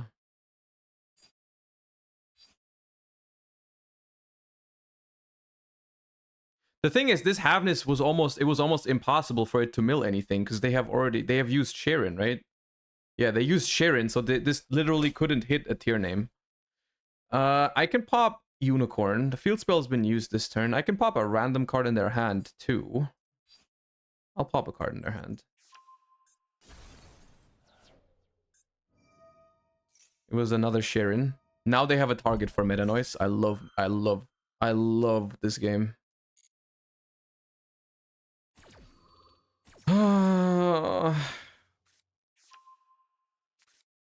Okay.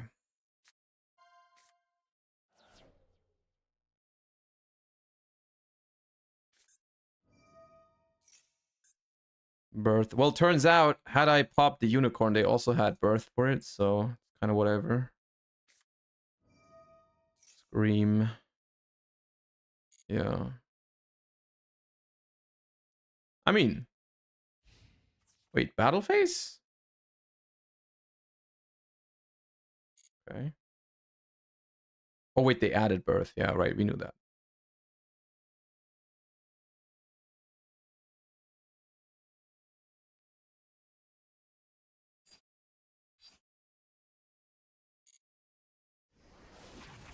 Sure.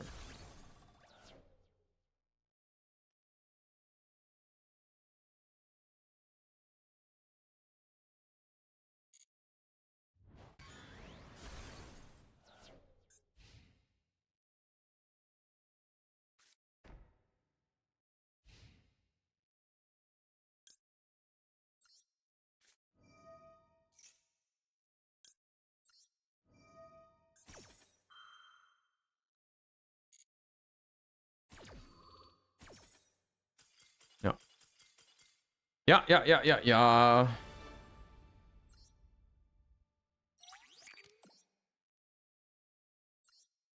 Hey, if we win one more, we went in one stream, in like not even half a stream, we went to Masters with one loss with Labrynth if we win this one. Deck's been performing pretty well. I mean, it's Diamond, but, you know. And the game we lost could have been winnable too, because it was when I misplayed against Pearly pretty badly. We've been drawing good hands though. Like, I'm not gonna lie, this hand is also pretty fire, man. We've been lucky today.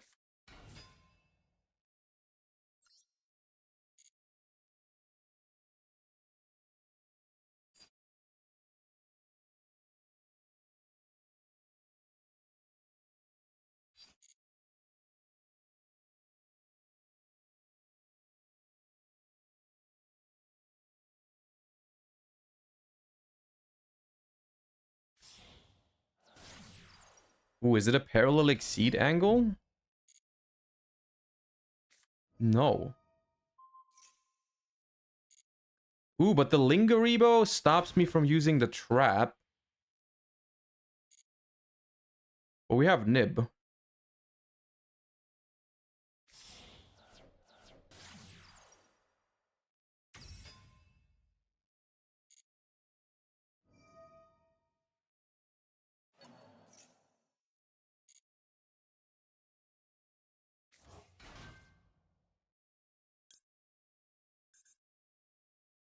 Do I Nib first? Do I Nib first or do I use my traps first? I don't want them to have Heat Soul, because they clearly don't have Circular, right? They clearly don't have Circular. So I don't want to give them even just one draw.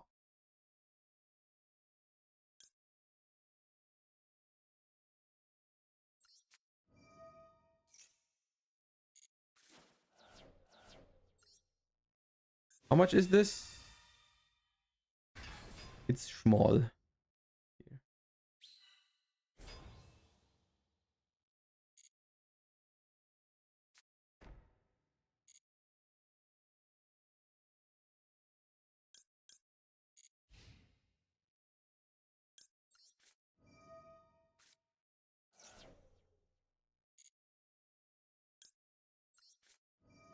Bro, we are 3-0 against Mathmech today, but that no one tells you that. No one in chat writes Josh 3-0 Mathmech. They don't do that. They only post it when I'm losing to it.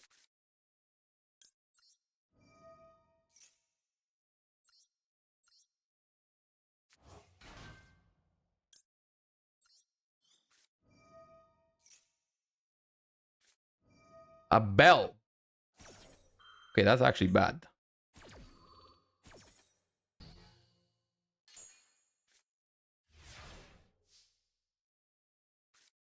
It's not that bad.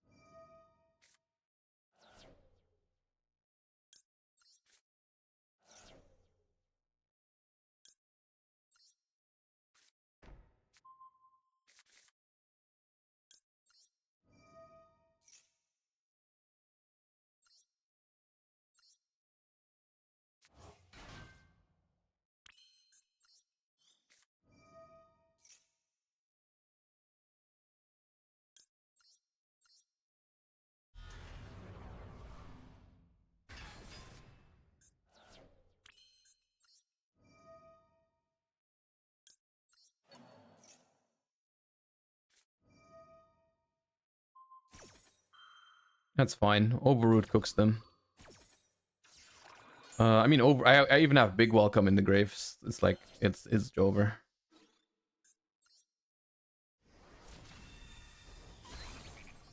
Bad imperm? No, it's fine to imperm there. You have to, but it's like it doesn't do enough. Like you can't like you have an imperm there. Why the hell do you not like you have to imperm? You can't beat Karma Cannon, right? You have to do it. Ah, cool. Poggers.